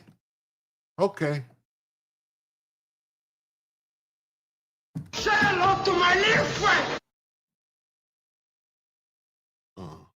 Angela Schmenkel says, oh my God, my sister is turning 50 on Tuesday. Well, tell her I said hello and happy. It's nifty being 50.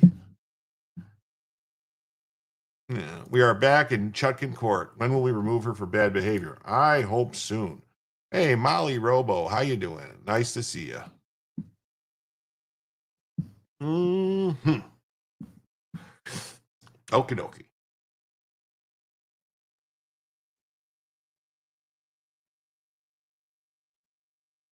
Yeah, it takes forever to hit 21, and then in a blink of an eye, you're retired. It is, man. It does. Seems like it's going to take forever. But then you know what, dude? As the older you get, and then all of a sudden, you wake up and you're dead. That's what it seems like, anyway.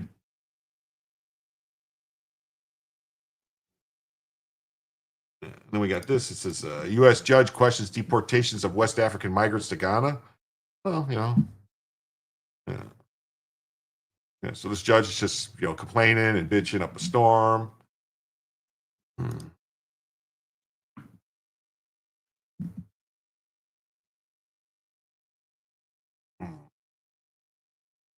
then we got this other case, which I thought was, oh man, I did, didn't I?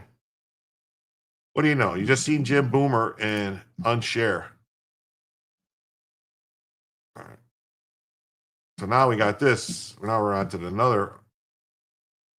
another story here. So what's this?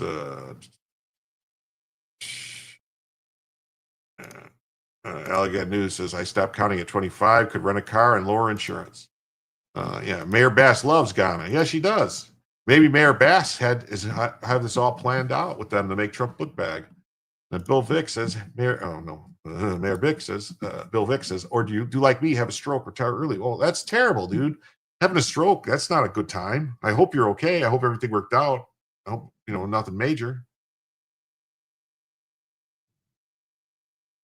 Quadraphonic sounds like a medical condition. No, original quadraphonic was sound. It was before, all right, in the 60s, late 60s, early 70s, before surround sound or anything like that, there was quadraphonic sound. It was 4 speakers.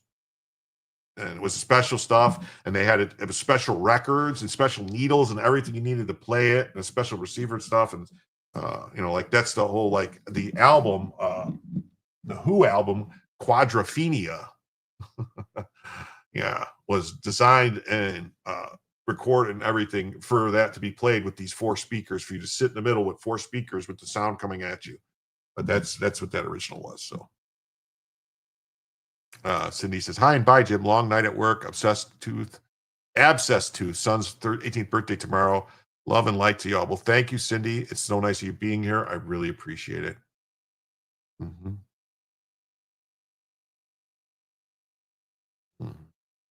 It's also different whether you're running it in a browser or whether you're using the app. What are you guys talking about? Mm-hmm.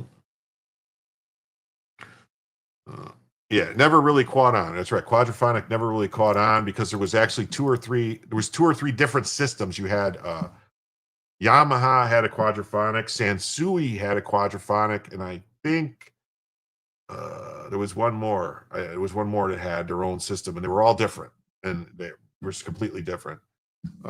Maybe Bose, because if I'm not mistaken, the Bose, the original Quad Techniques to Who was the only album.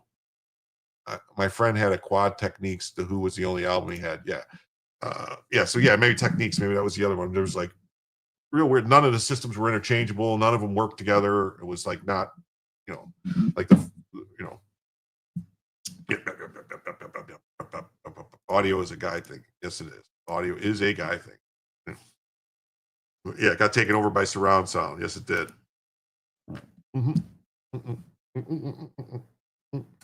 Well, here we go. If you guys remember, there was those Guatemalan kids that they were trying to send home. They were trying to reunite these kids with their parents in Guatemala, these unaccompanied minors who got trafficked here.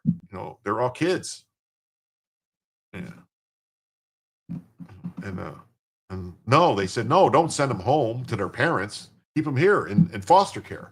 So a judge extends temporary measures protecting Guatemalan children from deportation. I don't consider it deportation when they're minors and they're going home to their parents. Mm-hmm. People wait for loved ones from Guatemala deported from the United States outside of La Aurora Airport in Guatemala City. They're waiting for their kids to come home. They're waiting. They want their kids back. The flat speaker tech that never took off. I think Jimi Hendrix, our experience was quadraphonic too. I think you're talking about the ribbon speakers, which are like Magnapans. Those are still around. They're still pretty good, actually. And add a U to awful for uneducated. Yeah, the ribbon speakers. I think that's what he's talking about. Yeah, I think that's a big flat screen TV. Flat speaker tech, yeah. Ribbon speakers, like Magnapans were the most famous ones. They need a lot of power to drive them. They got to be able to get down into like 1 ohms. You need like a really good Class A amplifier to drive them correctly.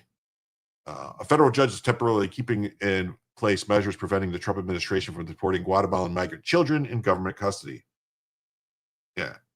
No, it could never get bass, no. But you get the subwoofer. You get a subwoofer with some nice Magnapans with some subs. Man, you got some good sound.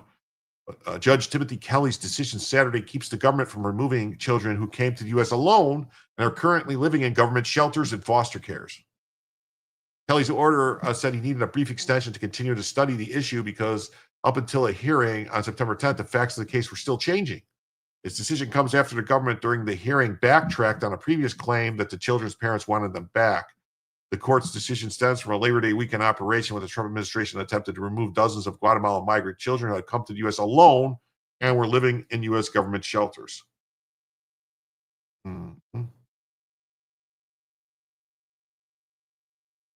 Yeah, if you can pick up an amplifier with one person, it's not powerful enough. Yeah.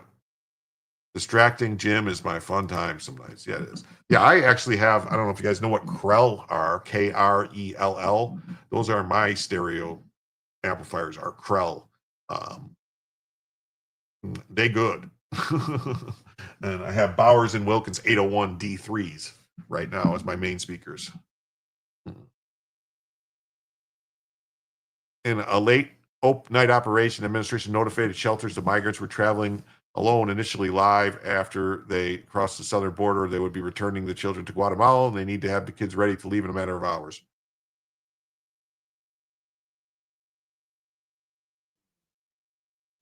Yeah, Krell. Still American made, by the way. And I really want to get some D'Agostino amps, but I don't have that kind of cash. That's the bottom line. I don't have $30K to drop on an amp. Contractors for immigration and customs enforcement picked up the Guatemalan children from shelters and foster care and transported them to the airport.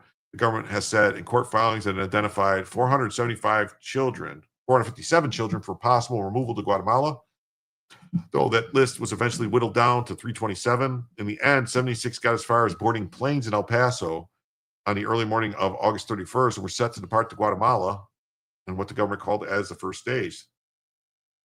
Yes, this is the new judge on the case. The original judge got pulled for conflict of interest. That original judge, his name was the original judge. I can't remember her name now. Oh no, Sparkle Suknanen, right? Sparkle Suknanen was the original judge, and her husband works for the CASA, the organization suing. So yeah, huge. Digital encoding changed everything as well. Most of the digital audio files on YouTube don't understand the difference between analog and digital. I do. I completely understand the difference. I have no issue with, because of the ease of having like FLAC recordings or DSD recordings, which are, the digital, basically, if you know what a super audio CD is, an SACD, you can get the file in a DAC file, like a DSD file that you can use and play, and it's basically like listening to a super audio CD, but that's digital. Then FLAC and stuff like that I like, and I like the stuff where they have like the high definition audio downloads and stuff where you can get like the 96K audio, FLAC audio, the higher range 192K, which seems a little extreme for most of the audio stuff, but other than that, it's great stuff. But I still prefer albums, vinyl. I have a really nice Audio Talk. Sorry, is Tidal still around? Yeah, Tidal's still around, and Tidal was one of those places where you can actually get the high definition audio, like high definition FLAC and DSD through Tidal. But they're still around as far as I know. That was that's Jay-Z's company, if I'm not mistaken. Jay-Z owns Tidal, or a big piece of Tidal. Yeah, so immigration and advocates have been alerted to the possibilities of removing the migrants, immediately sued the Trump administration to prevent the children's removal. Why would they want to prevent these kids from going home to their parents? The advocates urged that many of these children were fleeing abuse or violence in their home countries. And that the government was bypassing a long-standing legal procedures meant to protect young migrants from being returned to potentially abusive or violent places. Well, most of these people were kidnapped and trafficked.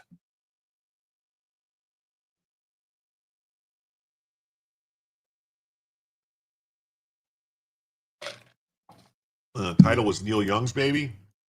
But I think Jay-Z ended up with a piece of it, if I'm not mistaken. Mr. K, you're going to bed? You're leaving? All right, buddy. Thanks for being here. It's great.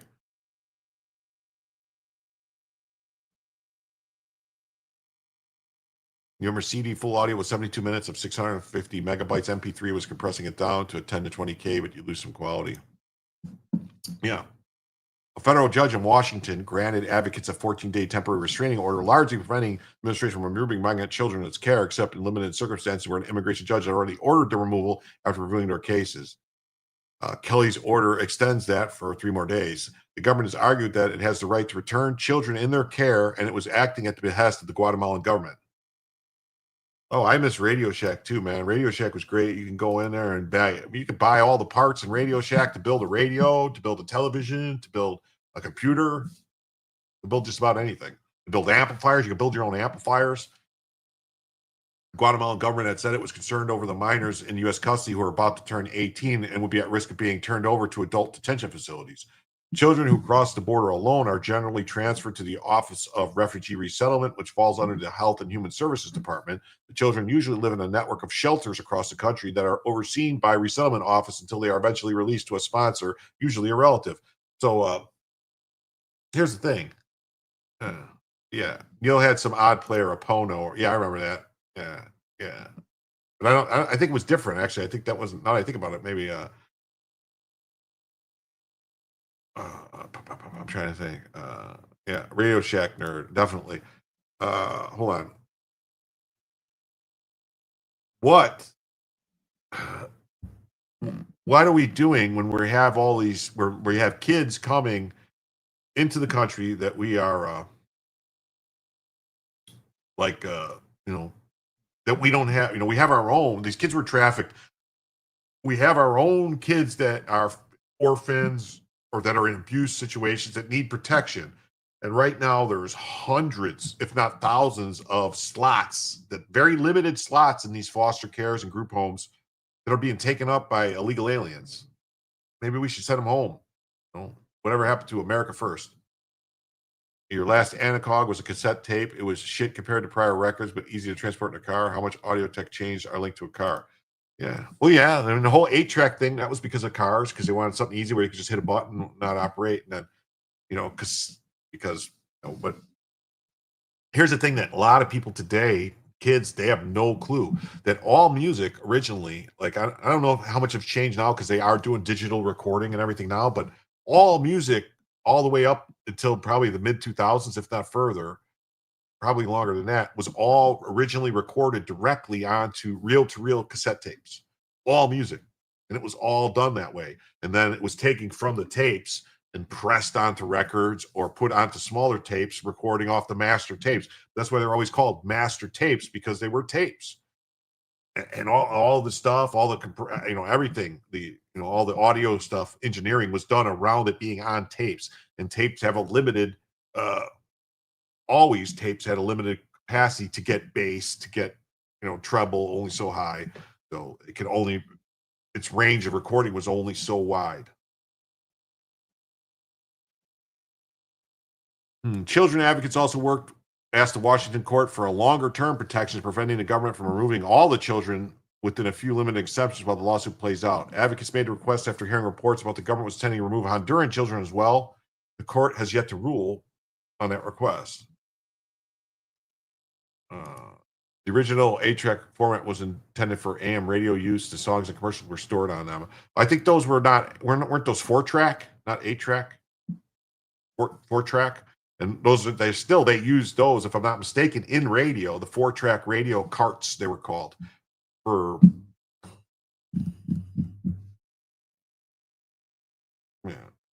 Tascam multi-track decks, 32-track ones are things of beauty with all the meters for the tracks. Yeah. You had an Akai reel to reel. Yeah. The cassette and the transports were the same. Yeah. They just changed the what was I going to say too? Well, because I think, if I'm not mistaken, AM was all mono, and so there's a difference. Instead of stereo, you need twice as many tracks on the tape for stereo as mono. You still have tapes in the cassette player. I still have I still have a Dragon, a Nakamichi Dragon, and but I have to get it. It needs work done. It needs new belts and stuff. So Congress voted not to release the Epstein files. Well, that sucks.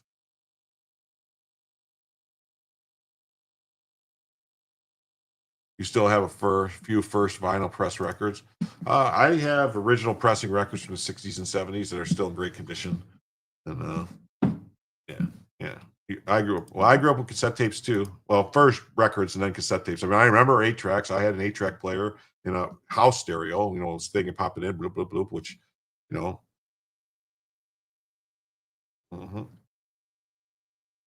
Yeah, 8-track you couldn't fix if it got 8 up. Yeah. Oh, okay. Pat Hacker says, I'll go watch BritBox. You talk audio. All right. Sorry. I'm getting back to this. But there are temporary restraining orders in separate cases in Arizona and Illinois, also filed during the Labor Day weekend, where advocates sued to restrict the government from removing the Guatemalan and Honduran children. But those cases are more narrow in scope of children they cover than the Washington case. Supreme Court needs to step in and Oh, this guy says, so funny you guys are talking about this. I'm changing out a belt and putting caps on a 1969 410 TX as I'm listening to you. Well, that's awesome. Yeah.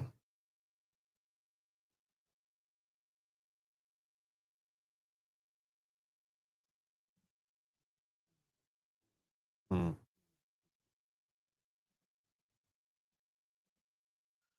Yeah, we're done with audio talk. Sorry, Pat. We got back into the news. I still got a bunch of tabs to get through. Yeah. So this one just says, U.S. judge extends block on deportations of Guatemalan unaccompanied migrant children.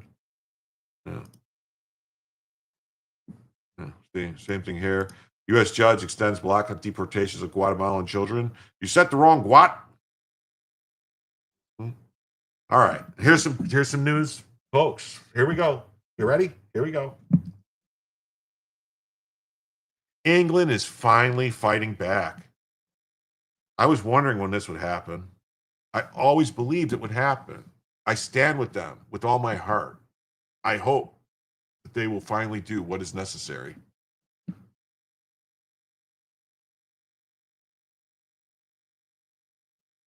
mean, look at this. This is crazy, right? Look at this. This is in England today. You're going to bed? Okay. Audio can be upsetting. Yes, it can. Good night, Angela. Thank you for stopping by.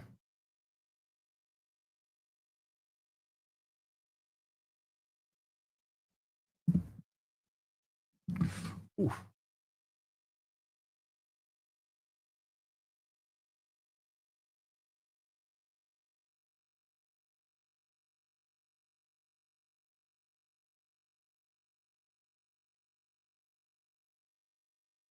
That's weird.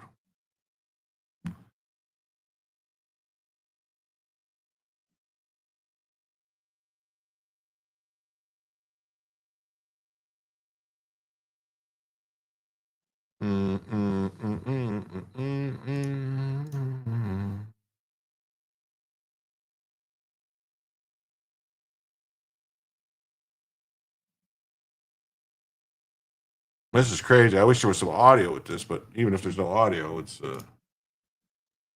wow, look at that. Wow, we're up to 1,464 subs on YouTube, so 36 more and we'll have 1,500 subs. Well, we're moving along. We're moving along with subs. We are. With subs, we are. We are. With subs, we are. We are. Moving along with subs. With subs, we are. We are. We're moving along with subs. With subs.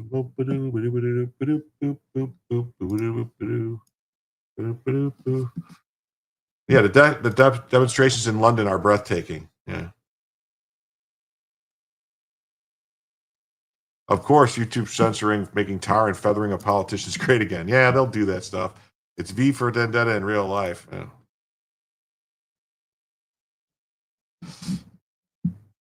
I would like to know, like, where we at here?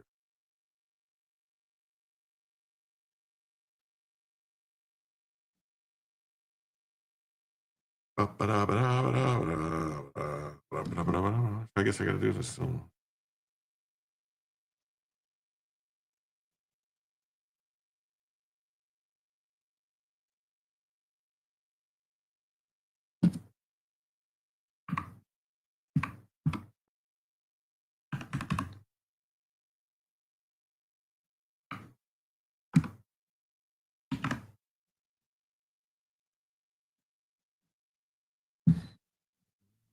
That's crazy, right? That's some crazy stuff right there. Yeah. This is relief to see. I hope it's not too late. Tens of thousands of patriots paid tribute to Charlie Kirk at Tommy Robinson's rally. All right. This is great to see, right? This is great to see.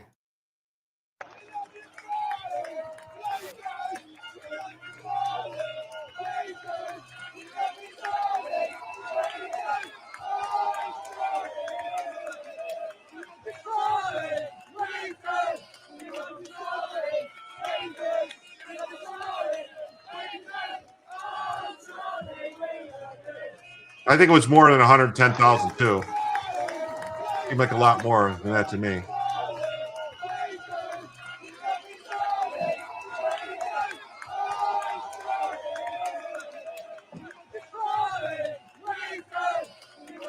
For Charlie.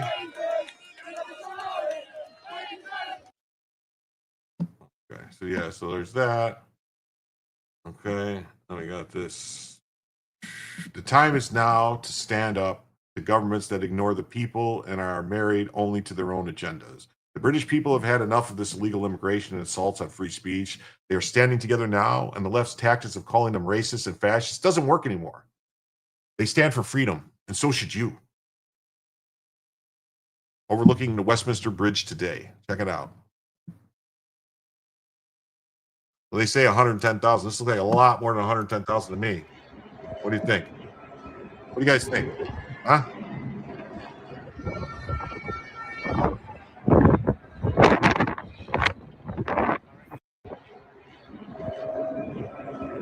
Yeah. Aerial analysis estimates well over 1 million. Yeah. Yeah. Seems like a lot to me. Yeah, I've seen some of the reports about the refuse fascism. They're planning a big occupations DC on November 5th. Well, they better be prepared, because that is the refuse fascism is Revolutionary Communist of America, USA, RevCom USA. So they want a communist revolution. So they're basically a seditionist organization. And I think what needs to happen is there should be some, basically they need to look into the connections with this guy who killed Charlie Kirk, with the DSA, with Antifa, with RevCom, with all these organizations.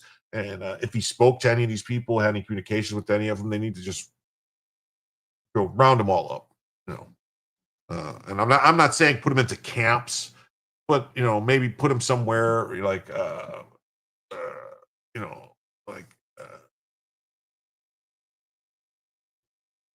like a fort. If not a camp, maybe give them their own fort where they can build things.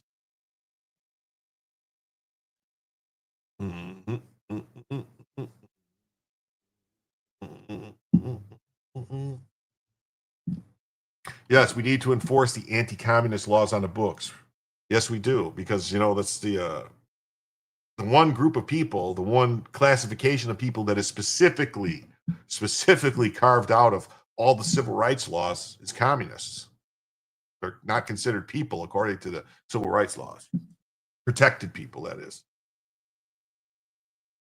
Yeah, camping trips are a great way to build community skills and learn how to handle yourself. A good trip into the woods would help them. Yes, it would, Super Iron Bob. Yes, it would. And thank you, Super Iron Bob, for being here tonight and hanging out.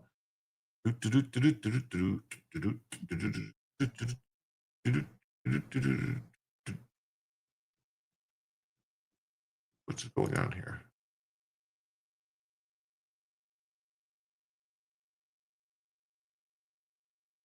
What is going on here?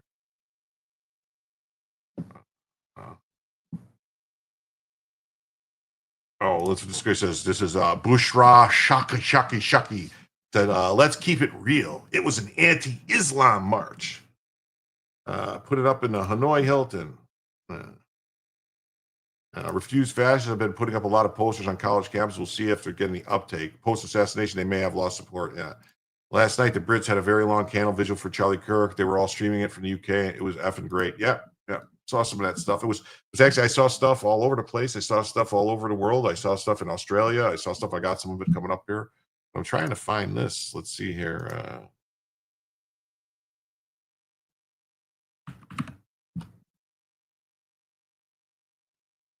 Why am I having trouble?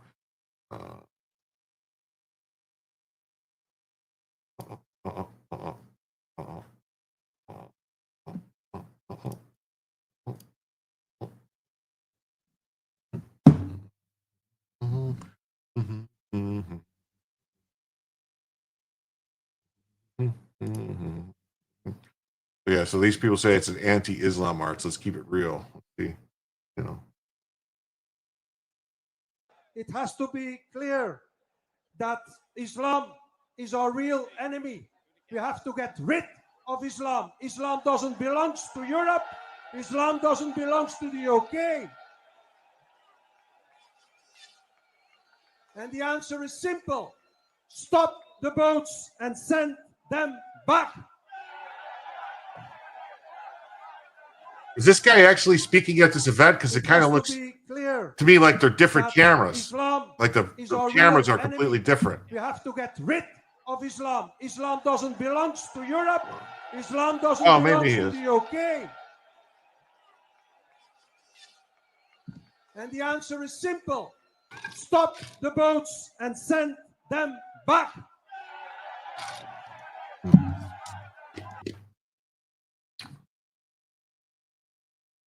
That was definitely an aspect, Sargon of Akkad, an aspect of it, but it's far more than that. I'm proud. I hate pedophilia, rape, wife beating, slavery, homophobia, misogyny, violence against women, children, killing of apostates, funding terror groups, Sharia courts, terror attacks, depressing women in tents, Takia, anti-Semitism, praying for violence, forced genital mutilation, praying for destruction of Israel, racism, segregation of women. I love dogs, bacon, and freedom. That's it. That is interesting. Yeah. But look at this. It was only there. See? I see the French Islam saying that they would burn down churches. I did see that. The three guys in the masks and everything, and they lit a little thing on. No, the dude, the Brit sung the Star Spangled Banner for Charlie Kirk. Saying some had a phone to give all the correct words. It was so great. Try to find it. Okay, I look for that. The candle vigil. But this is thousands of patriots showed up on Long Island, New York to light up the sky during the candlelight vigil for Charlie Kirk. The movement has been born. Great job, Kevin Smith. Let's see. We'll play this for a little bit here. While I look for...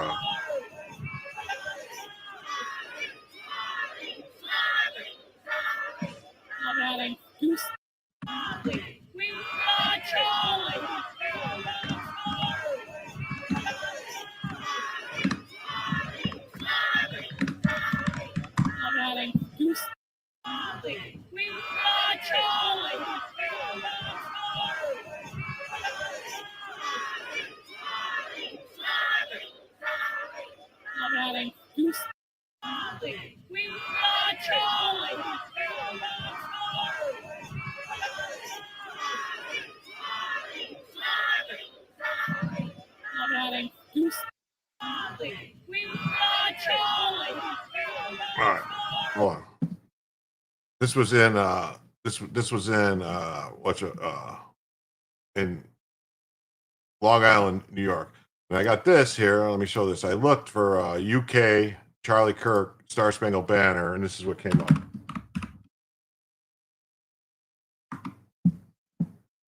All right. We got this massive turnout in London for Charlie Kirk's vigil. Started at Montgomery statue and ended at Churchill statue, bridged with American flags, chanting "Christ is King" and singing "Amazing Grace." All right. All right. We got this. Charlie bit my finger. Okay.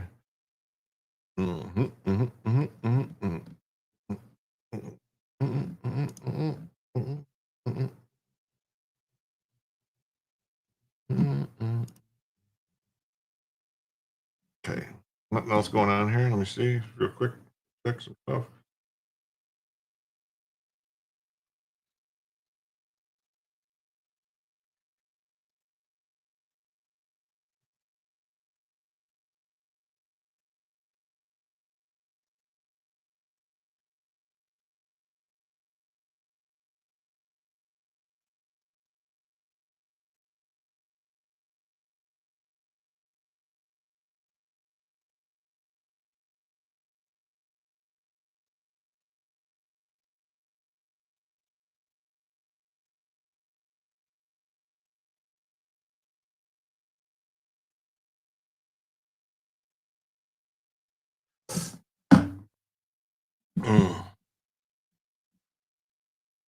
A powerful scene in London. UK patriots taking a stand against tyranny while honoring Charlie Kirk. I am Charlie Kirk.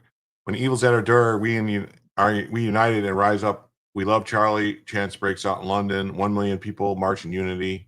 God bless Charlie Kirk. The one with Amazing Grace. Well, it doesn't show anything here. It's just them saying it. This doesn't have any. So we'll see what this is here. This is 16 seconds.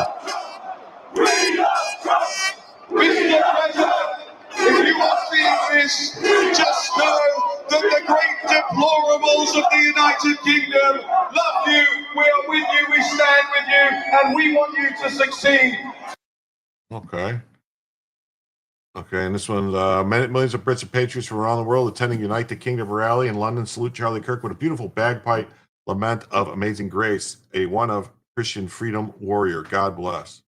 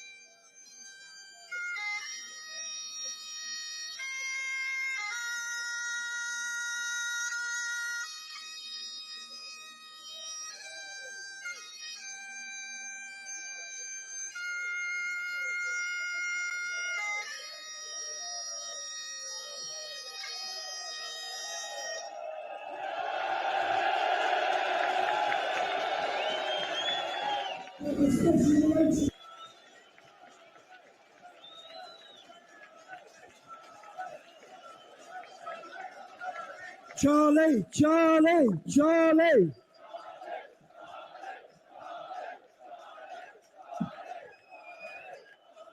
When you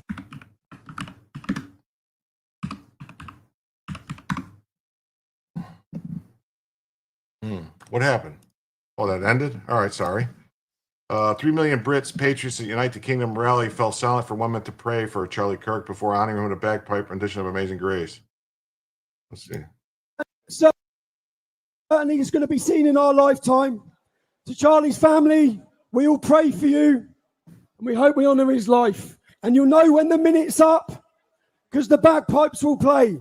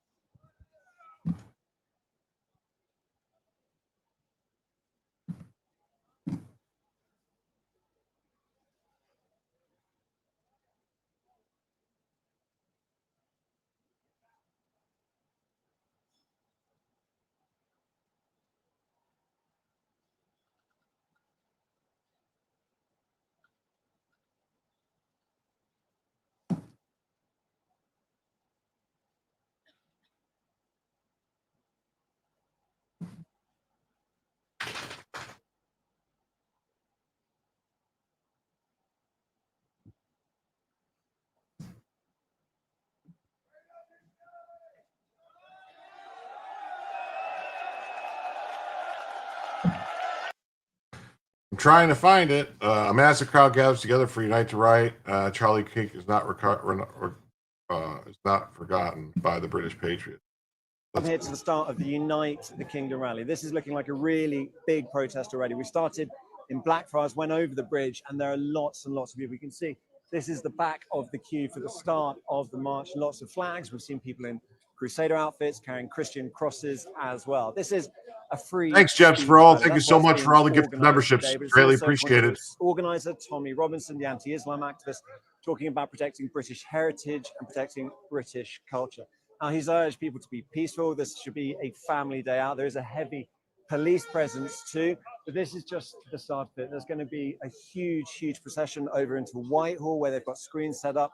There'll be various speakers addressing it. There'll also be a counter-protester organized by Stand Up to Racism. Those two sides will be kept far away from each other. This is just the start of it. There are going to be a lot of people here today making their way through central London. I'm here to the start of the Unite the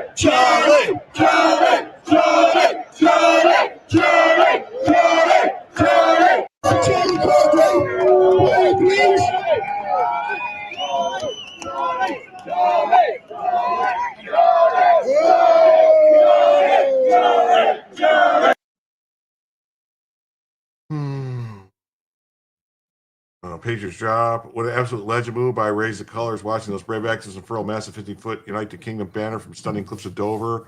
Playing a heartfelt tribute to the one and only Charlie Kirk.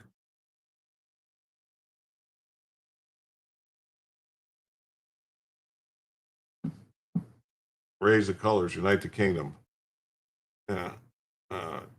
Unite the Kingdom March with a portrait of Charlie. This flag will be flying at Tommy Robinson's Freedom March. See you there. Unite the right, or not unite the right, unite the kingdom, unite the world.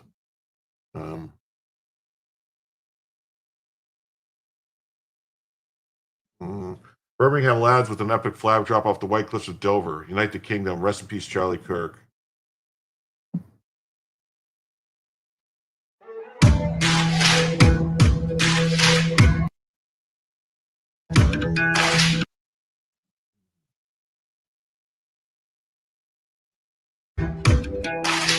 Take a hit, shoot me down. I won't playing dead on never. Okay. Looks pretty cool. All right. I can't find that thing. Is this it? Oh, here we go. Amazing Grace. All right, let's see. All right, is this it? Is what you're talking about? Finally found it?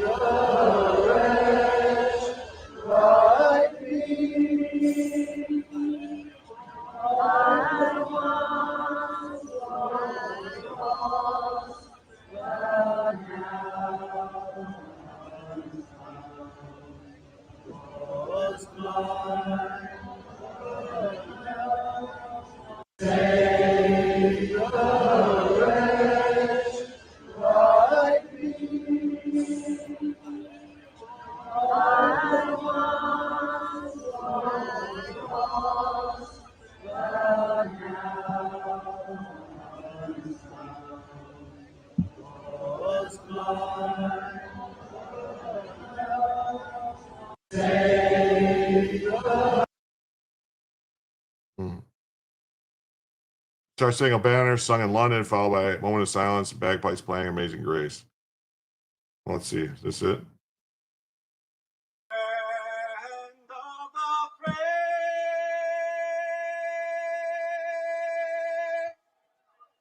And the home of the brave. Play ball. Thank you all very much. I love. That's what they're always supposed to say. Play ball. Whatever. 3 million at Unite the Kingdom March in London. Hold a picture of Charlie Kirk and chant.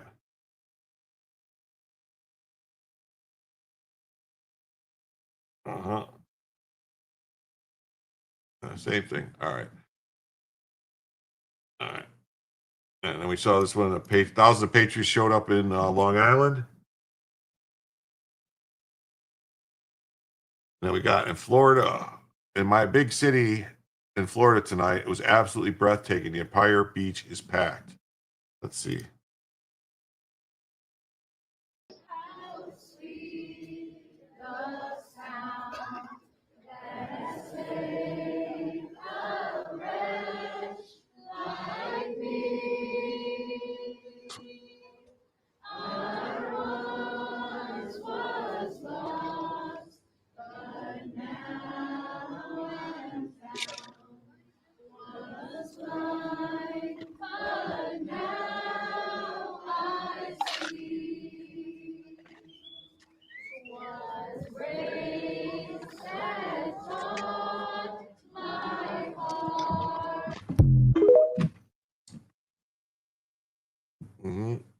It's my country, my people. I miss this version of America.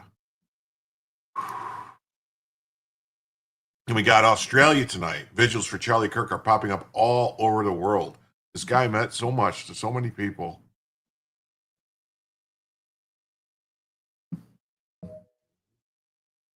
Yep. It's happening all over.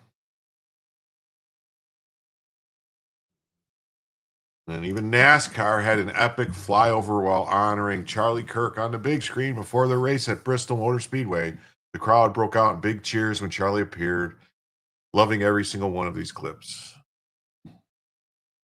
NASCAR's probably going to hit me, but...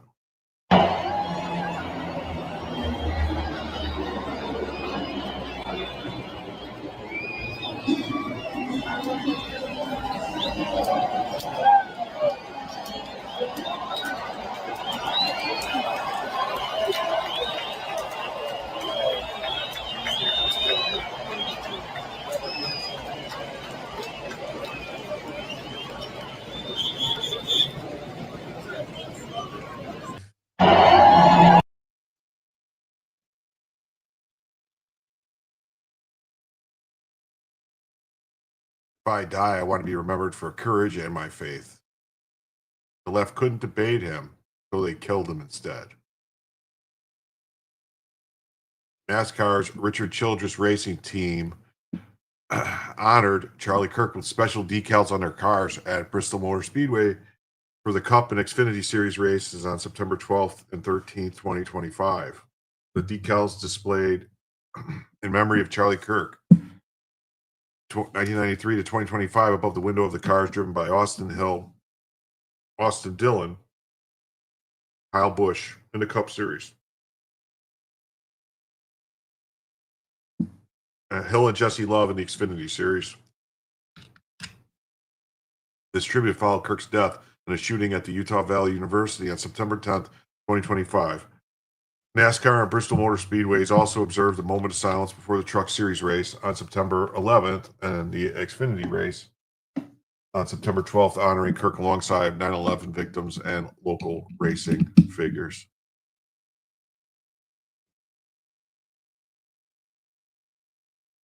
This man united the country.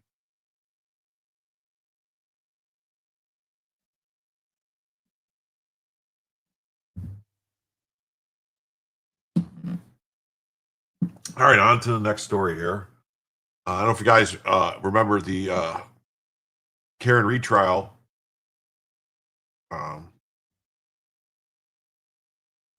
The police officer, the female police officer that went into the Karen Reed trial and said, hold on a second, and said that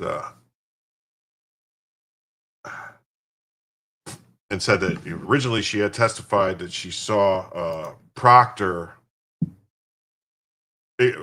Inspector Proctor, the cop, whatever he was, the Trooper Proctor, Kelly Deaver, Trooper Proctor, and the police chief or somebody fucking around with Karen Reed's car back by the taillight, and then they later told her, said, no, here, look on this timesheet, you weren't there that day, you don't remember any of this. So they got her to change and said it was false memories. Well, guess what? She no longer has a job. Well, let's read the story from 10 Boston, NBC 10 Boston. I had a little something in my eye. Sorry, I had to get rid of that. Kelly Deaver was called to testify at the Karen Reed trial. Defense, the third witness in June, and back and forth with the defense attorney, Alan Jackson, was sometimes contentious. A Boston police officer who testified in Karen Reed's retrial has resigned, the department said Friday. Officer Kelly Deaver resigned effective September 1st. Police didn't share more information on the circumstances around her resignation, saying only that the personnel order on resignation was released Friday. She had been on leave, with a Boston police spokesman confirmed NBC 10 Boston in July.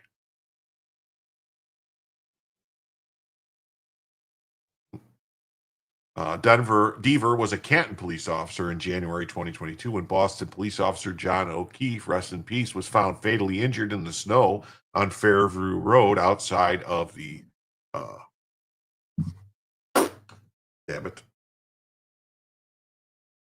McCabe and the what's the other family? McCabe and Jen McCabe, and then the motherfucker, Irish name, and I can't think of the name. Deaver was called to testify as the defense's third witness, and back and forth with the defense attorney was sometimes contentious. Asked if she wanted to be in court, she said, "I have no idea why I'm here. I have no connections to this case." Yeah, Alberts, yes, the McAlberts, the Albert family, yes. 90-day internal affairs review. They probably gave her the option. They probably gave her the option to resign or be fired. Is probably what happened. And so she just chose to resign. Canton Confidential. Let's see. It's actually going to be a. Tonight, serious claims about the defense brought to light during testimony from their own witness. They said that they would charge me with perjury. What else was said on the stand that's also under scrutiny? Those wounds were inflicted as a result of a dog attack. The dog bite expert from Reed's first trial returns to the stand. These are not my words. I'm not really comfortable reading these. Do I have to say these words? Testimony. Mel, Officer Devers' testimony was just fascinating to watch. It really was, Glenn. Here's the thing. All right, yeah, I'm not gonna listen to these idiots. A former police officer called Karen Rafique's defense got into a heated exchange with one of the lawyers. Blah, blah, blah. Devers said she initially told investigators about seeing two figures in the case alone with Reed's SUV, but later realized she could not have been there at that time, calling it a false memory. Yeah. After Reed's acquittal on all but the lowest charge, Jackson demanded the Boston Police Department place her on what's known as a Brady list, a compilation of officers who have credibility concerns that prosecutors must disclose to defense attorneys in criminal cases. Either Officer Deaver lied about having a false memory, or she actually suffers from a condition that subjects her to false memories. Either way, she's not trustworthy to testify in any cases. In either case, her credibility and reliability as a law enforcement officer are irreparably compromised, Jackson wrote in a letter to the Boston Police Commissioner, Michael Cox. Boston Police Department did not initially receive a response to Jackson's letter. That's how the fucking sense. The Boston Police Department didn't initially receive a response to Jackson's letter. Wouldn't the Boston Police Department be responsible for giving a response, not receiving? Why would they receive a response? They got the letter. Why would they receive?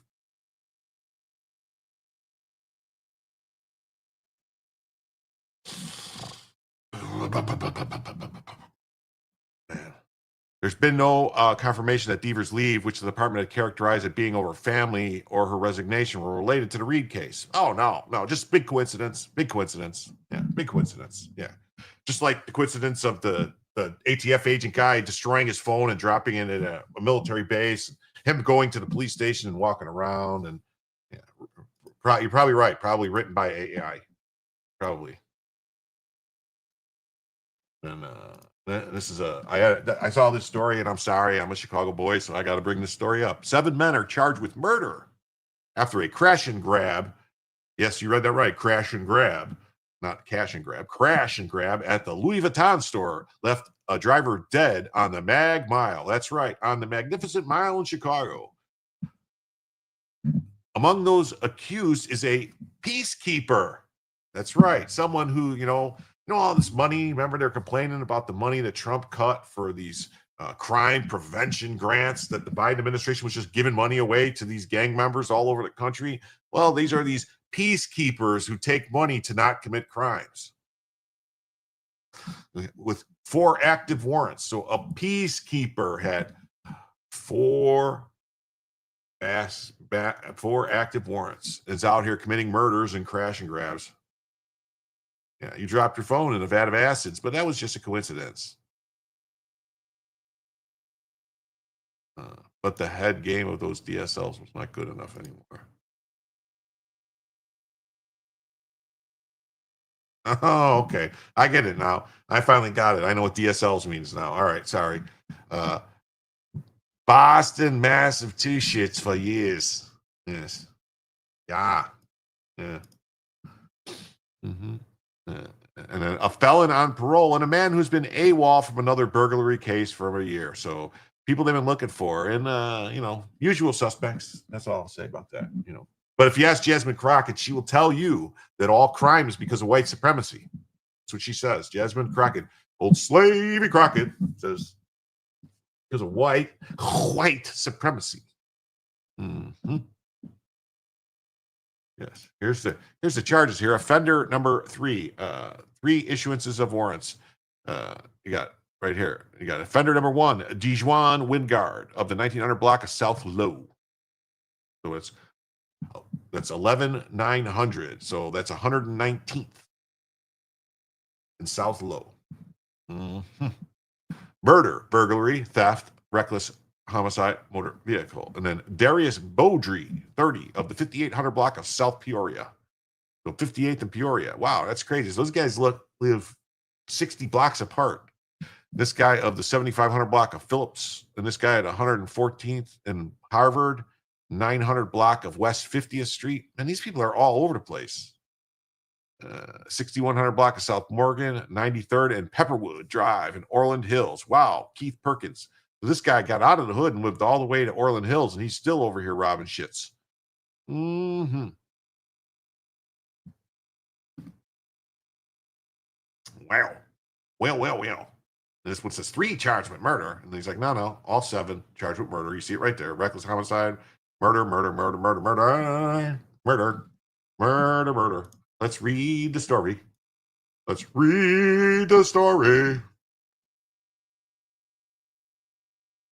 Mm-hmm. 7 men, including a peacekeeper, are charged with murder after Mag Mile crash and grab. Oh my God, excuse me. Sorry for that burp. This poor family, man, is dead. Uh-oh. There's Anthony F., soldier of Providence, struggling with the news lately. Besides myself and anger, how can I make it better? Riot in the streets, destroy everything around me, try to take an eye for an eye from the blind. How disappointed would Charlie be with me? I did, asking for a friend. Anthony, I completely understand where you're coming from, my friend. I feel the same way. I don't know. I mean, we can't just turn the other cheek and let them get away with it, though. There has to be justice. The people responsible have to be held responsible. All right. I don't want revenge. I don't want rioting in the streets. I don't want civil war. But I want justice. I want retribution for the people that caused this and the people that, anytime anyone from now on calls someone a Nazi or a fascist, any of these people, these Democrats, these politicians, they need to be chastised. They need to be ridiculed. They need to be mocked. They need to be shamed for what they are. They are nothing but death merchants standing on the body of dead people, trying to get more death to grasp power. That's it. They have nothing else. They're communists, and for the most part, the vast majority of them are straight up Soviet Maoist communists. And we need to recognize that. There's not really any unity to be had with them, but we can have unity with people that are sane and that are reasonable and that you can have a conversation with, which is what Charlie Kirk wanted, was to have conversations with people. But the people that want to kill you, there's really nothing you can do but defend yourself. So, I mean, be aware, and be aware also of the wolf in sheep's clothing, of the supposed friends that are really not, that are nothing more than just people trying to get their own, the grift, the things. These people that are coming out and saying, we need to, Trump needs to stop. Trump needs to do this. We need to,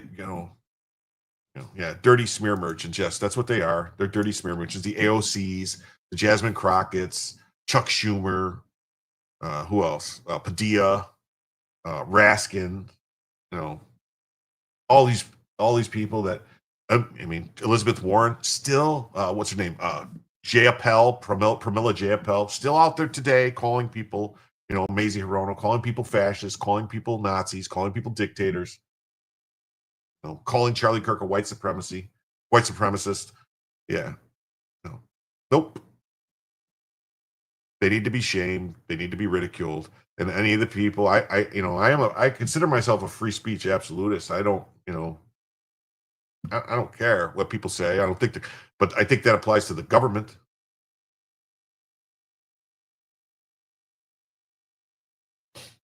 Mm-hmm. They attack who we are, destroy what we built because they have nothing of value, only seek to drag us down to their level. Yes, they do. And thank you, by the way, for the $50. That is extremely generous. And that does put us over the goal and into the next hour, by the way, by a big lot there. We were $14 away from a fourth hour. So that means we are $39 away from a fifth hour.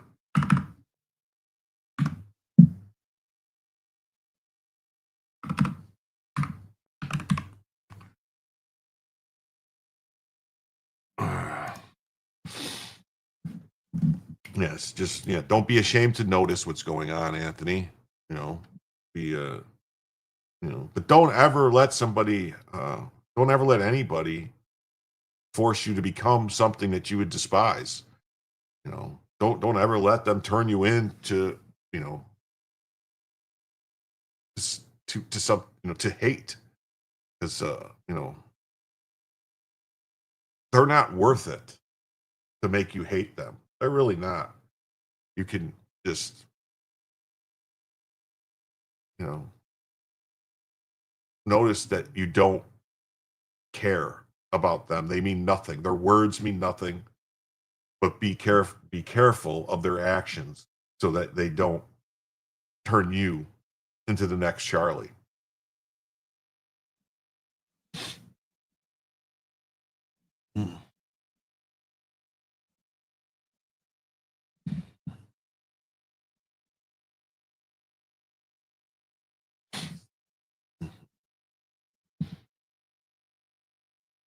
Prosecutors have charged 7 men with felony murder, saying they were part of a crash and grab burglary crew that killed a motorist while fleeing a break-in at the Louis Vuitton store on Michigan Avenue this week. Most of the men have significant arrest records, but one of them, according to an individual familiar with the investigation, works as an anti-violence peacekeeper. Yes. Yeah. Hakeem Jeffries. Yeah. He's Timu Obama is what he is, basically. Just before 5 a.m. Thursday, a group of burglars backed a pickup truck into a display window at the high-end retailer's Mag Mile location, 919 North Michigan Avenue.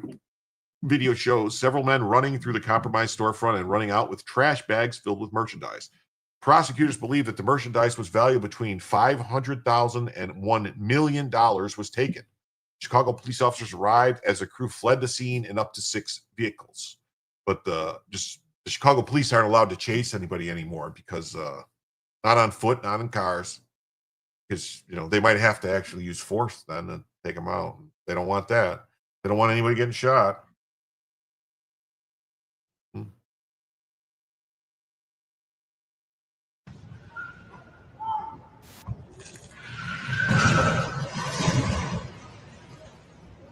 Where the fuck are the police? Where? Man. Where the fuck are the police at, man? I want to go full screen. Well, let me go full screen.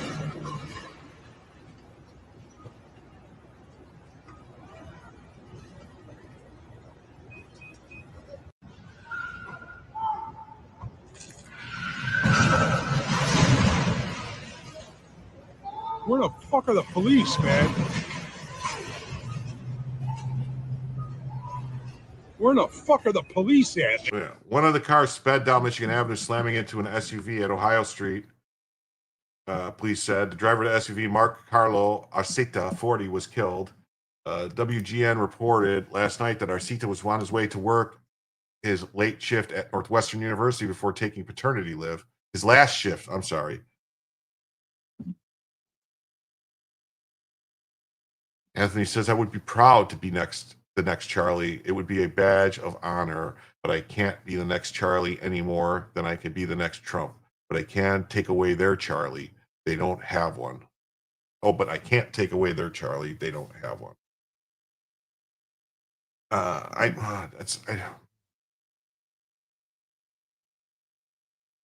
Okay. I see what you're saying there. I agree. Mongol warfare, this multi-pronged approach involves several key elements both on and off the battlefield to demoralize and weaken an enemy before the main assault.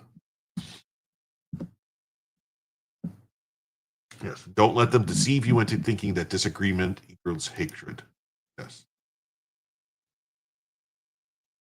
We're having a baby right now. He's supposed to be with us. His partner, Rohan Masenkai, told the news outlets. That sounds like a Filipino or something name, Masenkai. They took a very loving father, a really good partner, a very good dad. An online fundraiser for the family has raised $7,435 as of Saturday morning. The 5 men who were in a Kia Stinger that slammed into Arcita's Honda CRV were arrested at the scene. 3 of them remained hospitalized. Another getaway vehicle fled south on Lakeshore Drive, but lost control near Roosevelt Road and hit a police squad car. 4 suspects bailed out on foot. Officers arrested 2 of those men, according to CPD. The 7 accused men are scheduled for detention hearings on Saturday afternoon at 26th and Cal. They are all charged with murder during the commission of forcible felony, burglary, and felony theft. Dewan Wingard is accused of driving the car that slammed into Arcita. He's also charged with reckless homicide. CPD records show this is his 11th adult arrest in Chicago.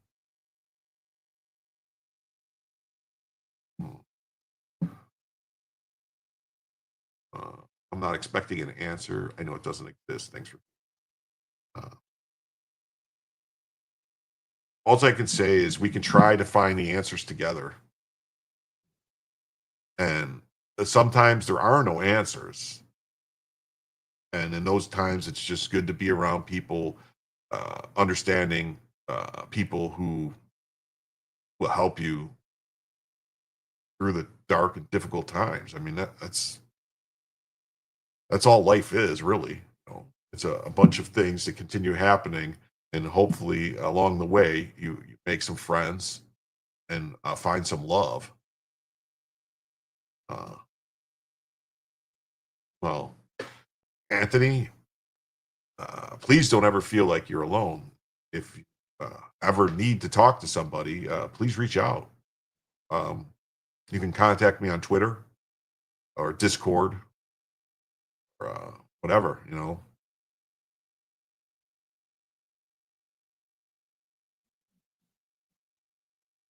The 4 men in the Stinger were also charged. Darius Bowdry was arrested 12 times as an adult in Chicago, according to CPD records. He has an active arrest warrant since failing to appear in court for a bench trial on a burglary charge last September. And Keller McMillan, a 35-year-old anti-violence peacekeeper, has 3 out-of-state fugitive warrants and an in-state warrant. So this was a guy that was a peacekeeper getting paid by the city of Chicago, more than likely, or for grants from the city that were coming from the feds, from Biden and stuff like that, but had 3 active warrants. And probably because he was a peacekeeper, they weren't doing anything about it because they didn't want to cause problems. So, and then Alton Jackson has been on parole since May after receiving a 2-year sentence for being a felon in possession of a firearm. When did he been on parole since May after receiving a 2-year sentence? So did he get the 2-year sentence and then was immediately released? And I thought, no, maybe I'm wrong, but I thought, which I don't believe, I'm not a big fan of the felon in possession of firearm laws. I think it's ridiculous. I think if you are safe enough to be released from prison and be out on the street, you should have the right to defend yourself against other violent criminals that want to hurt you or rob you. But hey, you know, but how did he get paroled after, you know, a 2-year sentence and get parole? I thought it was 10 years, an automatic 10 years if you got caught, a felon got caught. I don't know.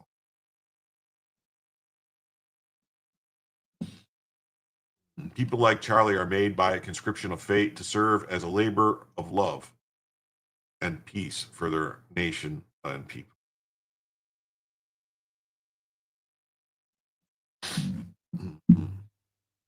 He has been arrested 5 times in Chicago since turning 18.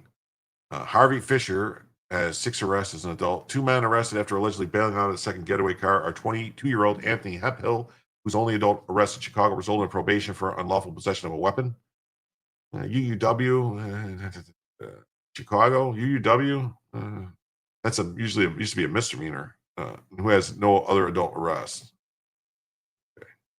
about Tim Heck. Tim Heck is the managing partner. He started his career at KMOX, legendary news radio station St. Louis. From here, he moved on to work at stations in Minneapolis, Chicago, and New York City. Tim went on to build syndicated radio news and content services that served every one of America's 100 largest radio markets. He became CWP Chicago's managing partner in 2019.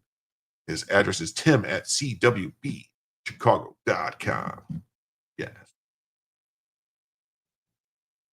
Also in Chicago, this man is going around downtown area of Chicago knocking random girls out. What do you know? This was his mugshot in 2024. He's just walking around, just knocking random girls out that he wants into. That's what he's doing in Chicago today. Here's on to this next story. We got a nurse is suspended without pay for calling out a doctor who cheered Charlie Kirk's death. That's right. You heard that right, folks. Not the doctor who was cheering Charlie Kirk's death in front of patients and other nurses at a nursing station in a hospital, in front of people. And when he was confronted by this nurse about it, said, "How about I take you to dinner and make it up to you?" Oh, no. So she complained, and the hospital staff, president or whatever the hospital, placed her on non-paid suspension. Wow. And for the record, wow, she's a knockout. She is what is commonly colloquially referred to as a smoke show. Mm-hmm. See? Yes, a smoke show nurse calls out Dr. Jung for cheering Charlie Kirk's death at work. The hospital fires her. Yes, in front of a patient. Yeah. And scrubs the reprehensible surgeon from their website and deletes their ex account. But yeah, I'll tell you right now, I wouldn't want to get better if that was my nurse. I'd want to stay sick. I'd be like, oh, whatever, sponge bath, you name it. She is very beautiful. Yeah, look, Inglewood Health says, oh, sorry, the page request has been removed or deleted. Please go away. And then, oh, look at this. We, Inglewood Hospital, we deleted our stuff. Yeah, nurse suspended. Well, yeah. Meet Lexi Kunzel. Mm-hmm. They just started her TikTok career? Maybe.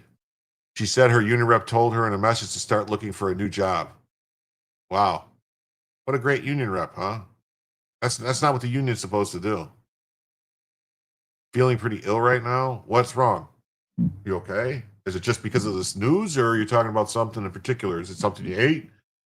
You having is it like hot flashes? You feel like you have a fever or something burning? What's going on? Let's diagnose whatever's going on with you. You need a nurse? Oh, definitely. Yeah, her. Yes. Yeah. I would love to turn my head and cough, as they say. Meet Lexi Kunzel. She's one of the good ones. Yesterday, in front of a nurse's station with 8 nurses and a patient, Dr. Matthew Jung said in front of everyone, "I hate Charlie Kirk. He had it coming. He deserved it." Lexi, a registered nurse, was the only one that spoke up. "You're a doctor. How could you say someone deserved to die?" Lexi said you could hear a pin drop, and no one else said anything, including the patient. Oh, look, here's a nurse. She's always here. She reported the incident to management, and after she got home, posted about it and Dr. Matthew Jung on her private Instagram.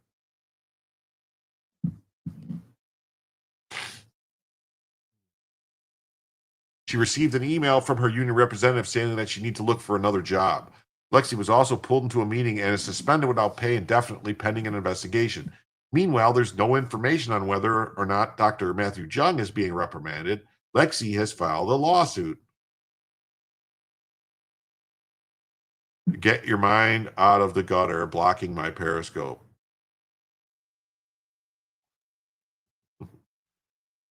Yeah, that's right. The fellow nurses didn't support her.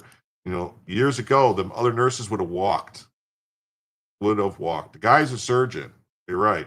And the guy should, it should be impossible for him to get what's known as malpractice insurance. As a surgeon who has that attitude, should be impossible for him to get surgery, a malpractice insurance to do surgery. Insurance, why would an insurance company? Isn't that kind of a risk, especially now that they know about it, that he has these opinions and that he feels like that he'd rather just let someone die that he disagrees with, wants them to die? Yeah, most surgeons are very liberal. Yes, they are. That's because they go to so long school and they get brainwashed in college and stuff. I interviewed her over the phone. I was deeply saddened over the assassination of Charlie Kirk. It was devastating to hear of the killing of an innocent father. I thought everyone would agree, especially a doctor whose purpose it is to save lives.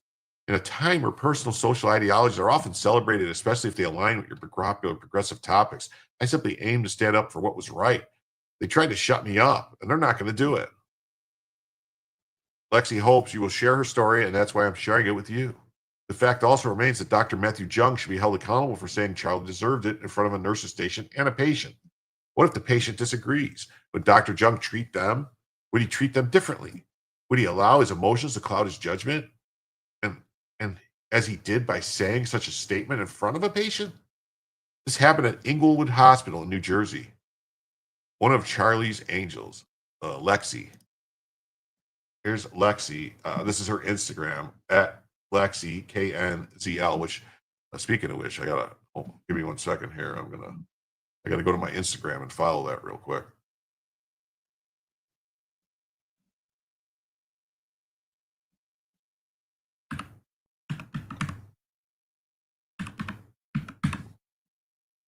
Oh yeah, here we go. Yep, there we go. Following, and yeah. So here.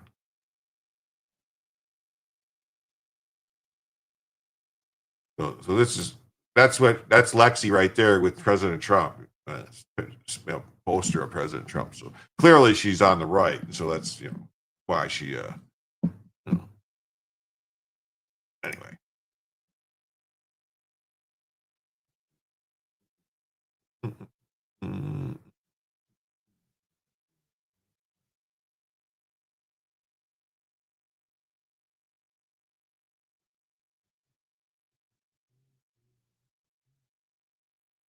Anyway, she is on a boat. Okay, probably. It says, yesterday I was pulled into a meeting with the HR at my hospital and was suspended pending investigation regarding the incident with Dr. Jung. They told me this was just procedure until they investigate further. Here's Dr. Jung, DO, bariatric surgery. Yeah, he looks like a communist to me. I think we should find out. The doctor is a disgrace, had the audacity to say, I'm glad you deserved it in front of a patient, nursing station regarding Charlie Kirk being murdered. What's wrong with the world? Offered to buy the department lunch as an apology? You're sick, and I'm not going to sit back and hear it. Let me know if anyone gets this story to the news, because his patients deserve to know what kind of compassion he truly lacks for human life. That's how I say it, too. That's how I feel. Here's the union rep's email. Lexi, I'm heading to work for a few hours, but wanted to touch base to see how you're doing and make sure you had my contact. I'm sure you recognize the seriousness of the current situation. The posting with the EH affiliation and the disagreement in front of an awake patient are at the heart of this extremely serious matter. I have to advise you, this may lead to termination. Do you have other employment? If not, I would strongly recommend you start looking for another RN job. Permanently closed? Look at Jung DO. He made the national news. Suspended without pay for calling out doctor who cheered Charlie Kirk's lawsuit. Death is the lawsuit. Works between these three surgeries. Email all there and now. Bariatric and general surgery at Farallon. Thank you.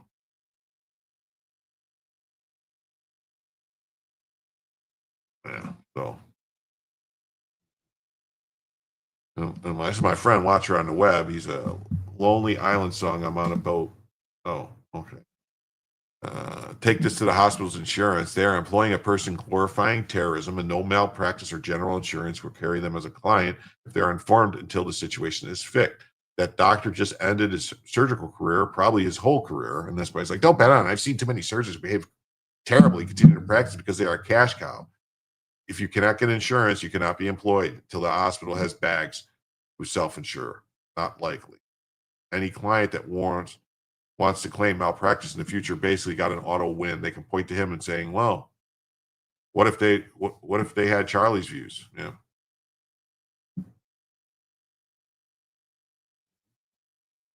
New Jersey doctor suspended without pay for calling out doctor who cheered Charlie Kirk's death. Here's the thing, folks. She's going to get a job somewhere, be fine. She's probably going to get a big bag of cash too. It's not only is she suing them, but I guarantee that the Department of Justice Civil Rights Division is going to come crashing down on that hospital like a ton of bricks. Mm-hmm. Oh. Mm. Yes, a New Jersey surgeon allegedly cheered the assassination of Charlie Kirk, and a nurse spoke out against the vile act, claims she's been suspended for her objections. Hey, LawTube, what's up? Yeah, there is actually a lawyer in Jersey that we know by the name of Good Logic that, but I don't know if he does civil cases.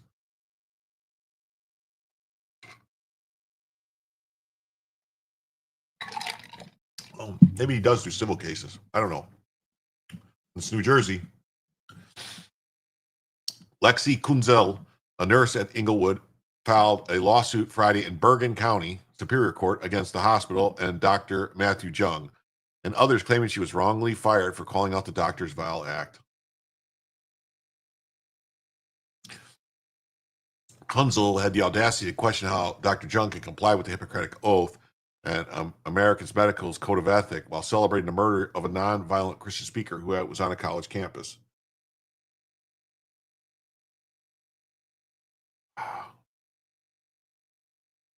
Yeah, she is honestly like,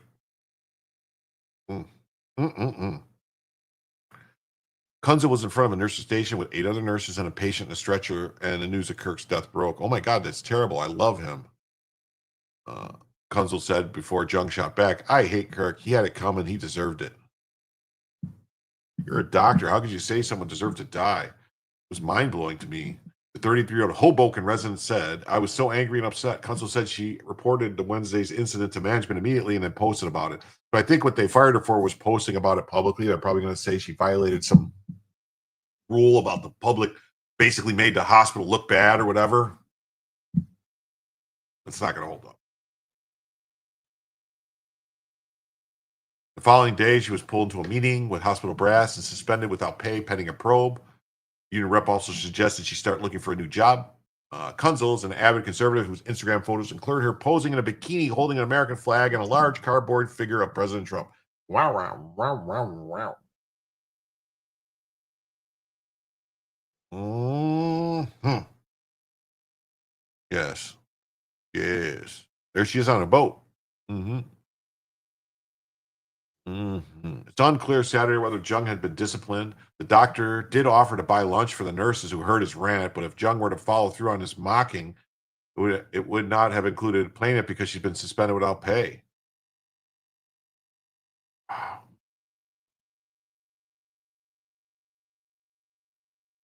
She's been a nurse for 10 years.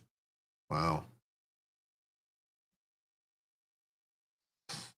GOP activist Scott Presser called the nurse one of Charlie's angels and questioned on social media whether Jung has the ability to treat patients who disagree in his politics. But he treat them differently. He allowed his motions to cloud his judgment, as he did by saying such a statement in front of a patient. Inglewood Health declined to comment, and Jung could not be released for comment. Mm-hmm.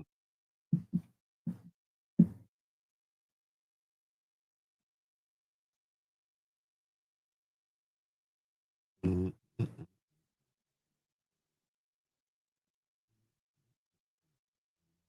Mm-hmm. What do you know? What do you see? What do you know? See, where are we at right now? Yes. Yes. Okay. Hold on. So we are in our 5th hour right now. And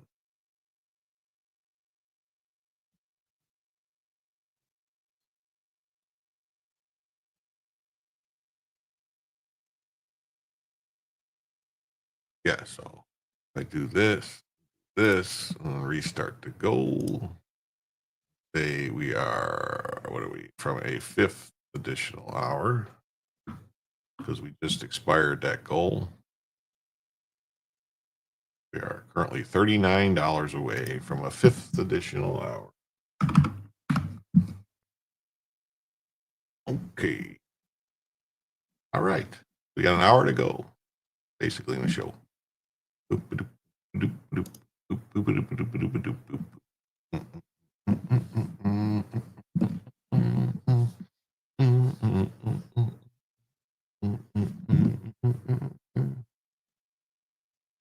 Okay. All right, we got a couple things here that are going to be upsetting, some more stuff, so we're just going to try to get through it. Here we got Charlie Kirk's assassination was celebrated by an Ohio judge, Ted Berry, who wrote, "Rest in hatred and division," and sneered it was karma. This is corruption from the bench. The very people trusted to uphold justice celebrate murder. Justice demands he has to go. In case you doubt that evil is real, don't look no further. It has no place in our courtrooms. Judge Ted Berry must be removed. We are Charlie Kirk. See what he wrote here? He said, rest in hatred and division. And then, America's so divided on Charlie Kirk, but I'm still open to learn more. He spewed hate and division, how he feels about gun violence and gun control, and hell now. I've never seen that. The only thing I had seen was debates on college campuses. So a white guy killed him, color it karma. Sounds like he's a racist, too. Any bench, this is not, judges like this do not belong on any bench. This is not fairness and unbiased serving the public. It's pure, undeniable hate. He appears to be racist in his comments regarding the murderers, color being white as if it matters. Mm-hmm.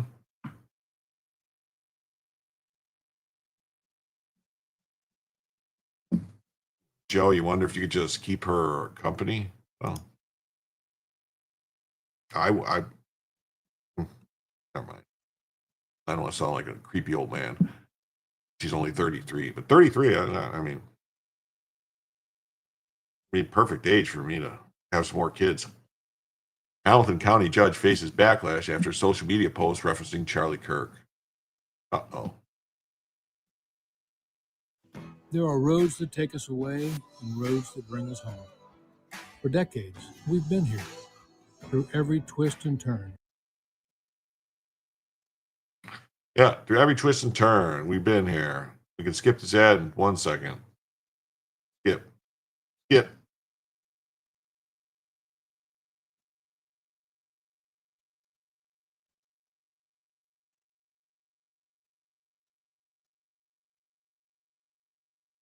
Okay, what the hell? Why did it tell me I could skip the ad and then... More than 85... Why did you lie? What the hell kind of bullshit is this? Oh, stay put collar. Well,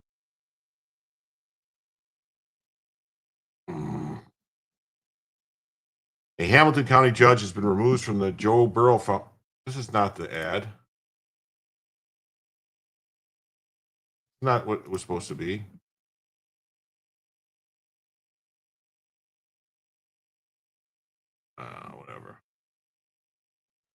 Whatever, sorry. There's always another ad, right? This is just some ridiculous stuff. 33? Never mind, my kid is 33.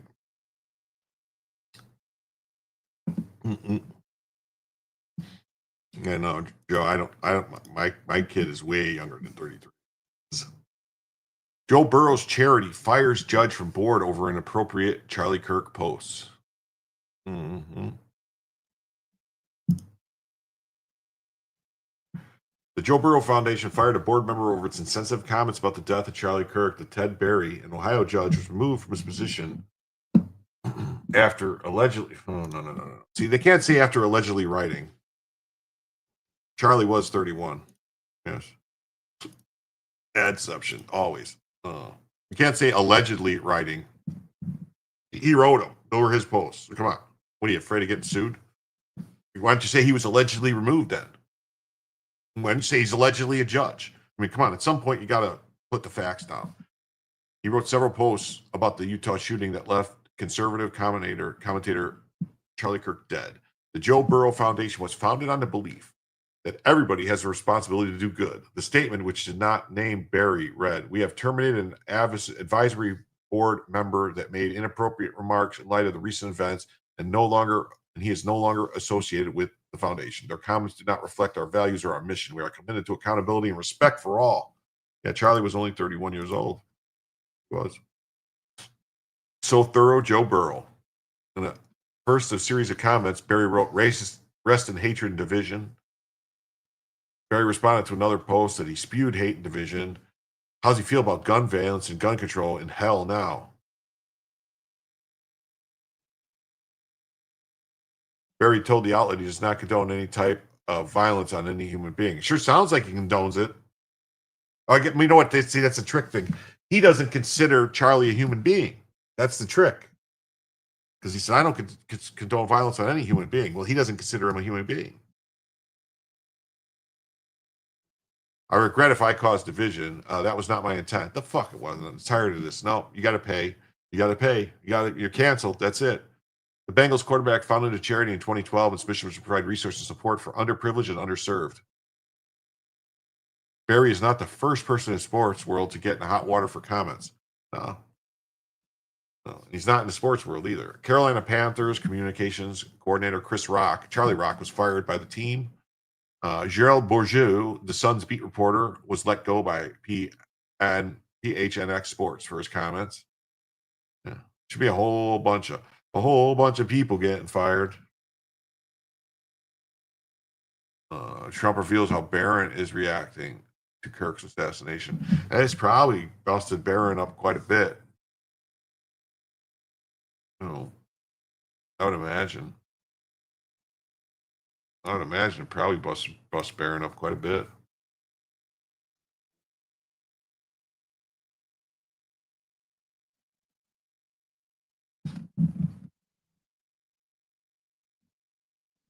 Mm-hmm. Yeah, Trump says Barron was very hurt by Charlie Kirk's murder.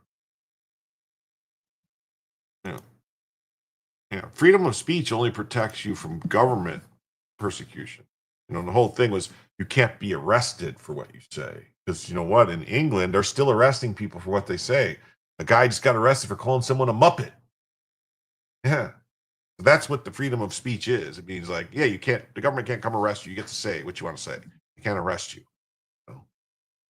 They can't arrest you for disparaging the king, for saying shit about the king. I should have, man, my hair. I don't have to get my hair cut again. I don't like it like this. I really don't.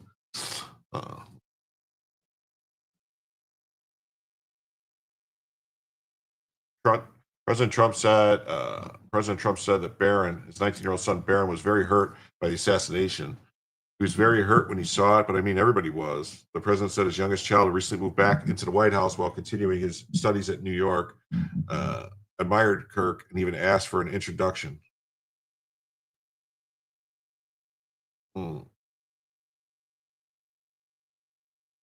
Barron came to me and said, "Dad, I'd like to meet somebody that you know, Charlie Kirk." I said, "What?" I thought he was going to say, "I'd like to meet King Charles or something." Trump said he arranged a lunch between his son and the late Turning Point founder who was shot and killed Wednesday. He came back and said, "That guy's great, Dad. That's a great guy, It was cute," the president said. I'll never forget Barron coming back and saying, "Dad, that's a great guy." Normally, he's not full of praise. Donald Trump was described as only child with his third wife Melania, as an interested in politics and a source of advice on how to reach young voters in last year's election, an objective shared by Kirk.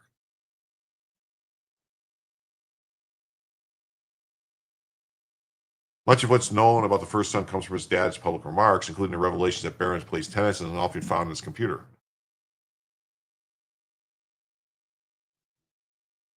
First son also helped his dad pick which podcasts to appear on and bid to reach low propensity voters last year. Worked pretty good, didn't it?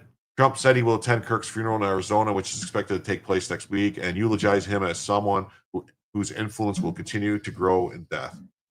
Charlie had a magic over kids, and a large number of them, and very diverse, black, white. I mean, everybody, the young women and boys. I've never seen anything like it. Freedom of speech is free. Consequences of speech are not. You bought the ticket. Now you take the ride. Not you, Jim. You understood. The Rubicon has been crossed. Ipso facto, they can't be the same. Yes. Yes.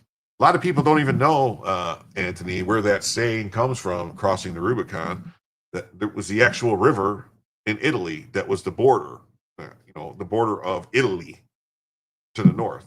And once you weren't allowed to cross the Rubicon with an army, that was considered an invasion.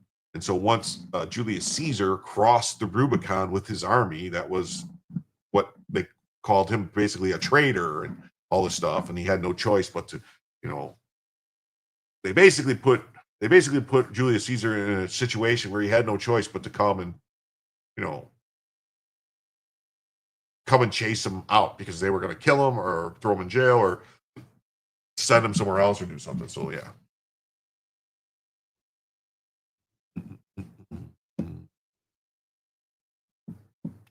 Then we got this scumbag. The Atlantic contributing writer Jamil Hill calls Charlie Kirk a white supremacist.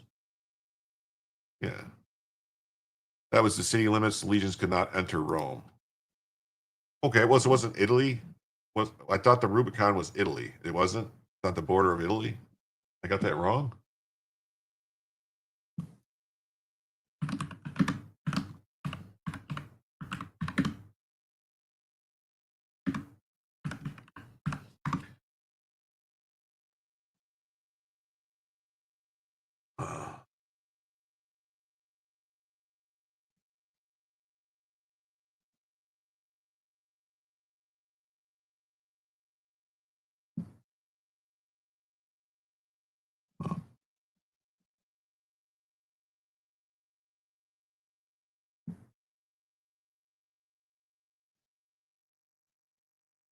Okay.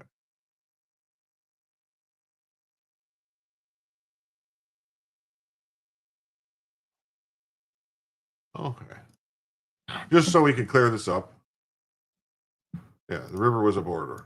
Yeah, ancient Rome. It wasn't city limits. Here's Rome, right? Here's the Roman Empire. All right. This is Gaul, and this was the Rubicon. So the Rubicon was considered the dividing line between the Roman Empire and Gaul. See?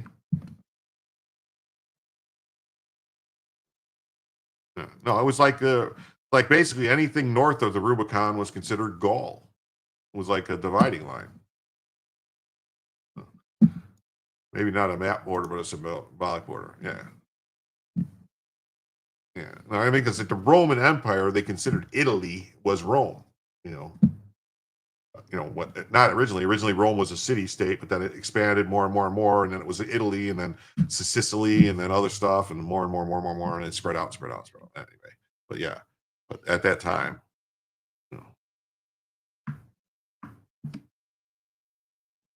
cool. But yeah, see how far Rome was away? Quite a bit.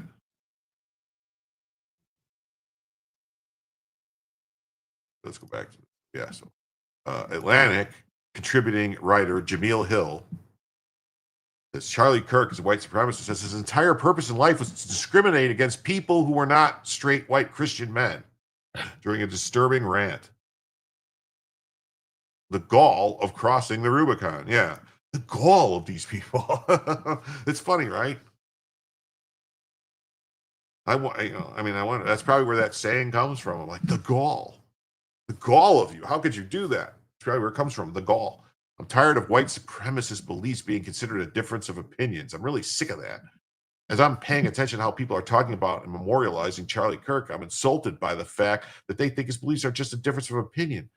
I can live with a difference of opinion. No, you can't, Jamil Hill. No, you can't.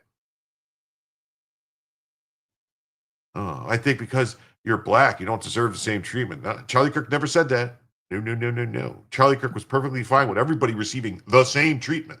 He wasn't for special treatment, Jamil Hill, which you've gotten your whole fucking life.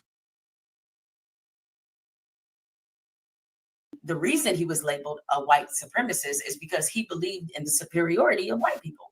Oh. Which is why he said that he would be concerned if he saw a black pilot.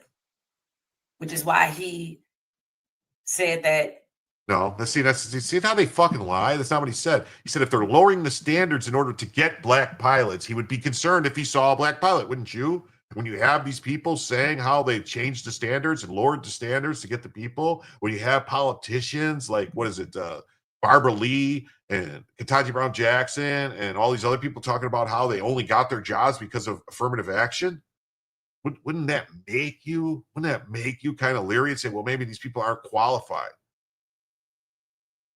Nobody. I'm going to tell you something right now. Nobody in the world thinks that Clarence Thomas was an affirmative action hire. Nobody in the world thinks that Ben Carson was an affirmative action hire.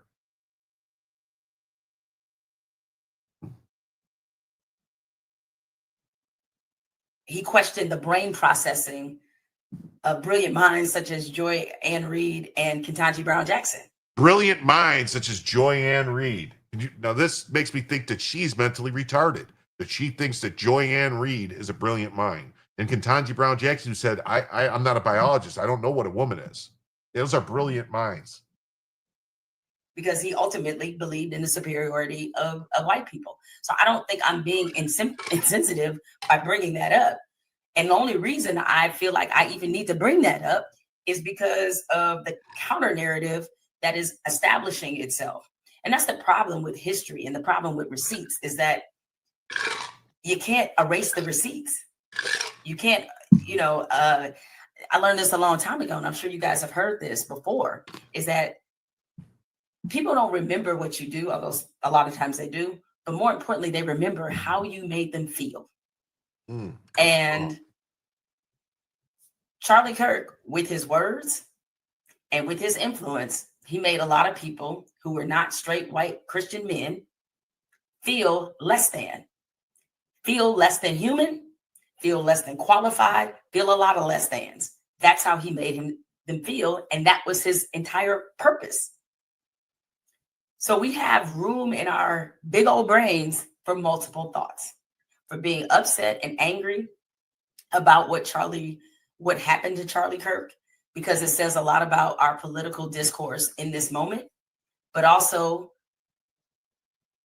being reflective enough to surface what also made him somebody whose influence was dangerous in a lot of respect. Oh, he was dangerous. And contributed to the political atmosphere in which we're living now. Yeah. The guy who just wanted to talk that got shot was dangerous. Okay. Before we, before I sort of move on to a few other things that were on my mind as I thought about this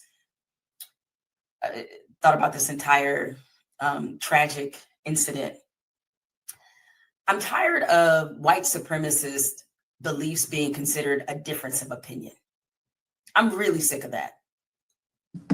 You know what's the difference of opinion? Is if here's the thing. Either he was a white supremacist and he's this evil thing, or it's a tragedy. Which is it? Because she keeps trying to couch it by saying, oh, he's a white supremacist, but he's still tragic. No, if some white supremacist got murdered for being a white supremacist, it wouldn't really be tragic, would it? It would be that, just like if a bank robber goes into a bank to rob a bank and gets murdered or gets killed, it's not tragic. Somebody breaks into your house to hurt you and they get killed, it's not tragic. When that pedophile Joseph Rosenbaum attacked Kyle Rittenhouse and Kyle defended himself, it wasn't tragic for Rosenbaum. It was tragic for Kyle Rittenhouse because he had to actually pull the trigger to defend himself. He has to live with that.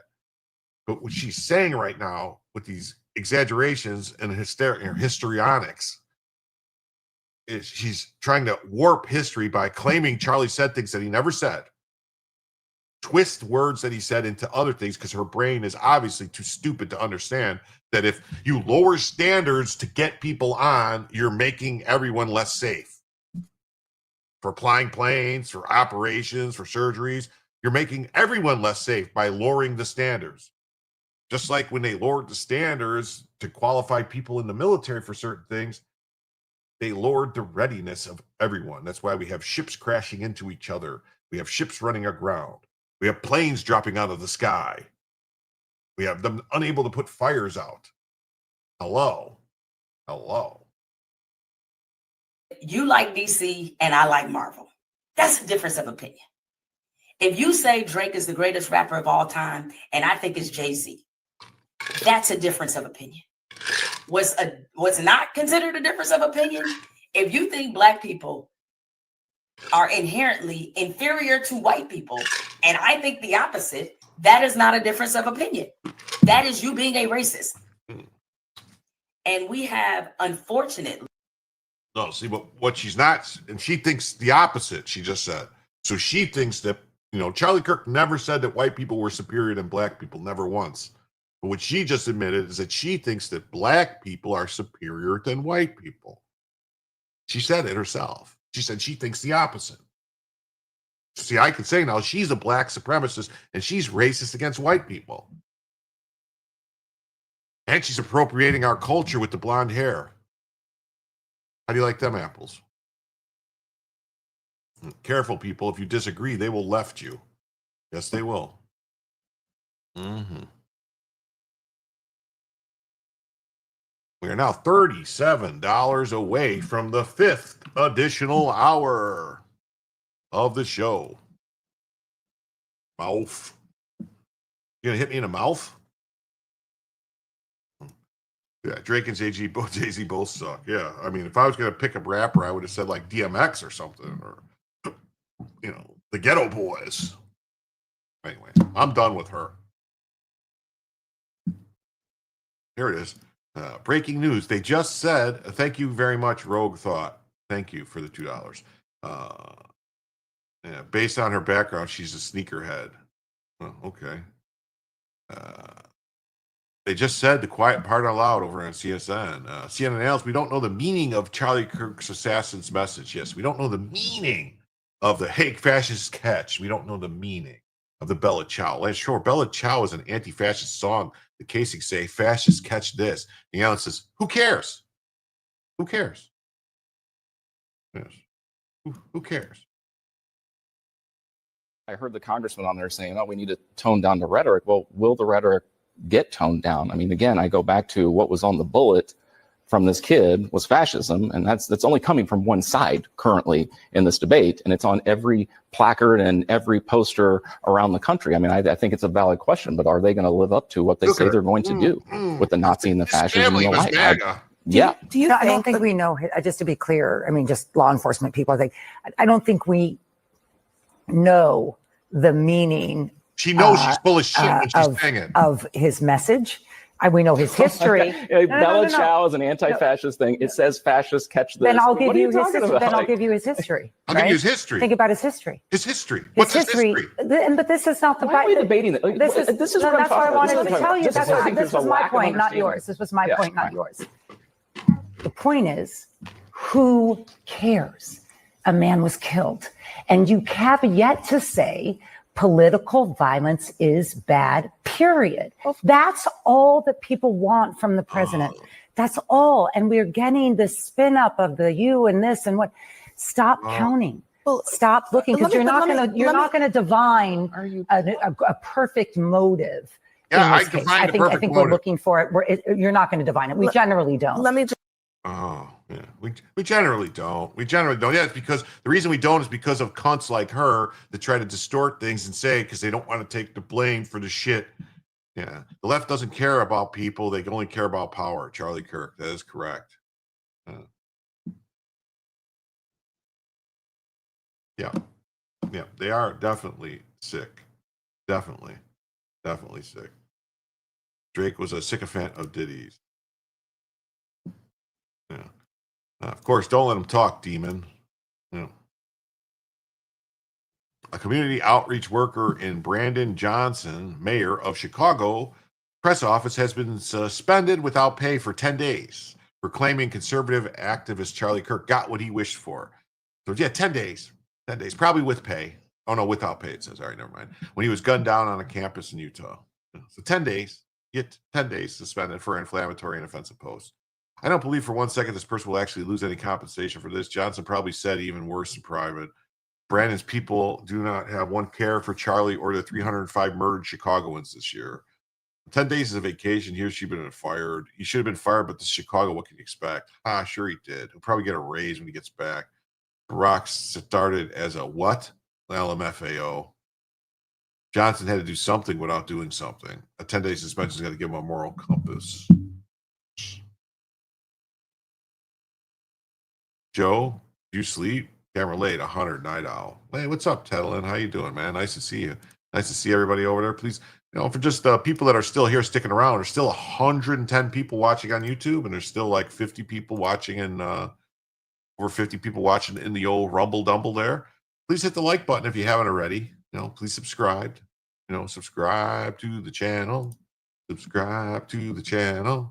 Boop boop ba doop ba doop boop boo boop boop ba doop ba doop boo.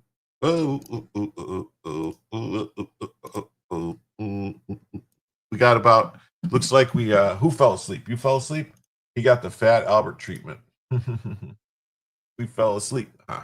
Love the dog. Well, thank you. She's just chilling. There she goes. Look at, she moves. She's a real dog. Look at that. All those people earlier tonight that were saying she wasn't a real dog. Now you can see she is a real dog. Look at that. Right, Bella Boo Boo? You okay? You gotta go outside?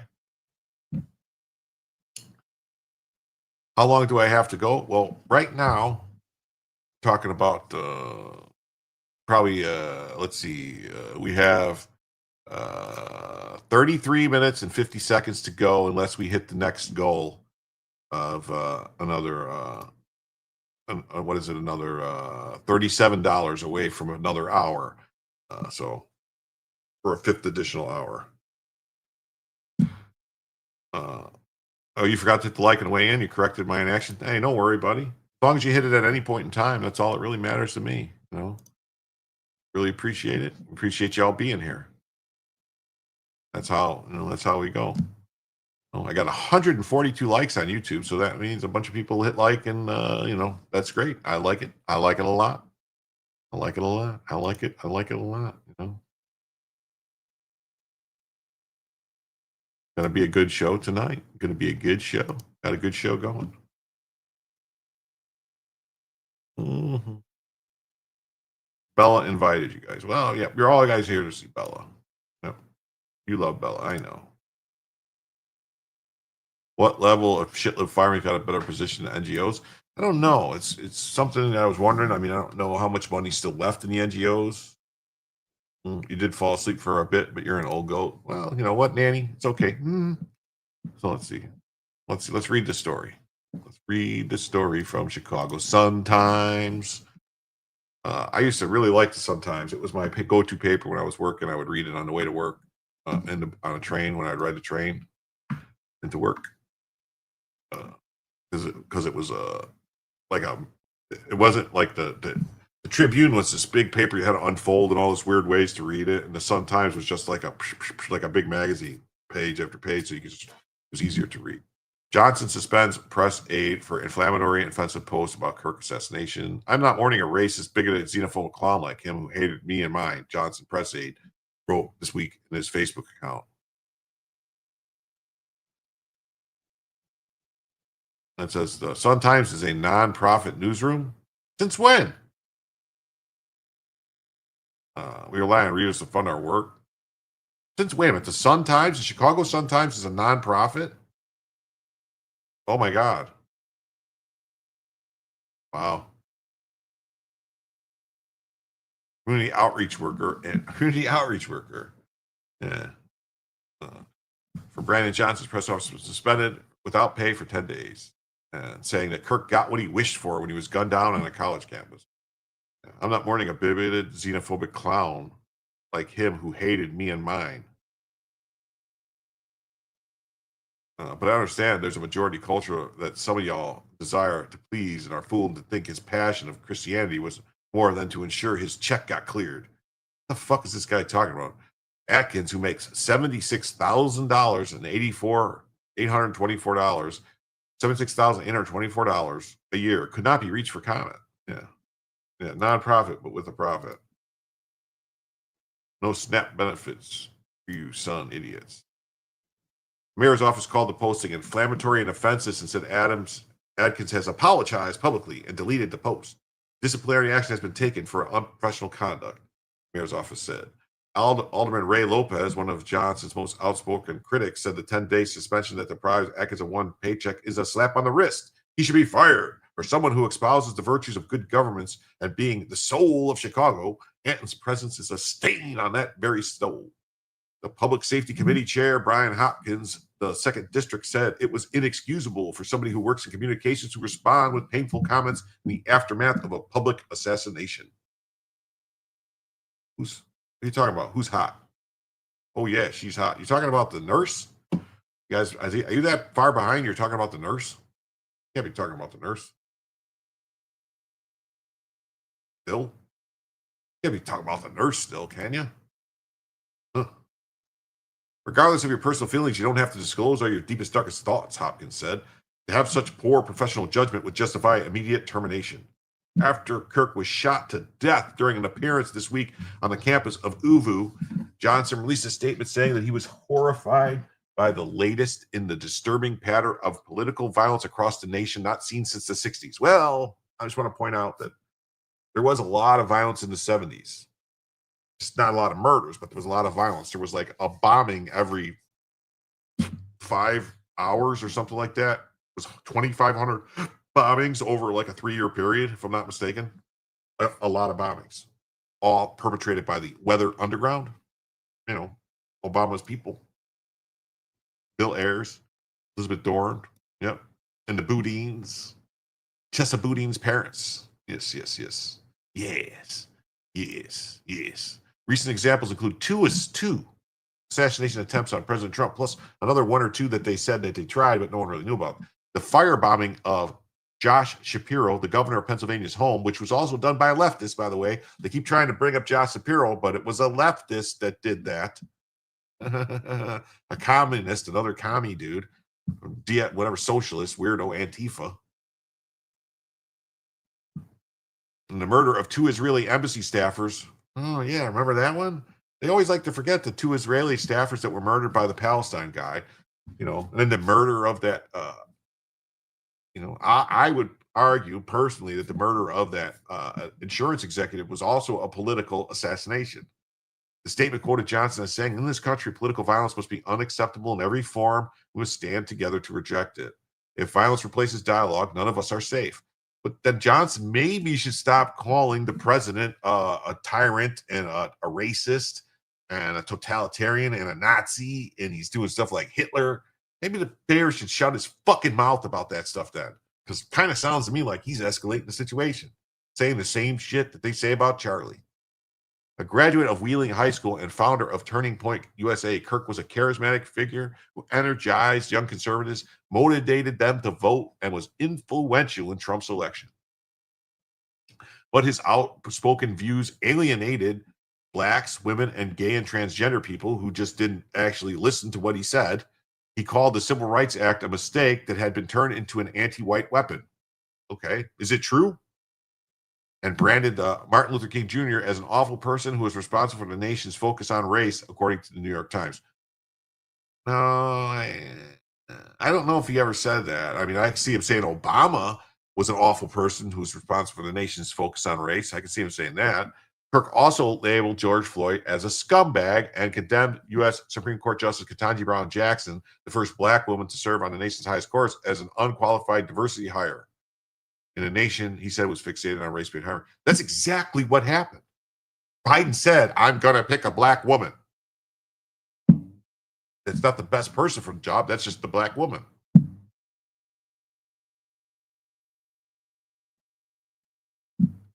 I mean, he basically came right out and said it was a diversity hire. That was, oh my gosh, Jim, I apologize. I realized that I said Joe earlier. Have it, honey. Got it. Have it.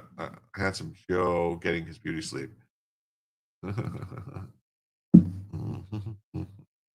As a community outreach worker in Johnson's press office, Atkins helps get the word out about the city hall and community forums. He's not the first mayoral ally or employee to escape serious consequences after making offensive remarks on social media. Alderman Rosanna Rodriguez Sanchez neither apologized nor was removed as the chair of the city council, even though Deborah Silverstein, the council's lone Jewish member, demanded both after Rodriguez Sanchez wrote a Facebook post accompanied by a picture of herself and her son saying, "Looking for an anti-Zionist pediatrician for this baby. Give me your Rex." Alderman Brian Sigodo Lopez survived an effort to remove him as Housing Committee chair after he attended a rally outside City Hall where an American flag was burned to protest U.S. support for Israel. Yes. There's a lot of gang members on the Chicago City Council. Yeah. What's this all see? Any more of the story? No, I guess that's it. That's all there is on the story. They don't really do a good job with the stories. No wonder they don't make any money. All right. On to the next story here. Senate Republicans invoked the nuclear option, right? The nuclear option to speed up confirmations of the President Trump's nominees with a 53-45 vote. So, why didn't they just go to recess and let Trump do recess appointments? It would be all done and over with now. Trump would have all his appointments. He would have recessed appointment to everybody, and it wouldn't be an issue. And then they could just go on. But instead, no, they got to play these games. The U.S. Senate Republicans invoked the nuclear option on Thursday to speed up confirmation of Trump's nominees. The 53-45 vote came after nearly 5 hours of bipartisan talks.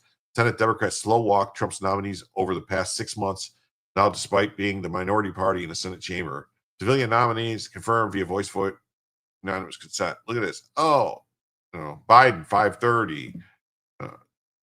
Congress of Trump, 0. So look at all these people that they just were approving before.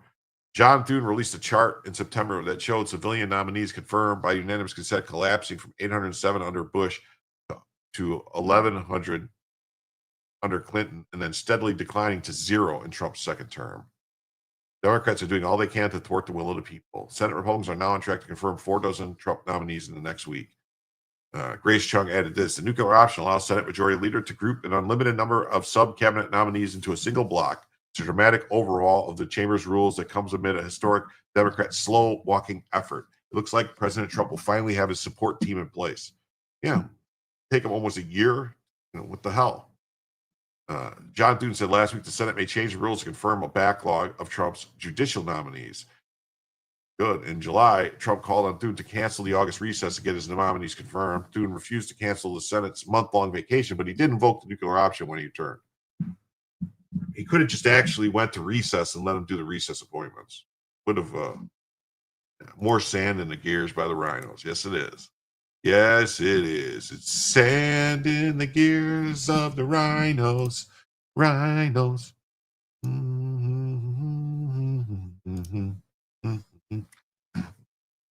What you doing, Bella? Whoa, whoa, whoa. I gotta fix the camera again for Bella. Fix the camera again for the Bella.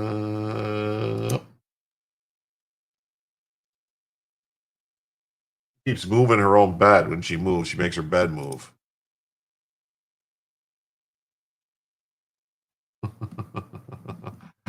Oh, what do we got here? He said, Anthony F., soldier of Providence, says, sorry, brother, not trying to be a bother, but I'm struggling tonight, need an extra hour. For you, Anthony, no problem, buddy. Thank you very, very much. So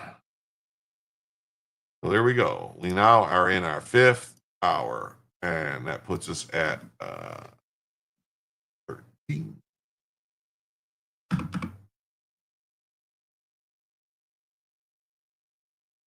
And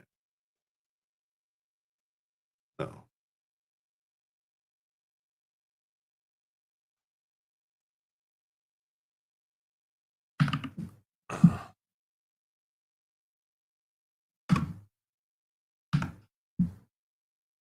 Mm-hmm. Damn, man, you ain't kidding. So right now we got another hour and 10 minutes at least to go, if not more. We'll see how it works. But thank you again, Anthony, so very, very much for the awesome contributions. We are now working up on.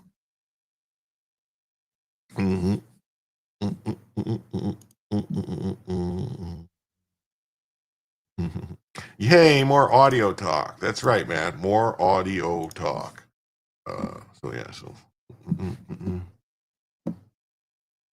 just don't thank me. Thanks all of you and Jim for being here. Okay. I might have to play a video for just a minute and run the dog out and pee myself, if y'all don't mind. Take maybe less than 5 minutes, but I do have a video of stuff about Charlie Kirk, which I would like to play. See.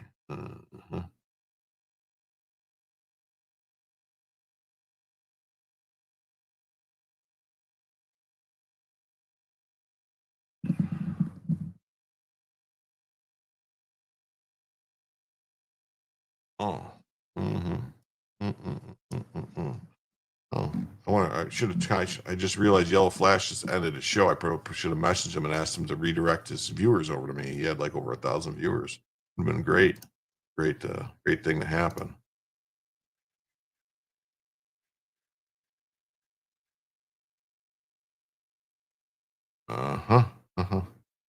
Oh, Joe, you're going to bed? Okay. Lil Warmer says, it is comforting to wake up, tune in, and hear Jim still going. Yes, it is. But Jim has to pee right now. Mark. So he's going to play a short little video about what's happening to Charlie Kirk here. No.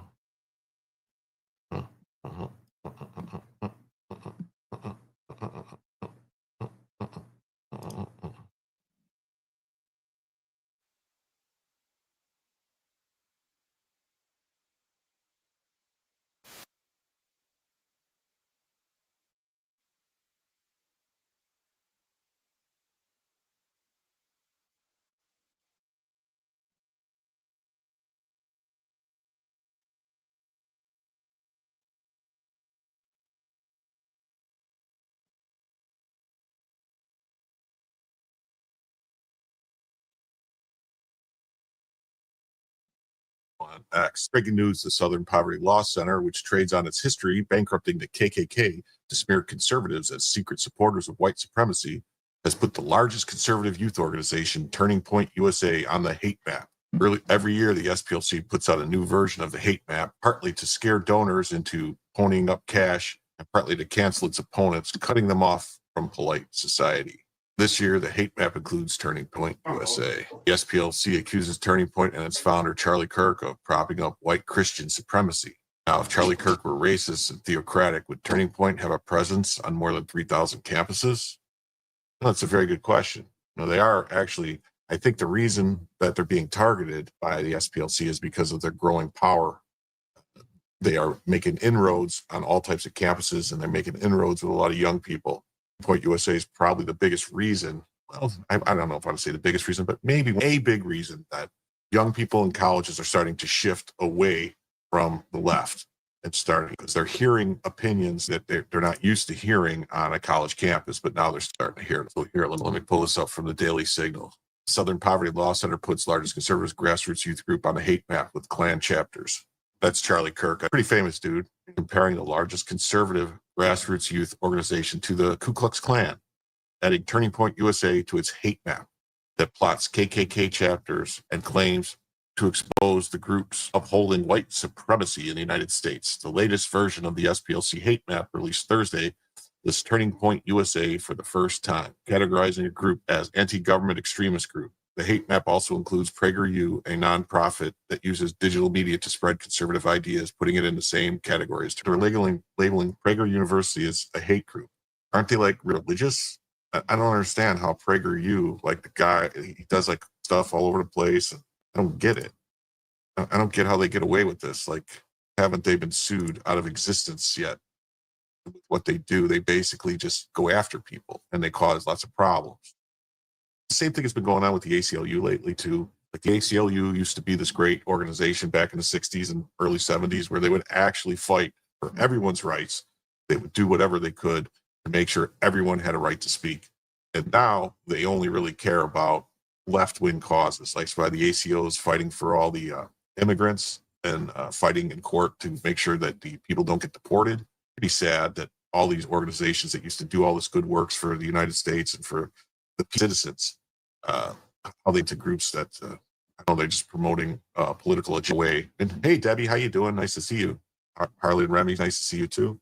Thanks for thanks for everyone stopping by. If I forgot to do that at the beginning. But if it's in the chat, I'll try to acknowledge it and let know that you're here. So critics have long accused the SPLC of liberal bias. Well, I just kind of not really a critic. I mean, I did the job that they claim they're actually doing, and they went after hate groups evenly, but it just, for some reason, all the hate groups they seem to come up with are all on the right. That's all it seems to be, is just people on the right. PragerU told the Daily Signal that the SPLC did not reach out to them before putting the group on the hate map. Well, of course they wouldn't reach out to them. Then they would have to listen to what they have to say and why they shouldn't be on the hate map. No, they didn't even notify us. And if they'd like to know how we feel about SPLC, we have an entire 5-minute video on them titled "The Anti-Hate Group That Is a Hate Group" from Prager Group. Well, I think we might watch that. Turning Point describes itself as the largest, fastest growing youth organization in America, touting a presence on over 3,500 campuses. It has more than 800 college chapters and over 1,000 high school chapters. It aims to build the most organized, active, and powerful conservative grassroots activist network on high school and college campuses across the country. This is from Charlie Kirk saying, "I founded Turning Point USA to take the fight for ideological diversity to a progressive stronghold, the nation's leading colleges and universities." Turning Point USA founder Charlie Kirk said in 2019. The SPLC accuses Turning Point and its founder Charlie Kirk of propping up white Christian supremacy. It's just, we're looking at this. This is the hate map. "I know many young conservatives all across the country are isolated and ostracized due to their beliefs," he wrote in 2013. "They are portrayed as bigots, misogynists, and ignorant just because they are conservative."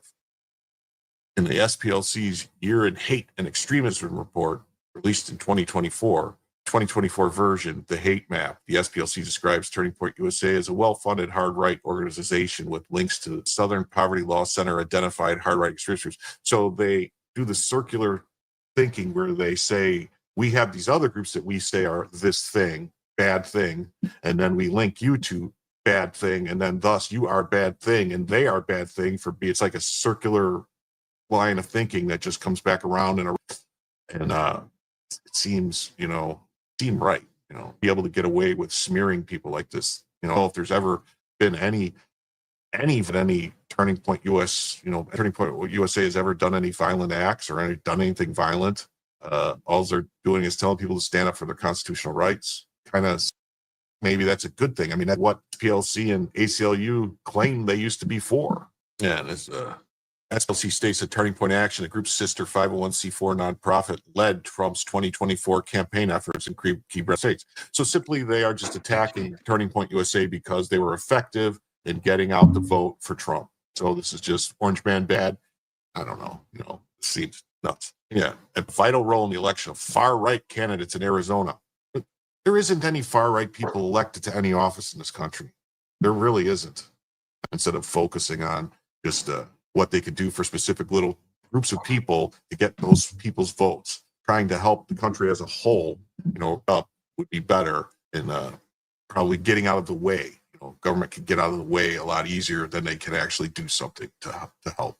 Yeah, so TPUSA participated on the advisory board of Project 2025, a blueprint to radically reshape the federal government. I don't really know if that's true or not about Project 2025. I thought that was the Heritage Foundation. Turning Point USA's primary strategy is sowing and exploiting fear that white Christian supremacy is under attack. Okay, see the way they word that, they're making you, it's what they call a logical fallacy, where they are asserting that there is white Christian supremacy somehow. There is no white Christian supremacy in this country. I don't know if there ever was. I would say that because the founders of this country were mainly all Christians, that makes it Christian supremacy. I mean, point of the separation of church and state and no religion and freedom of religion was to make sure we didn't have any type of religious supremacy in this country. I mean, all types of religions that are free to operate. It seems to me that the Christian faith, more than any others in this country, are actually persecuted more by the government and kept down by the government. There was just a ruling out of Nebraska, ruling out of the Supreme Court. It was a 4-4 even ruling that said that even though it was approved in Oklahoma to get vouchers for Christian schools, charter schools, they can use, you could actually use your money that you're paying in taxes for your kids to go to the schools of your choice. That the Oklahoma Supreme Court or something said, now you can't do that separation of church and state. So use any government money whatsoever, any tax dollars to go to anything which is ridiculous. That's not what the separation of church and state was all about. It was no government sanction, on religion, because we were, when it's founded, we were breaking away from England. England had the Church of England, which was, anybody who wasn't part of the Church of England was a heretic, could be punished, could be evil, sick things to people in the 1500s, 1600s, and all over, Spanish Inquisition, which isn't the same thing as England, but it was pretty bad. His name, Thomas, he was put to death, if I'm not mistaken, burned at the stake. I'm pretty sure, if I remember correctly, but Christian scholar or anything like that. Thomas More was his name. Thomas More. USA's primary strategy is okay. They're attacked by nefarious actors, including immigrants, the LGBTQ plus community, and civil rights activists. Claims the SPLC. Well, the SPLC claims to be a civil rights activist, and they are attacking Turning Point USA. So isn't that their self-fulfilling prophecy? Turning Point USA and its spokespeople often warn their audience that children, wives, religion, way of lives, and they themselves are under attack by various constructed enemies. The report asserts Turning Point USA exploits complicated feelings of insecurity and anxiety to manufacture rage and mobilize support and maintain a white-dominated, male supremacist Christian social order. You think Charlie Kirk is a Nazi? For real? I don't think he's a Nazi. I mean, Nazis are the people that are trying to, lock you in your house, tell you where you can work, for kids, and, that they're trying to do. It's a very, very way, but, I'm just some guy. Well, I'm just Jim, and I tell you. The SPLC notes that while Kirk once urged conservatives to adopt a secular worldview, he has championed Christianity in recent years, aiming to restore America's biblical values. Well, so now, is that really so attacking him for, because I think I just saw something too. They were trying to attack Pete Hegseth because he went to a prayer at brunch or something like that, and spoke for prayer. I mean, what we're at where you can't profess any religion, you can't profess any religious faith, because I know there's a lot of religious faith being professed in other religions besides Christianity, and not a person that's out here trying, champion or Christendom or anything like that. I'm a big fan of organized religion at all. It's done a lot of harm, in times and in history too. It's not the good things and bad things, just like anything else. You can't any one thing for guidance in life. The Bible's not a bad thing to read, but there's a lot of weird stuff in there too. Here, a domestic. Oh yeah. So basically, this was a video I did months ago, actually, about the SPLC putting Charlie Kirk on the hate map, which is, if you look into it, there's been quite a few. Oh, Bella Cam, I gotta fix it. What did she do to the cam here?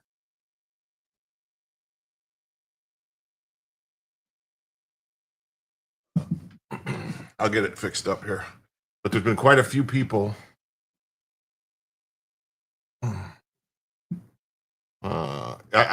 Doc, I have that pulled up. I'm gonna have it right now. Just give me a second. I got it. I'm gonna. Gagla Troons knew the shooting was going to happen beforehand and celebrated with him after. I have that. I'm gonna pull it up right now. Let me fix Bella's camera here. Okay.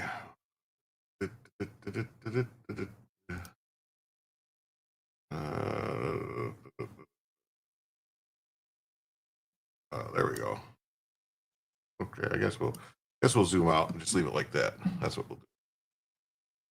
All right. Okay. Political language is designed to make lies sound truthful and murder respectable, and to give the appearance of solidity to pure wind. Thank you. No, it's not the same shirt. That's not the same shirt. That's an actual button-up silk shirt. This is just a polo, like a regular polo. That shirt is at the cleaners right now. I just dropped off. Okay, funny. I just dropped off today 11 shirts at the cleaner. Okay, today. And you know how much it costs to get 11 shirts dry cleaned? Yes. Anyone? $136 to get 11 shirts dry cleaned. I don't know. I mean, I've been doing this. I don't know when the price went up, but it went up. Because I remember it was like $7, $8 a shirt. Anyway, thank you very much, though, Rogue Thought, for the $5. That will come off the goal. Yes, it will. Oh, shit. We didn't have a goal thing up there. So that will come off the goal. The goal was $62 left to go for a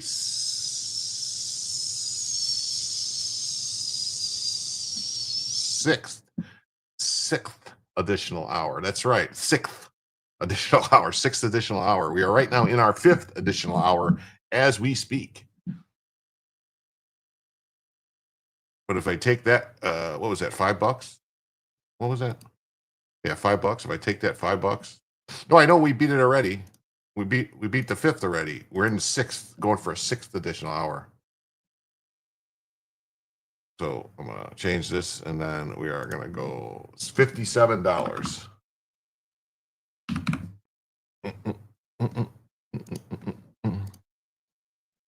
Yeah, we beat the goal already. Yes, for that goal. But right now we are in our 6th edition. We are at 6 hours. Okay, the show is 2 hours, and then each additional hour. So right now we are on our way to a 7th. The show would go for about another hour. Unless we meet this goal, then it'll go for another 2 hours. And then, hey, look at this. We got Job for 9 says, I'm going to come in for a $10 super sticker. Suck it. And I said, okay, I'll have to do it. Thank you very, very much. Now I will adjust this, and I will go boop, and I will do this, and then I'll do this, and then do this, and then we're going to make it $47. Save and show. Okay. Thank you very much.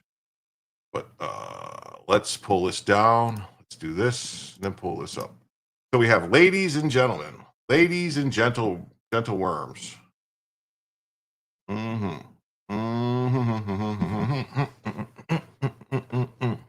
boom.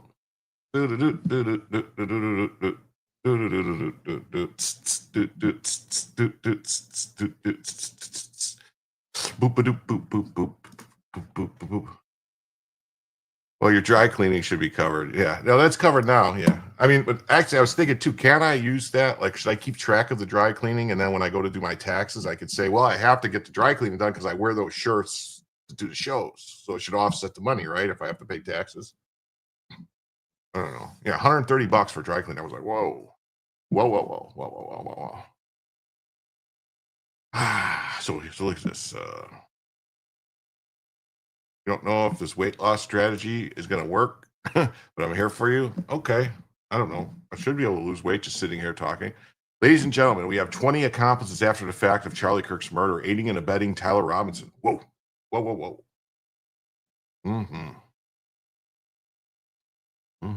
We need to demand all these folks be arrested. They had moral responsibility to call the police and chose not to. In fact, Robinson appeared to revel in the attention, exchanging beam-laced jabs with acquaintances while authorities scrambled to find the person responsible. Tyler killed Charlie, one user wrote in a group chat on Thursday afternoon, jokingly tagged Robinson. Robinson fired back, my doppelganger is trying to get me in trouble, he wrote. The mix of true discord and tanky furry is very dangerous. Wow, it's true.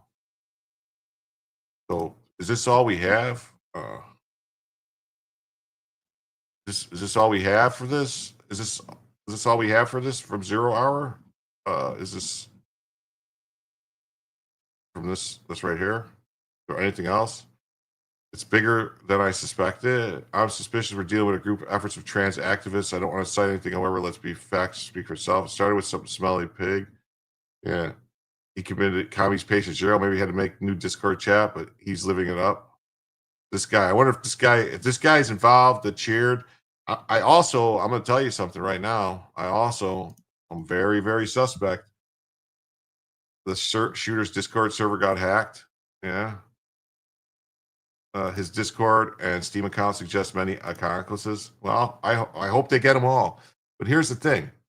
The person who zoomed in, the original video that I saw that was very far out, and all of a sudden it zooms in and boom, there's a shot, and then it comes back and pulls out. Like, the person with that camera needs to be questioned, and his stuff needs to be looked at because the timing The timing is suspect, and it needs to be explored by the authorities. It really does. It really, really does. Okay. Let's see. If you guys, Doc, if Doc, if you see any other, Newton would say that there should be an equal and opposite reaction. Send me on that mission. I, for one, can't see how to balance the equation and make it better. If you do, it'll be my new mission. No, I don't. I mean, they need to track down basically like, you remember, Jim, can you stop saying that evil demon's name and just call him the murderer? Okay, you're right. You know what? I should say, you're right. I shouldn't say his name. If you find something more concrete, you'll share it. I do have the article, though. I'm going to pull up. I just got the article from the Daily Mail that I saw that was leaked there. I'm going to pull that up right now. Let's go back to Anthony. Do you remember the movie Man on Fire with Denzel Washington? Great movie, when the little girl gets kidnapped and what he says to the people, when he gets shot and everything, he's sitting there and he says, I'm going to find every person that profited off of it, every person that touched it, every person that had anything to do with it. Yeah, that's what we need to happen, but not kill them. We need to they need to get justice. They need to be arrested. They need to be prosecuted. Not like Denzel running around just basically doing his own personal, creating his Picasso or his masterpiece. But yeah, that was a great movie. It was a fantastic movie. But that's what we need, someone like that, but not to do what he did, but to get the information. Basically what's his face from that movie Taken. I have a very certain set of skills. Yes, to just find the people and just track them down. That's it. And they need to get arrested. They need to go to jail. Let's see if anyone sees anything, go ahead and pop it in the chat. Let me know, and I'll pull it up. I mean, I got other stories I was going to talk about it, but it's just like it's not like stuff that's anything to do with this. It's just like weird, there's something about it. There was a beheading, a beheading and stuff like that. But let's do this. Let's get this story right here. We got the Charlie Kirk's killer the murderer makes 6 jokes just hours after shooting Charlie dead. His messages emerged. The murderer of Charlie Kirk joked that his doppelganger pulled the trigger while discussing the tragedy in a private Discord chat just hours after the shooting. Scumbag mocked the manhunt for the gunman and taunted the FBI's investigation while joking about obtaining reward money before eventually surrendering to police. Scumbag has since been arrested and identified as the suspect in Kirk's murder. He showed no sign of remorse in the screenshots of the Discord chat shared by a former high school classmate. In fact, Scumbag appeared to revel in the attention, exchanging meme-laced jabs with acquaintances while authorities scrambled to find the person responsible. Said sounds like thousands online. Well, then guess what? They're all accessories after the fact, as far as I'm concerned. All of them. Now, Tyler killed Charlie, one user wrote in a group chat on a Thursday afternoon, jokingly tagging Scumbag. Scumbag fired back almost instantly. My doppelganger's trying to get me in trouble, he wrote. The gallows humor was delivered just hours after the FBI released surveillance stills showing the young man in sunglasses and a cap walking through a stairwell at UVU where Kirk had been speaking. At that point, the scumbag was still publicly unidentified, but privately, the scumbag was already toying with the truth. Is it okay if I just call him scumbag? Or should I call him something else? Is that not nice?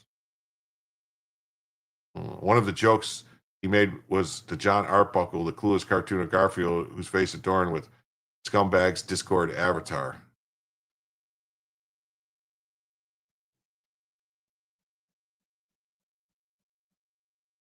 The messages verified by the Times depict a young man fully aware of the investigation and mocking it. When another user joked about turning the scumbag in for the 100K, he quipped, "Only if I get a cut." You're not, Anthony says, is not a religious man myself. I do like to understand Isaiah 6:8. Who should you send? Me? Don't care about the mission or the chance of success. That's why I volunteered. Don't attack my people. attack me. Well, Anthony, I don't I take it from your avatar that you've already done a lot for this country. And I thank you for your service. When someone warned him not to go to McDonald's, a reference to the previous high-profile Luigi Scumbagione, who had been arrested there last December, scumbag number 2 responded with a grotesque punchline. Better also get rid of this manifesto and exact copy rifle I have laying around, he wrote. Discord chat consisting of about 20 users who had known each other from high school or online communities became a chilling window into the suspect's post-shooting mindset.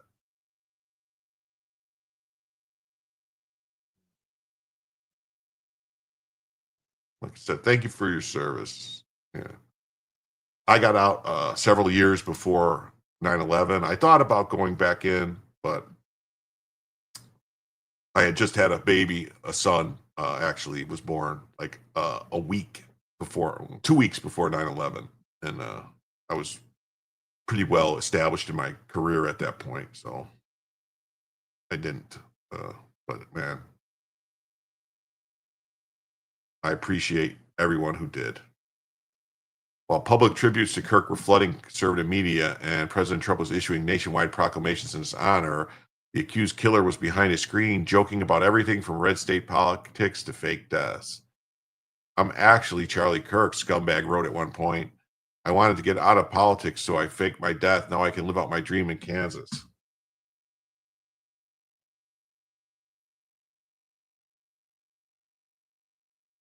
But see, I don't see how it says the recreation says acquaintance, because they're not going to say. I want to know everybody's name that was in the chats. I want to know. They all need to be outed.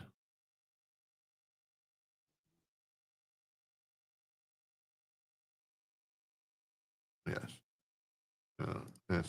Anthony, the counterbalance to the loss of Charlie is a replacement of Charlie, but only fate and synergy can determine who will be the new Charlie.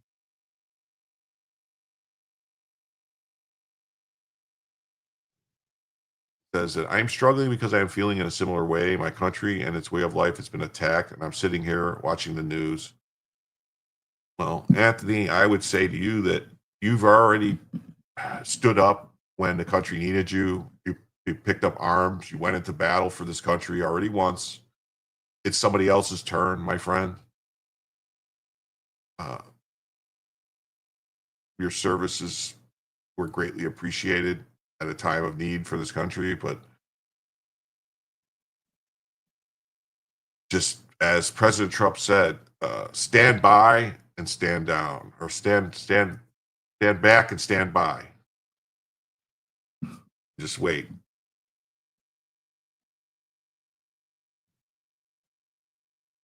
As the wall-to-wall coverage of the shooting continued, Scumbag also appeared to be monitoring it in real time.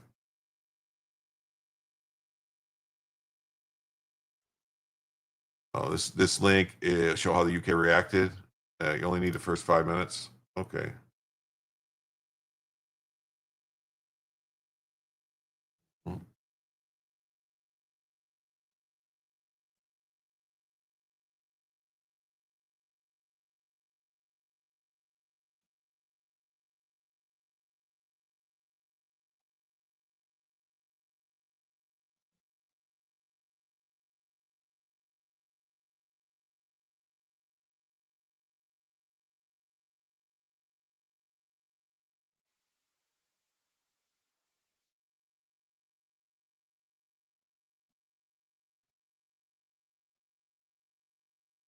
Okay. Okay. So I got 3 links dropped to me just now in Rumble. I got one from Neurodivergent one of Elon Musk. I got another one from Grip, and then one from Doc. So I'll get to those in a minute. Let me move them over. Let's see. So Elon Musk will go next after this one. And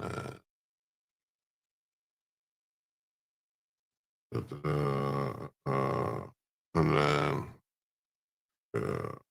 YouTube's top chat censoring false reality. But you gotta always set it to you gotta always set it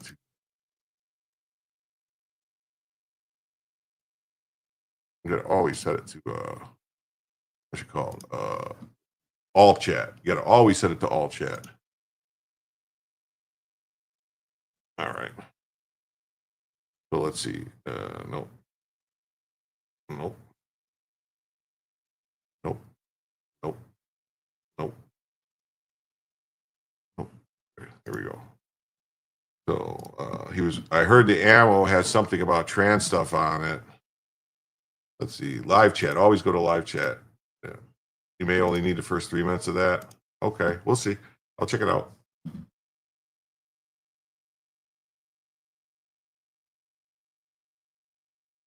Well, that's good. Like I said, this is from the outset. This is my release. I won't destroy my neighborhood with my anger any more than I would destroy my house. Yeah, I don't ever understand like why people did that to their own neighborhoods. I think a lot of it actually though was other people that didn't live in those neighborhoods went in there and did that shit because they didn't have to live there. Then the people that lived there, like especially like in Ferguson and stuff like that, the vast majority of people that went to Ferguson and burnt shit down were from Ferguson. I'm not sure about Minneapolis, but other places I think were kind of the same way. People would show up to these things and then destroy them.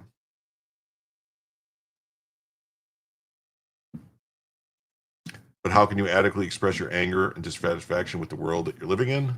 Use your voice and your words.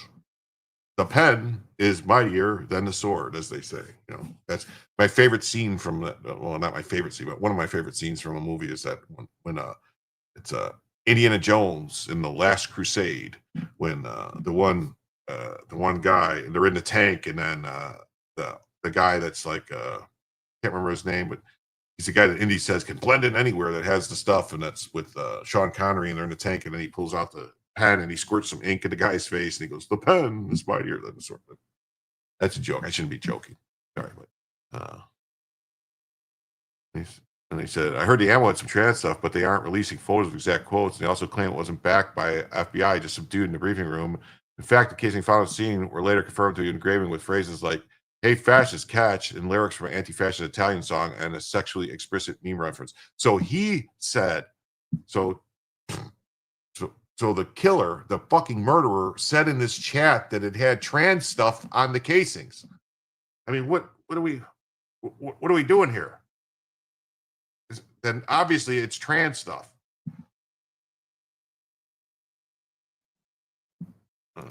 Glenn Beck has requested Charlie be given a more fitting title than activist. Charlie has earned and personified civil rights leader. Pass it on. Ghetto and YouTube. Let's honor him this way. Yeah, definitely. Definitely. Definitely. Yeah, many feel the same way, including me, Anthony. Rogue Dot says. Yeah, the guy's a fucking assassin. And you know what they say about assassins? Bafanguja. Assassin. By the time Scumbag was already theorizing and joking about media narratives and political fallout in a red state, clearly the shooter was from California, he typed, mocking the idea that the federal investigation in Utah. One of the final jokes he made before his arrest referenced John Arbuckle, the clueless cartoon owner of Garfield, whose face adorned Scumbag's discard avatar. Despite the mounting evidence, some members of the Discord chat were still in disbelief when the arrest was announced. Our governor wants to give him the death penalty, dude. I truly can't distinguish if this is real, another one wrote. Scumbag. Charlie Kirk, pray for Charlie. Kirk, 31, co-founded Turning Point USA, was shot and killed on Wednesday during a speaking event. Authorities say the gunman climbed to the roof of the building a few hundred feet away. Police say Scumbag later implied that he confessed to the crime and ultimately turned himself in. His family urged him to surrender after learning of his involvement. Local prosecutors are expected to file formal charges on Tuesday.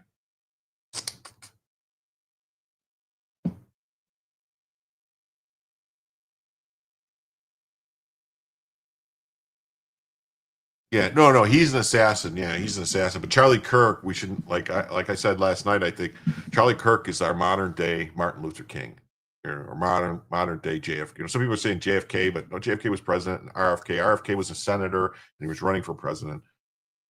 But CJK, Charles James Kirk,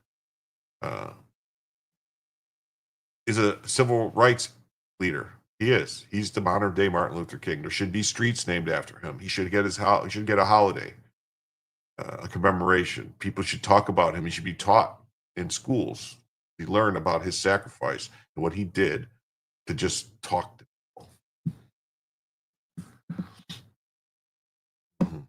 So this is from Elon Musk. I don't even know what this is. I'm hoping it has something to do with this. And then you see how much violence there's on the left, with our friend Charlie Kirk getting murdered in cold blood this week, and people on the left celebrating it openly.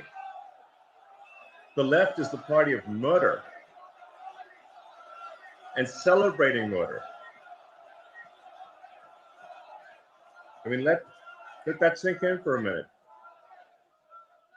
That's who we're dealing with here. And then you see how much violence there's on the left, with our friend Charlie Kirk getting murdered in cold blood this week, and people on the left celebrating it openly.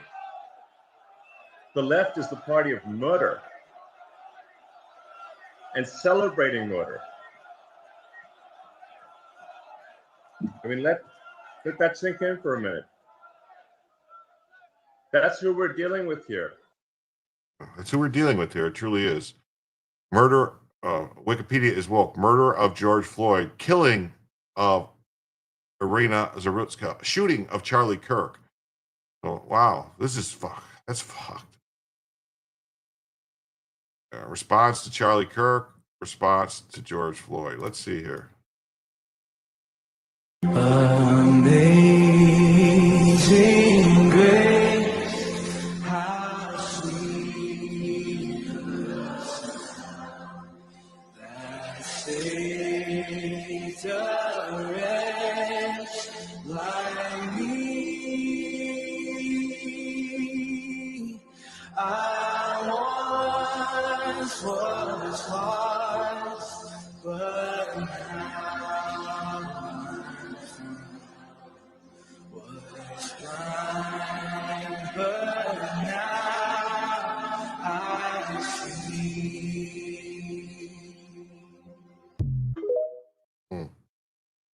Okay. Then we have this. We have this guy, Devory Darkins. Devory Darkins. I don't know. Is he going to strike me if I play his stuff?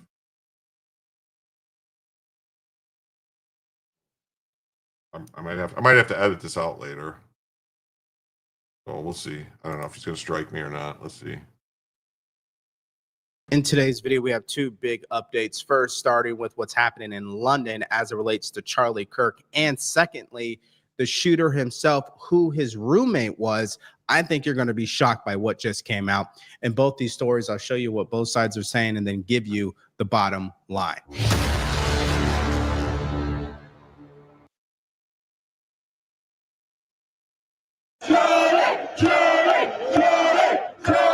Okay, what you just saw there was a clip out of London, out of all places, honoring, celebrating the life of Charlie Kirk. This is happening at a festival called the Free Speech Festival, also being led up by Tommy Robinson. He's been uploading photos to show the just vast amounts of people that are there in attendance, which is just crazy. Look at this. I mean, that is wild. Here's another one. Look at this. Look at this. That is crazy. So he's out there honoring Charlie, and that is just a great moment and gesture for the people who say, well, who is this guy? And why do people care? Listen, just pay attention to the reactions. You got people who hate him, and you have a lot of people who love him. And then there's a lot of people who never knew him, and even they've been impacted. I think that sums up who he was, okay?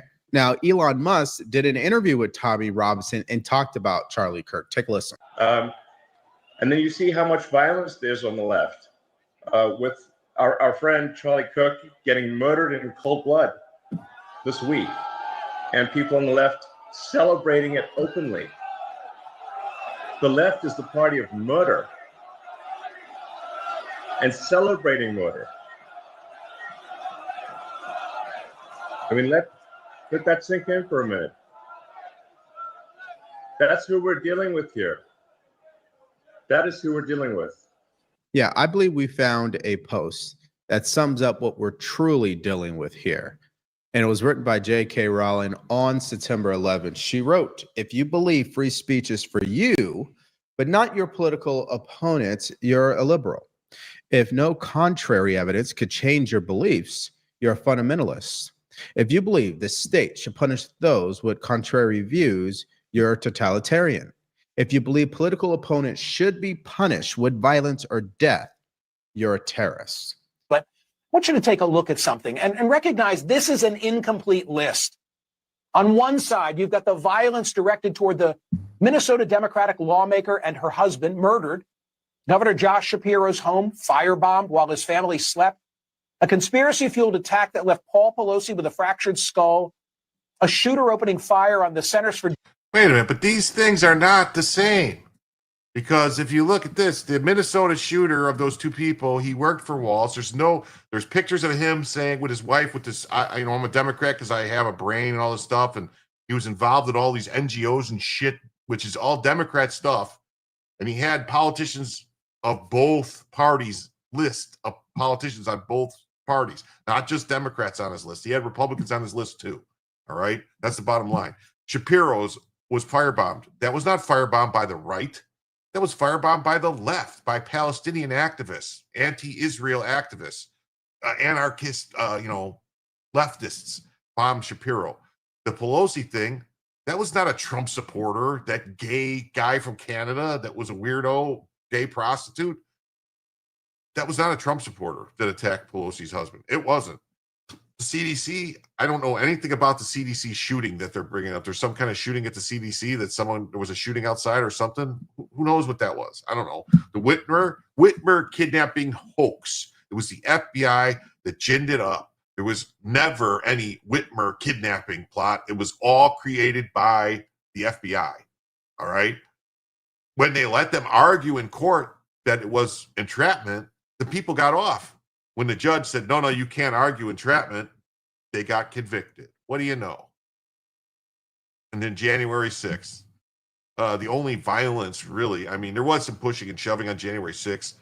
The only violence on January 6th was coming from the cops who were shooting flashbangs at the people in the crowd who murdered Ashley Babbitt. And there's several other people who died for being crushed by the police. So, what this list is bullshit.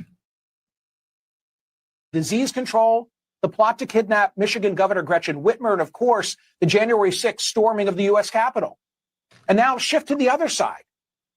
Charlie Kirk assassinated. 2 separate attempts on Donald Trump's life. An armed man arrested outside Justice Kavanaugh's home.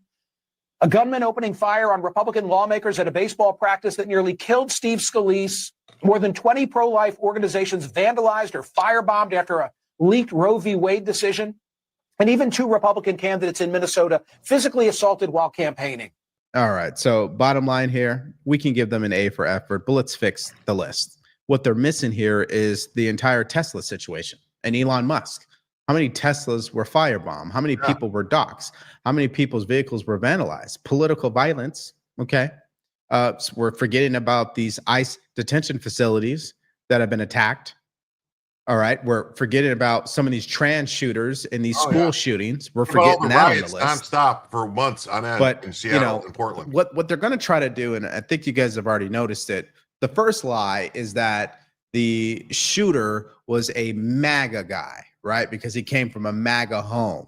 And so it's MAGA's fault. That's what you have seen over the past 24 hours that clearly has been debunked because of what we're about to get into here shortly in regards to the roommate. I digress. But you're also going to see this whole, it's actually the rights problem. And that's the debate.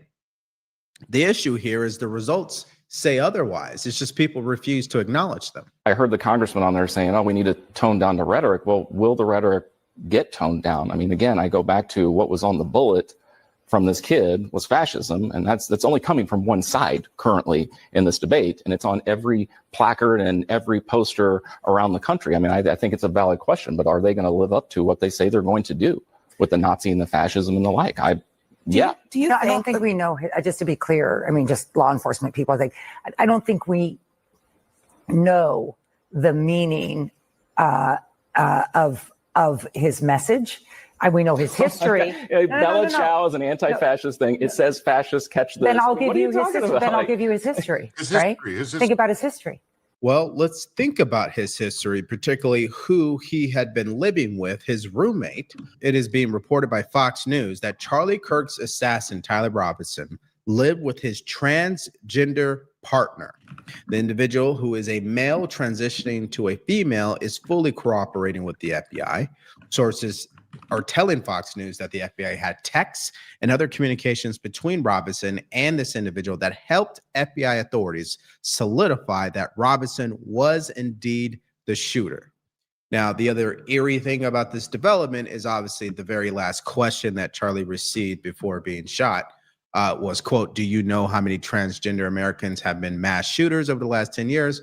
Charlie replied, "Too many." And then the final question was, "Do you know how many mass shooters there have been in America over the last 10 years? Charlie replied, "Counting or not counting gang violence." And that's just an eerie thing, of course. And this is the photo that is currently circulating. Again, the FBI has not confirmed this piece of information. The governor of Utah has not confirmed this. This is coming straight from Fox News, the Daily Mail, and on social media. So obviously treat this as speculation. But this is the photos that they have released. A Fox News alert. FBI sources tell Fox News Digital that the man charged with assassinating Charlie Kirk was living with a transgender partner. Bureau officials confirmed that Tyler Robinson was in a romantic relationship with someone transitioning from male to female. They say that individual is fully cooperating with their investigation, claims to have had no idea of Robinson's plans, and is not currently accused of any criminal activity. All right, so allow me to share a quick message from today's sponsor, Bearskin. Yes, it is summer. As you guys can see, I look great, right? I 1-2 to get 60 because we have to say that. But that is an interesting update for. There's the results so far, just under 40,000 votes. Oh boy. On the Spencer Cox, the Governor Cox question, is this the end of a dark chapter in our history or the beginning of a darker chapter? And 92%. I'm sure, I hope you all want to be wrong in saying, it's just the beginning, which I guess begs the question of, what are you going to do about it? 30,000. What are you going to do about it if that's what you see for the country? In light of the expertise that you heard on today's program and over the span of the 12 years I've been here, you know what the answer is? Go volunteer. Honestly, just posted. Go mentor someone. Go to church. Go to a synagogue. Go to a mosque. Go where you are among people. Get offline and rub shoulders, especially with those who are dissimilar from you. Yeah, that is a phenomenal question. Do you guys believe this is the end of a dark chapter in our history or the beginning of a darker chapter in our history? Why don't you provide your answers in the comment section below? Now, it's my opinion that if you're looking at it from the perspective of people on the right and what this is going to do for a lot of people out there, this is an emotional impact. It's a paradigm shift. A lot of people are now going to find faith in the Lord, which is phenomenal. A lot of people are going to step into their purpose. A lot of people are going to start speaking up, meaning they're going to be emboldened by this. And that is a positive effect of all this, obviously, silver lining, so to speak. However, if you're looking at it from the perspective of the left, I'm not too sure it is the end of a darker chapter because you're still going to have people like Jamel Hill who are saying things like this. The reason he was labeled a white supremacist is because he believed in the superiority of white people, which is why he said that he would be concerned if he saw a black pilot, which is why we watched said it that already, but that's okay. He questioned the brain processing of brilliant minds such as Joy Ann Reid and Ketanji Brown Jackson, because he ultimately believed in the superiority of white people. So I don't think I'm being insensitive by bringing that up. And the only reason I feel like I even need to bring that up is because of the counter narrative that is establishing itself. Okay, so the counter narrative that she's pissed off about is that people are honoring Charlie Kirk. That's the first thing. Secondly, this critique that has been brought up about Charlie Kirk and why some black people believe that he is racist is because he made the comments that if he saw a black pilot when he got on the plane, that he would question that pilot's qualifications. Now, what they leave out is the context of that statement, because we live in a TikTok age where they take the clip and they remove all context. And the context was that United Airlines did exactly what Joe Biden did, which is they purposely came out and said a percentage of our pilots are going to be people of color. And so in order to obviously make that happen, standards had to change. So if somebody wanted to critique the way that Charlie Kirk did, I don't believe that makes them racist. Now, you may say it was a bad take. That's fine. But to say that he's racist, I think is really being disingenuous. And finally, Joy Reid. I'm tired of white supremacist beliefs being considered a difference of opinion. I'm really sick of that. You know what's a difference of opinion? Is if you like DC and I like Marvel. That's a difference of opinion. If you say Drake is the greatest rapper of all time and I think it's Jay-Z, that's a difference of opinion. What's not considered a difference of opinion? If you think black people are inherently inferior to white people, and I think the opposite, that is not a difference of opinion. That is you being a racist. So there's no convincing someone who automatically thinks Charlie Kirk is a white supremacist. A brilliant mind. They think President Trump is a white supremacist. I mean, they act as if we're still in the 1960s. And what has happened to our country, which is really a sad thing to talk about, is that if I critique you, we always had a I disagree with you, I contradict you, or I have a different set of beliefs than you, then that makes me a bigot, a racist, a white supremacist, which they can't call me one because of the color of my skin, or a Nazi, right? Or I'm committing hate speech. That is the sad tragedy here. Wait a minute. Why are you treating Charlie Kirk like he's a monarch, like he is actually a member of the government, that he is deserving of a state funeral, that he is actually deserving of the honor of having flags lowered to half-staff, that he is deserving of the honor of having the Presidential Medal of Freedom, an honor that's usually for war heroes? Guys, I'm showing you these clips because, again, this is how one side sees what's happening, and we have to be aware and understand how to confront it. Don Lemon is clearly, obviously misinformed. There's a reason why he doesn't work for CNN anymore. We know he has a failed podcast, etc. Okay. But he goes on to say that the Presidential Medal of Freedom is for war heroes. Now, let's just stop there. For my veterans out there, a war hero does not receive the Presidential Medal of Freedom. What do they receive? Come on, tell me in the comments. The Medal of Honor. So if you're going to come out and critique the fact that the president is going to honor Charlie Kirk, you're going to cry about people honoring Charlie Kirk, can you at least get the facts correct? Now, it's their right to criticize this. I care less about that because it's really wasted energy anyway. But this is how they mislead their viewers. And their viewers are not critical thinkers. They'll never say, oh, well, let me actually, is that true what Don Lemon said? Let me go look that up. They're not going to do it. Yeah, and so this takes us to the other development of today, and that is with the FBI, particularly Kash Patel. The president has come out very publicly and has said that the FBI did an amazing job. It says it right here. Trump praises FBI Director Kash Patel for speedy capture of Charlie Kirk's assassin. This is posted on Fox News, but there's only one problem. Lemon Delulu. The only thing that the FBI got right in all of this situation was they released the photo of who they believe to be the shooter, the person of interest. That's the only thing they did correctly. They arrested 2 people that were not the shooters. And Kash Patel went on social media talking about they got the shooter, and it didn't end up being him. And so there has to be, and maybe this is later down the road, a serious discussion of what is going on at the FBI. 33 hours until the shooter was finally apprehended, but not because the FBI found him, but because his family turned him in. Now, speaking of that photo, here is MSNBC's perspective. Take a look. Well, it seems like this, in some measure was the strategy all along, and they continue to talk about it in this way. Put the images out there, hope somebody recognizes this suspect. Yeah, and look, that's, I don't know if I call that a strategy. I would call it a common practice. You never want to rely on hope to wrap your investigation up, but in an age of mass media where people consume television and online content and podcasts with ridiculous regularity, you'd be foolish if you did not sensitize people to this. So I do have some things to critique, obviously, about the way that FBI leadership handled this, but putting the information they did out there is not really one of those things. Yeah, see, it's not very often you hear something that makes sense on MSNBC, but he hit it right on the nail. I mean, releasing the photos clearly played a role here. The father recognized the shooter because of the photos.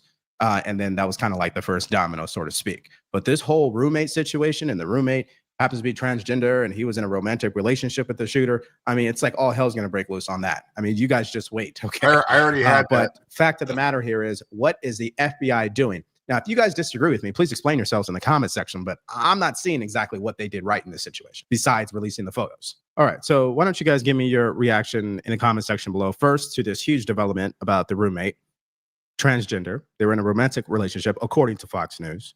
What is your direct reaction to that? How does that make you feel about? They only see things through the lens. All right. Yeah, there's that.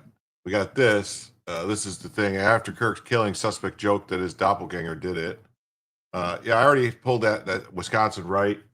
We went through all that stuff earlier in the show about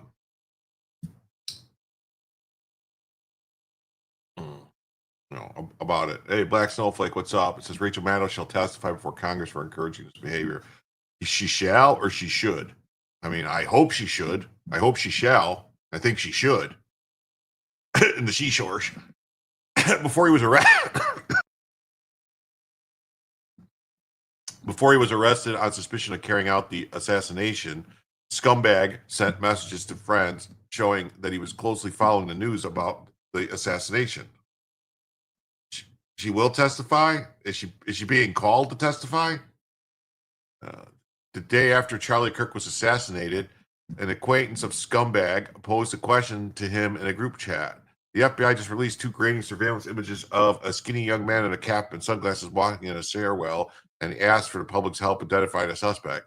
Tagging Scumbag username on Discord, a messaging platform, the acquaintance asked, text image wrote, WYA, where you at? With a skull emoji, suggesting that Mr. Robinson, Scumbag, looked like the man being sought. Scumbag replied with a minute. His doppelganger, he wrote, was trying to get me in trouble.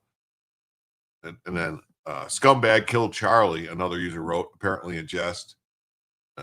That was on Thursday afternoon around 1 p.m. It was not until later that night, nearly 34 hours after the shooting, that Scumbag was arrested on suspicion of carrying out the assassination of Mr. Kirk, a political civil rights leader, conservative civil rights leader,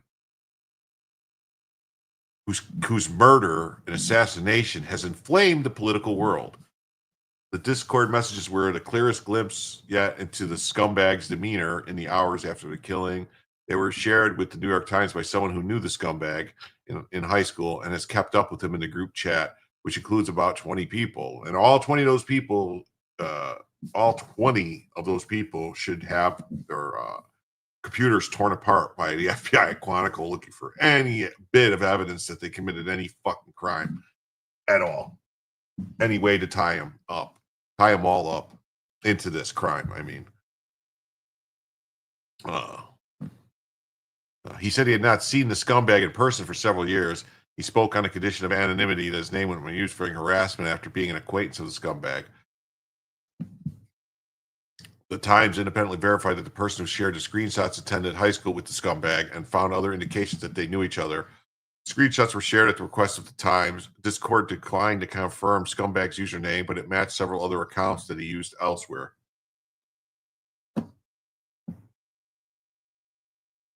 Yeah, how? After Trump, was nobody on any roof? Were they too steep? I'm setting up a business, slope-proof security. I'm willing to risk it standing on a slanted surface if I have a chance at preventing such an atrocity. The thing is, the shooter established a motive through left-wing media lies. Yes, he did. Hey, Tetlin. Sorry I joined late. In fact, I got to finish my laundry and hit the hay. Blessings and prayers for salvation through Jesus Christ for every person on this earth. Well, thank you, Tetlin. Thank you very much. Anthony, I don't think they had anybody on the roof at all. They didn't have that kind of security.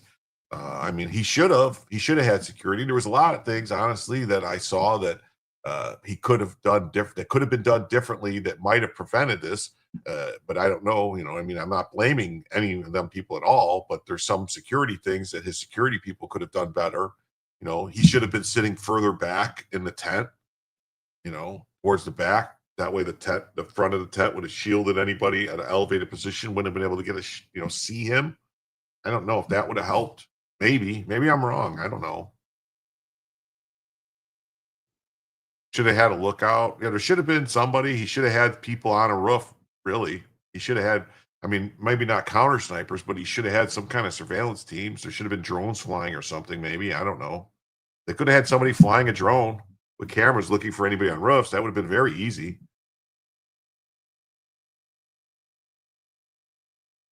making my point. I can think of a way to blame everyone except for him. Yeah. Just have spotters on the roof. I'm sorry. I'm not. I'm not trying to upset you, Anthony. I'm not. I'm just saying there's many. I don't know. I mean, I know he has a security team. I don't know who they are. I mean, they have to feel bad. They failed. They have to feel horrible. I would think.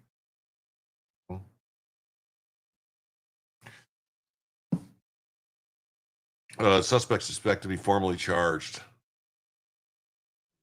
Messages do not the messages do not shed light on the possible motivation. I think they do. If the scumbag posted that, oh, I heard there was trans stuff written on the casings, he's admitting that those things he wrote about the whatever, see that bulge is a trans stuff. A police officer wrote an affidavit that that scumbag recently discussed Kirk's upcoming event in Utah with a family. Okay. Scumbag joked the government was his lookalike and said he could turn him in if he gets a cut. Whatever you don't go to McDonald's. Better get rid of his manifesto exact copy rifle I have laying around. Another suggested that killing Kirk would lead President Trump to send a guard to Utah. Okay, see, I saw this earlier about red state, but they didn't have this other part in there. He said, a red state, nah, the shooter was clearly in California.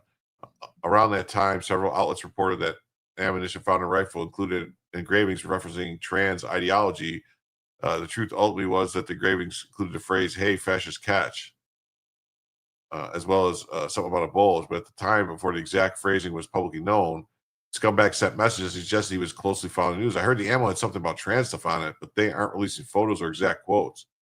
He added, and they also claim he wasn't backed by the official FBI, just some dude in the briefing room. Yeah, we read all this stuff.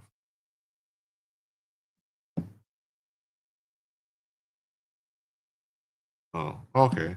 It wasn't nothing that you said upset me. It's just nothing for you to do or say that would make it better. Like I said, I'm struggling. I'm just glad to be in good company. Well, I appreciate it. I'm just saying, I don't know. I mean, I think it's good to talk to people, and hear what they have to say. I mean, I could, I guess it's kind of late to do it today, but I guess I'm gonna do a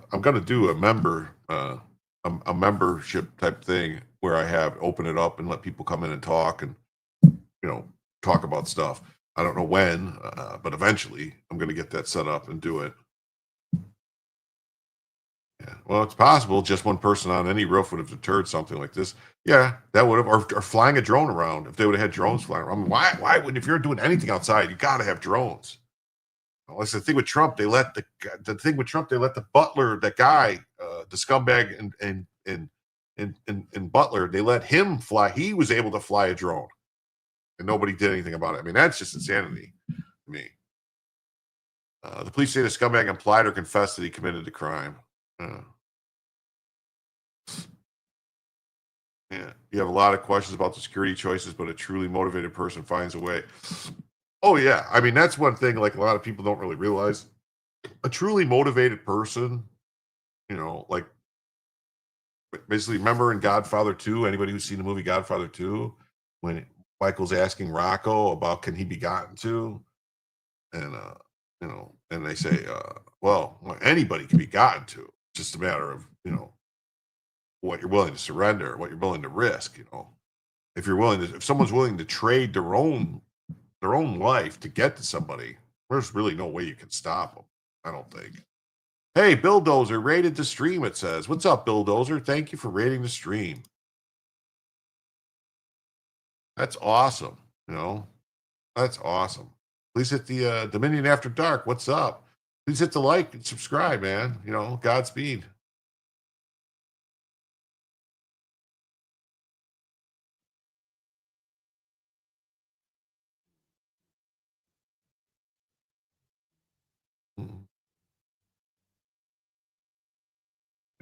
Let's do this. Let's do this. We got this here. It says, this is why Charlie Kirk still won.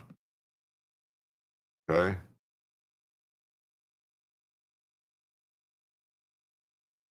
Who?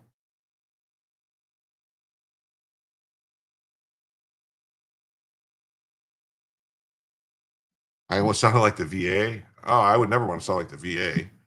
Recommending therapy or group or otherwise never made a difference to me. No. I meant like I'm trying to set up for like to talk to people like here, like this, like we're doing, but have the people be able to call in or something and actually speak and have a conversation. That's all I'm saying. Not about any type of therapy or something, just to talk, to get to know each other. That's all. Hear your opinions. It's hard to type, when you're typing things, it's hard to get across what you're trying to say. And if you're trying to be, if anyone's being sarcastic or if anybody's trying to crack a joke or poke fun or do things, it's hard to get that in writing. And sometimes people see the wrong thing and they get the wrong impression. So it's better, in my opinion, to actually have a back and forth when you talk. So that's all I was saying. It wasn't any type of, I'm saying like I'm trying to set up a way to do it, to have, like better participation from the chat where it's actually like voice or, video links type of thing. Yeah, something like that, like just a way.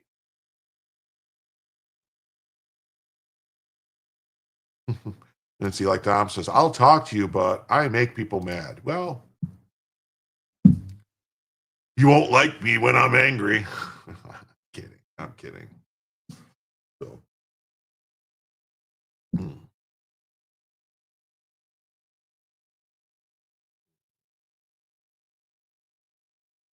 A dialogue, a conversation. Yeah.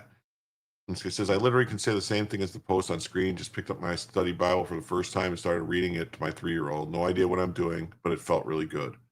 That's good. Bill Dozer, what's up, man? How you doing? Good to see you, buddy. Been going quite a while here. Yeah. Green Sirens. Yep. What's up? So let's see. This is why Charlie Kirk still won. Charlie Kirk's death made me pick up the Bible for the first time in my life. I've never opened a Bible before. In fact, I know nothing about Christianity or Jesus, but yesterday, after witnessing the assassination of Charlie Kirk on the internet, and it just being so normal to people, like watching this man get shot in the neck and everybody just being desensitized and going on with life like it was normal, something was calling me my husband's Bible. I don't know how I feel, but for the very first time yesterday, I grabbed the Bible. I don't know what I'm looking for in the Bible. I don't know why I felt the need to grab the Bible, but I grabbed the Bible. And the page I opened it up to was verse John 8:32. Do I feel like churches might be a little fuller today? I hope so. I hope so. Yeah, the Lion of Christ has awoken. What's the way Cool Frog has it set up? Oh, it's set up for people to come in with video stuff to come in, or for phone calls. I mean, I know I can set up like I just have to. I think I have to get OBS up and running to do it like that. To do like Google Voice maybe hook up, or maybe I could do it on Discord. I know Discord you're able to do video and audio on Discord, but I think I need OBS for that. But I'll figure it out anyway. So she opened up the Bible, and the truth will set you free. And I feel like that changed me so much, because up until yesterday, I leaned both ways politically, and I'm convinced that the Democrat Party is ran by the devil himself. But I feel like Charlie's assassination, his death, woke me up spiritually, and now I can't unsee the truth. Just actually, we're going to hear her talk. Oh, let's hear her talk. I don't know. I mean, she's got those things in her face. I'm not a fan.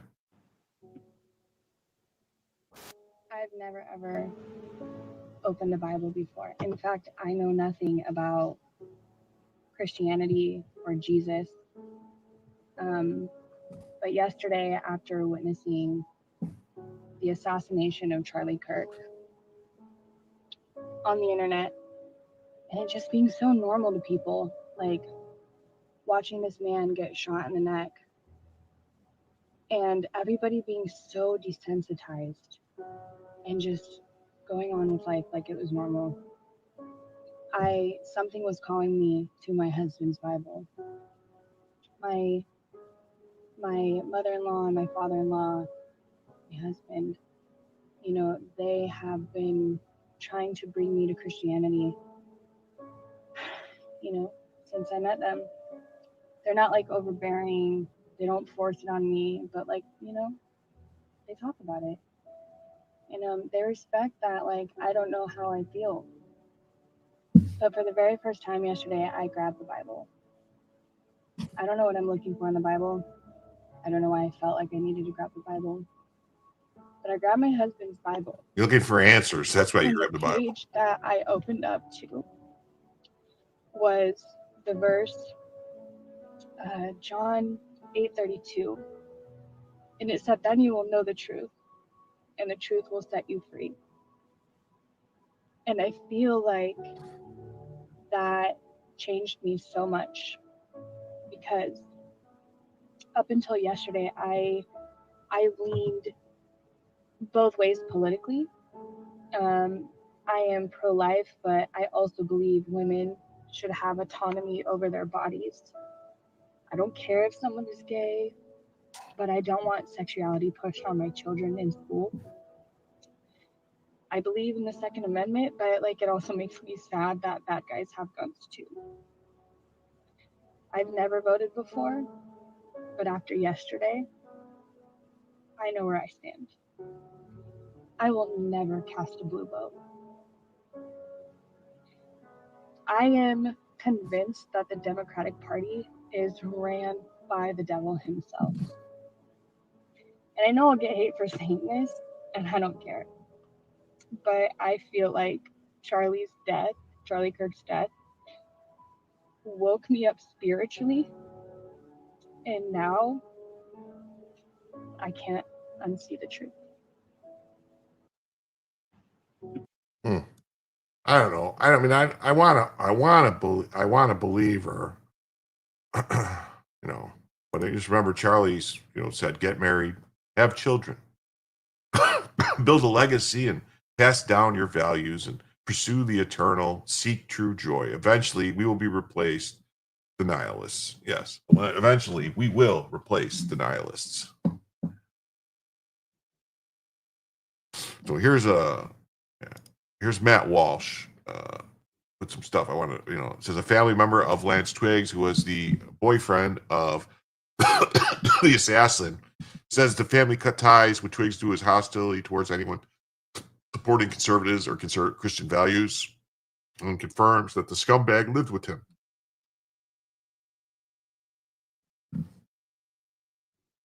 The same trans that was friends with the transgender boyfriend posted, "We effing did it," moments after Charlie's assassination.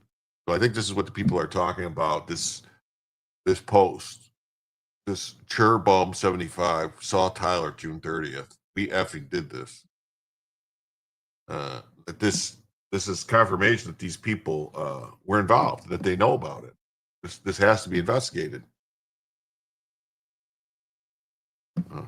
Right here, a trans that scumbag's boyfriend follows on TikTok celebrated Charlie's murder. This person goes by Churbum on TikTok. Were they involved? Charlie Kirk watching the video of his wife getting cracked by a homeless junkie in hell.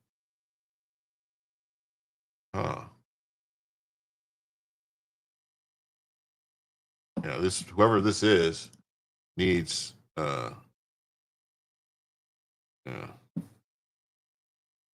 needs to oh, the account this is their X account. It no longer exists, so their X account got taken down. So I wonder if they're going around deleting stuff. Is that what's happening? Based on a screenshot people keep sending me, it seems that Blue Sky is a place where leftists just sit around talking about who they want to kill next.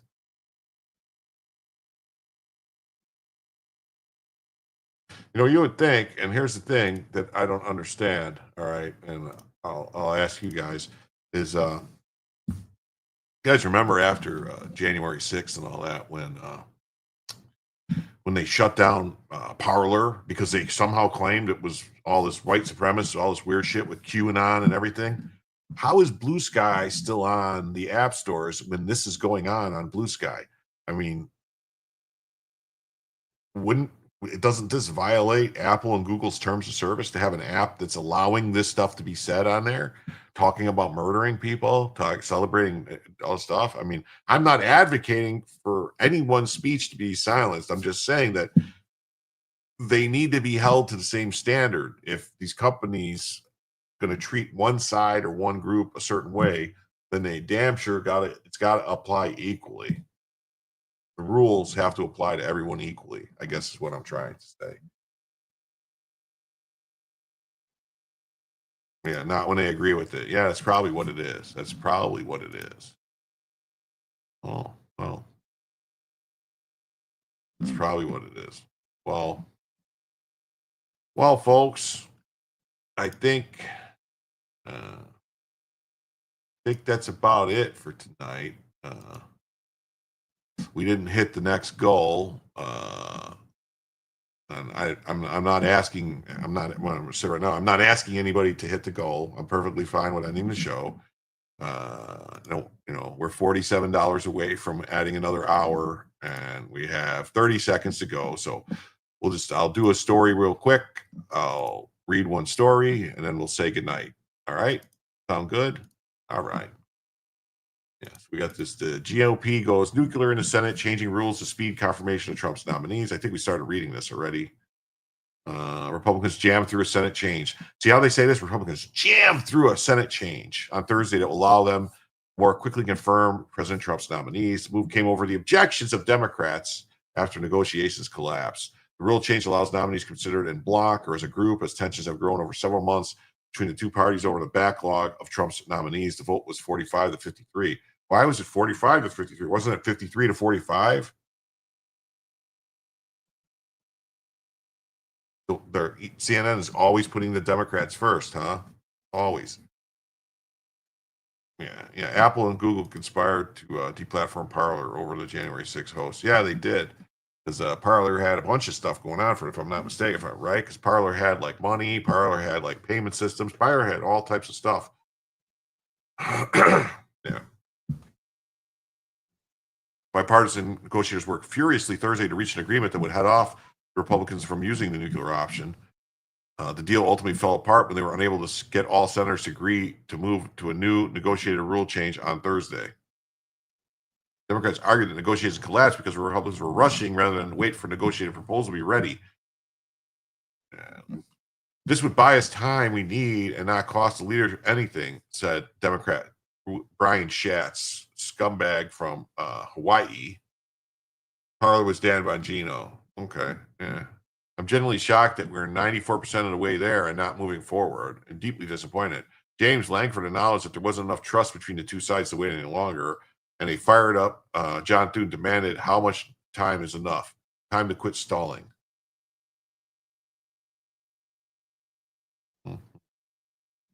As if you guys fact that we're the fact that we're a personnel department is a broken process. It's an embarrassment.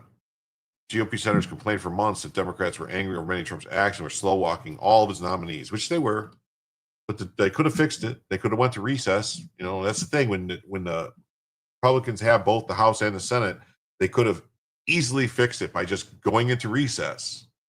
The leader of the Senate and the leader of the House could have said, "Yep, we're in recess," and Trump could have just went appointed, and those appointments would have held until the next Congress comes in, which isn't until after the 2026 elections. Oh, that's it. Apex Comics. Hey, what's up, bud? Thanks for coming by. Yeah. He shats his pants. That's an unfortunate name. I need to get up by 11 a.m. too. Sleep well, Jim. Hey, Grip, you want to go ahead and handle someone in the Rumble can handle a redirect, or a raid? Because we're going to be ending here in a minute. Let me find somebody on YouTube to raid. Anyone who's live right now? Nobody's live. Nobody's live. Boo, boo, boo.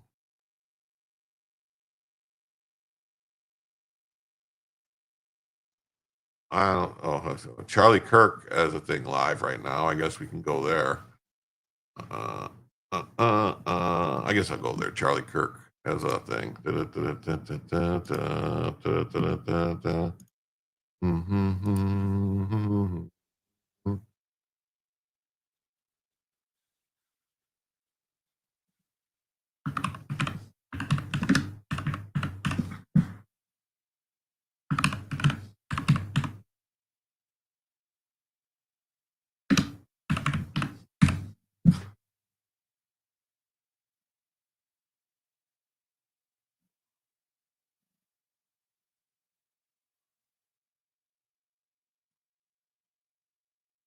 Why won't let me go to Charlie Kirk?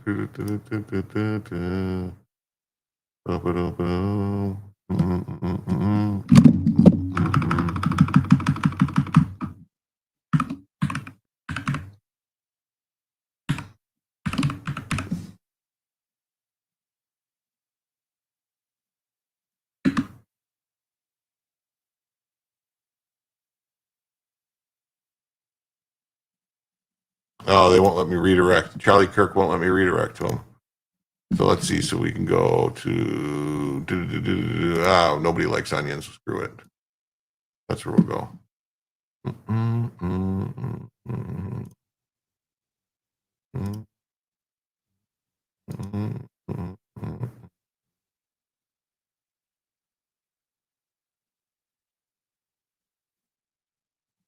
All right, everybody.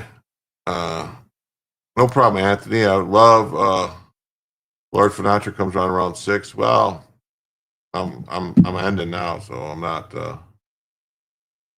Yeah, so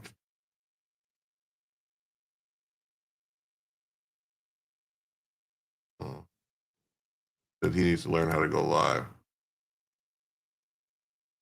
Jim, open up the Bible anywhere and read a verse to close.